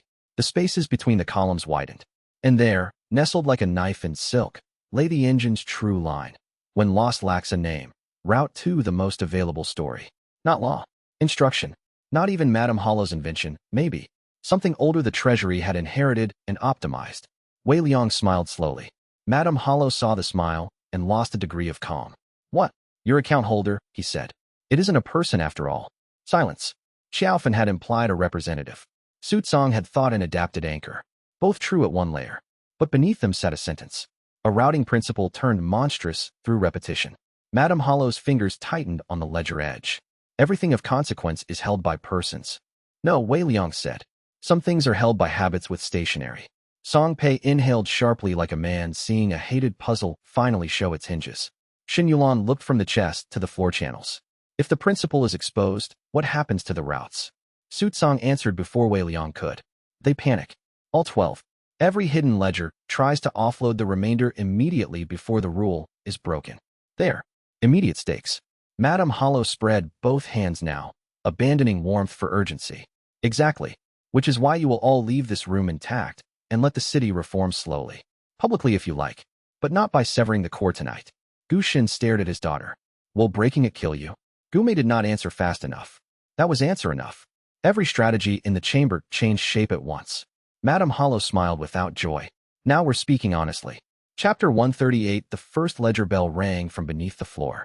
It sounded like a spoon striking a bowl at the bottom of a flooded well. Every channel cut into the stone flashed brighter. On the chest, the open pages began to turn by themselves, each leaf lifting and settling with the dry whisper of old skin. Across the city, Wei Liang knew, other hidden books were already feeling the pressure. Panic at the core. Lost-seeking bodies. Madame Hollow had not even triggered it. Recognition had. Wei Liang thought 3 moves at once and discarded 2. Destroy the chest now. Too blunt. Gu Mei might die, and the routes would dump blind into the nearest people. Seize the ledgers and retreat.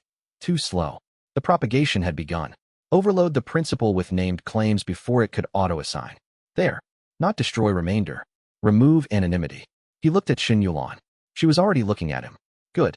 No need for speeches between co-authors. Public claim flood, he said. She was moving before the last word finished. Chao Jian, signal the basin. Song Pei, every copied route page to the witness square. Officers, runners to all district tables.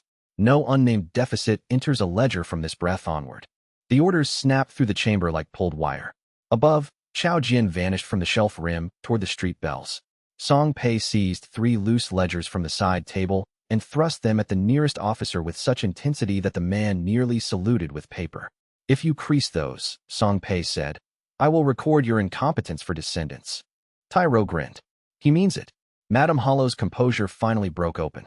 You cannot flood 12 route systems with named claims in a night. No, Wei Liang said. But this city can. He had seen it already. Bucket lines. Witness tables. Porters ringing bells without permission. Once ordinary people understood that omission itself was the crime, they became very difficult to summarize back into passivity. The second ledger bell rang. Gu Mei's fingers clenched on the chest edge. Blood fled her knuckles.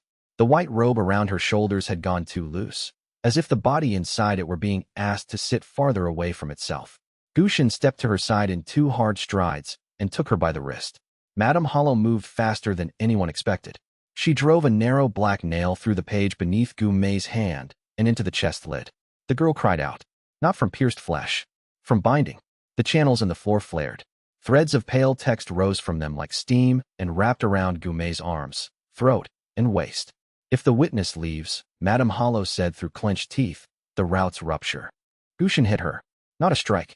A revision-level blow delivered through a father's patience finally rotting through. His palm caught her sternum and sent her backward over the chest. Shelves behind her exploded in a rain of tied ledgers. Wei Liang was already moving to the central page. The black nail pinned the principal line to the ledger surface, anchoring the routing instruction in place while the city-wide panic built. When loss lacks a name, route to the most available story. He could cut it. Too simple. If he erased the sentence while unnamed deficits still rushed through the channels, the engine would seek whatever half-lines remained. Chaos by omission.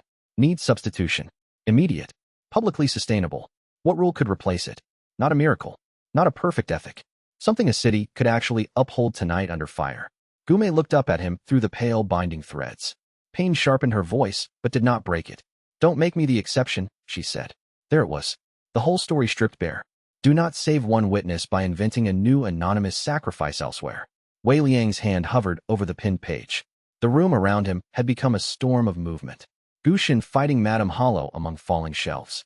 Tyro batting aside 2 vault guards who had emerged from a side passage too late. Xin Yulan at the stair mouth shouting claim instructions upward while officers ran. Su Tsang kneeling by one channel, fingers pressed to the stone, reading propagation rates with the face of a man listening to old sin's wake. Need a rule people can hold. He thought of the basin square, of the broken bowl revealing nothing, of the little girl asking if they had lied about the bottom too, of Song Pei reading buyers' names before debtors, of Xin Yulan forcing witnesses into every room. Name first. Cause first. Public before transfer. Yes. He drove variants into the pinned line and rewrote not one word, but its logic. When loss lacks a name, stop the transfer. The cost hit like a hook behind the eyes. His hearing vanished. Not dulled. Gone. The whole chamber became silent motion and blood in his mouth. White fire tore down his neck. Somewhere a fresh streak in his hair went cold as winter water. The floor answered. Every channel stopped glowing and turned a dense, absolute black. The pale text around Gume froze. Then, one by one, the threads fell away from her body like cut spider silk. Madame Hollow saw it and screamed. Not in fear. In calculation destroyed. She hurled herself at the chest with both hands, trying to rip the page free before the replacement principle settled. Sutsong intercepted her.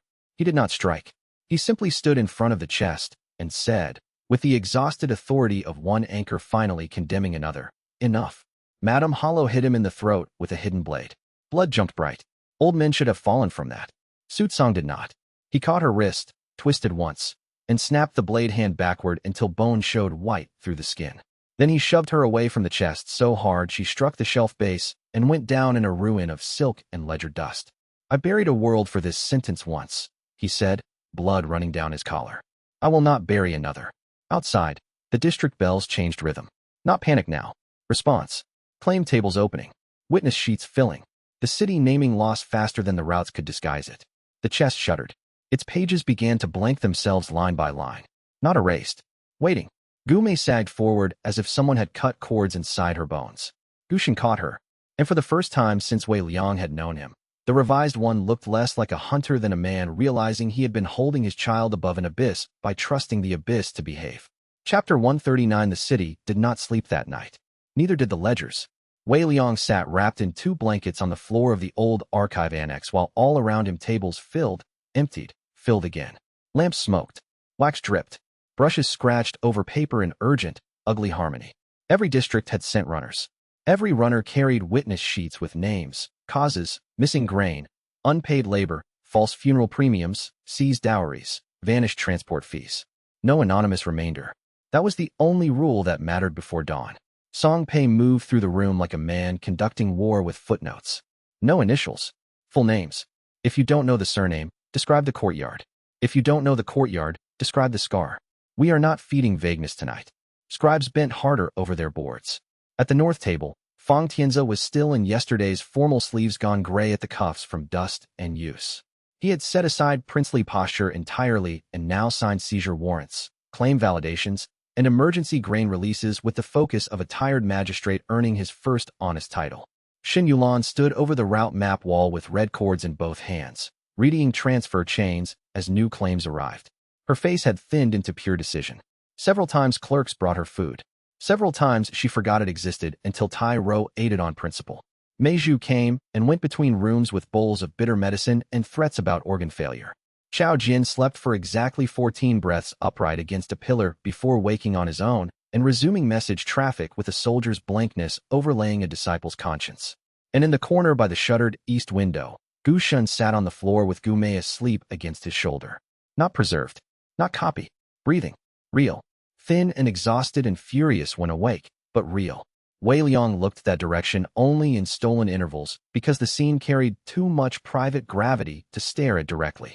Sutsong had not died.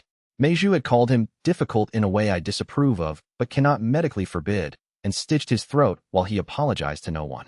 Now the old man sat at a side desk writing everything he remembered about the 12 anchors with a hand that shook only when he paused. Progress came in humiliation sometimes. At dawn, after the last overnight claim stack from the basin wards had been copied, the room thinned by 1 degree from crisis into continuance. Wei Liang found himself alone for the first time in hours at a narrow writing table near the archive's back wall. The table still smelled faintly of old wood glue and sun-dried paper. Outside the paper window, morning market noise had begun in patches. A cartwheel. Someone cursing a mule. A woman laughing too loudly at something ordinary. He sat down because his legs had stopped negotiating. In front of him lay a blank sheet. Not script. Not witness form. Not route copy. Blank paper. He stared at it for a long time. 3 days of sensory distortion still peeled at the edges of everything. Now and then he would look at a lamp and briefly fail to remember whether its smoke should rise straight or curl. Small thefts. The cost of the rewrite under the treasury still sat in his bones. And yet the paper remained only paper. No intended line glimmered above it. No fate text hovered in the fibers asking to be forwarded. Behind him, soft footsteps. Gume stopped at the other side of the table. In daylight, she looked younger and older at once. Younger because sleep had taken the iron out of her face. Older because her eyes did not skim surfaces anymore. They paused in the intervals around things, as if she had spent too long listening between sentences to trust words at their own valuation. She held out an envelope. Plain. Unsealed. My father said you would dislike ceremony, she said. Wei Liang took the envelope. The paper was rough at the edge, handmade, expensive in labor if not in coin. He knows me too well for a man I'm not sure I like. A shadow of a smile moved at her mouth. He says that about you too. They stood in the quiet of the writing room, while beyond the door the city kept inventing oversight. Gume touched the blank page with one fingertip, but did not mar it. What does it feel like, she asked, to look at paper and not search it for intent first? He thought about lying in some stylish way. Instead, he gave her the truth because she had earned the unpleasant version. Like standing after a long fever and discovering the room is larger than the bed. She nodded once as if filing the phrasing where it would matter later. I used to read remainder, she said. Not words. The pressure around what nobody wanted linked to their name. It always felt like listening to someone swallow a confession. Wei Liang looked up. There. Character who could read text between the words. Not a future threat now. A surviving person. The world had done that too. And now, he asked. Gume looked out the paper window where the morning noise kept refusing elegance. Now, she said. I think I can hear where people mean more than they know how to say. He laughed softly despite the pull in his ribs. That sounds intolerable. Probably. She left him the envelope and withdrew without demanding a conclusion from the page. Good girl, he thought, and immediately disliked the paternal phrasing. Good witness, then. Better. Wei Liang lowered the brush to the blank paper. For months he had bent every written surface toward survival. Contract. Accusation. Decree. Ledger. Edict. Witness sheet. He had forgotten paper could also be where a person placed truth without trying to outweed it first. The brush touched. Ink bloomed. The first line came easy enough to frighten him. The young man woke in a ditch with blood in his mouth and 72 hours left to live. He stopped. Not because the line was wrong. Because it was right in a way no routed document had ever been. He wrote on. Chapter 140 by midday, he had a chapter. Not polished. Not defensively clever. Just true. The page stack beneath his wrist had grown warm from his skin. Ink dried in soft matte strokes. Outside the writing room, the archive annex had become a city organ now, pumping claims and copies and oversight orders toward every district that had once preferred not to know itself too clearly. Wei Liang set down the brush and read the first page through once. The young man in the ditch. The script. The first refusal. No variants. No edits. No trick. He had not written to survive the line this time. He had written because survival without authorship had begun to feel like another form of assigned labor. The realization did not strike like a breakthrough. It settled like furniture finally placed where the room wanted it. At the far table, Song Pei was arguing with two district scribes about duplicate claim seals. If both households insist they were overcharged for the same funeral card, he said, that is not contradiction. That is pattern. One scribe blinked. Should I write pattern? No.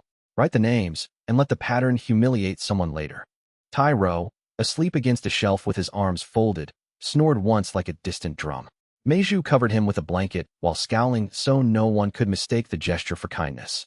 Xin Yulan stood at the route wall with Fang Tianzi, both of them speaking in low, tired voices over district schedules that would reshape more than just one city if handled with enough stubbornness. Chao Jian was outside in the courtyard teaching two younger runners how not to lose document order while moving at speed. Ordinary work. Beautiful work. Su Tsang approached the writing table with a slow, careful hand at his throat where the blade wound was hidden under clean linen. He looked at the written pages and nodded at Wei Liang. You are putting it down. I'm trying. The old man nodded as if that answer was the only serious one. The hall kept records to prevent recurrence.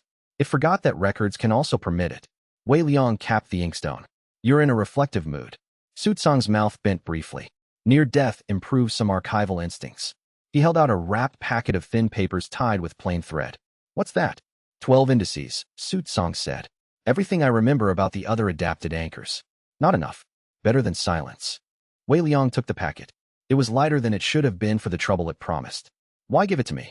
Su Tsang looked through the open door toward the annex rooms where witnesses, scribes, debtors, and officials all trampled one another's preferred narratives into something more usable. Because I spent too long deciding who could be trusted with memory, he said. The answer appears to have been more people than I liked. Then he left before the moment could become mutual absolution. Wise. Wei Liang slid his written chapter into the envelope Gu Mei had given him. On the front, after a brief consideration of more evasive forms, he wrote only her name. Gu Mei. No title. No explanation. The only other person in the world who fully understood what it meant to survive as a function and insist on becoming an author instead. He sealed the envelope with wax while the afternoon bells started in the market. When he stepped out of the annex at last, the city met him not as a chapter under pressure, but as a draft too crowded to summarize. Vendors shouting the real weight of rice sacks now that district inspectors had appeared. Two laborers arguing over whether a new witness table should be set near the West Bridge or the Shrine Lane. A mother scolding her son for trying to sell old claim slips as boat toys. A clerk hurrying past with his hair half-tied and 3 ledgers stacked under one arm, like a devotional offering to practical misery. Wei Liang paused on the threshold and, by old instinct, looked for fate text. He found some. Not everywhere now. Not in the old rigid overlays of hero, villain, and designated loss. More like thin speculative traces around people who had not yet decided all the things they were going to break and keep. Then a stranger brushed past him carrying a basket of river pears. Wei Liang turned and read the line above the woman's shoulder. Nothing fixed. No slot. No role. No destined humiliation to feed another arc. Just a moving braid of possible errands, arguments, purchases, and affections too self-authored to compress into one command. He smiled. Far above the market roofs, beyond visible weather, something in the world's upper draft shifted. Not the old script pressure. A fresher attention. Curious. Cautious. Already writing again because that, apparently, was what cosmic entities did when embarrassed instead of killed. Wei Liang felt no urge to bow toward it. Let it draft. This city had learned to comment in the margins. This region had 11 more hidden balances waiting to be named. And somewhere behind him, in an annex full of copied claims and half-slept officials, sat an envelope addressed to a girl who could hear meaning between words and might one day answer with a chapter of her own. He walked down into the market. The crowd made room and did not, both. Some recognized him at once. Some stared as if trying to place a face they had only recently learned to think around without using it as shorthand for necessary trouble. Good. Let memory snag. Let authorship cost recognition where recognition used to flatten people into roles. At the peach stall, the stranger with the river pears stopped to haggle over price and won by producing exact small coin. Above her, for one heartbeat only, a final trace of text shimmered into readability. She will choose for herself. Then even that dissolved. Wei Liang reached up and touched the white at his temple. Cold reminder. Paid for freedom. The Tao, as old men liked to say when they wanted wisdom to sound like a road, had never been a path. It was revision with consequences. He kept walking. Behind him the archive annex windows glowed. Ahead of him the city argued. Somewhere in the spaces above both, a cosmic writer sharpened a new brush and began, in its final line, to imagine a character who could read text between the words. And so the Tao continues. If this journey moved you, leave a like and share your thoughts in the comments below. Subscribe for more stories walking the line between fate and freedom. And if you know someone who would enjoy this path, share the story and let them join us on the road ahead.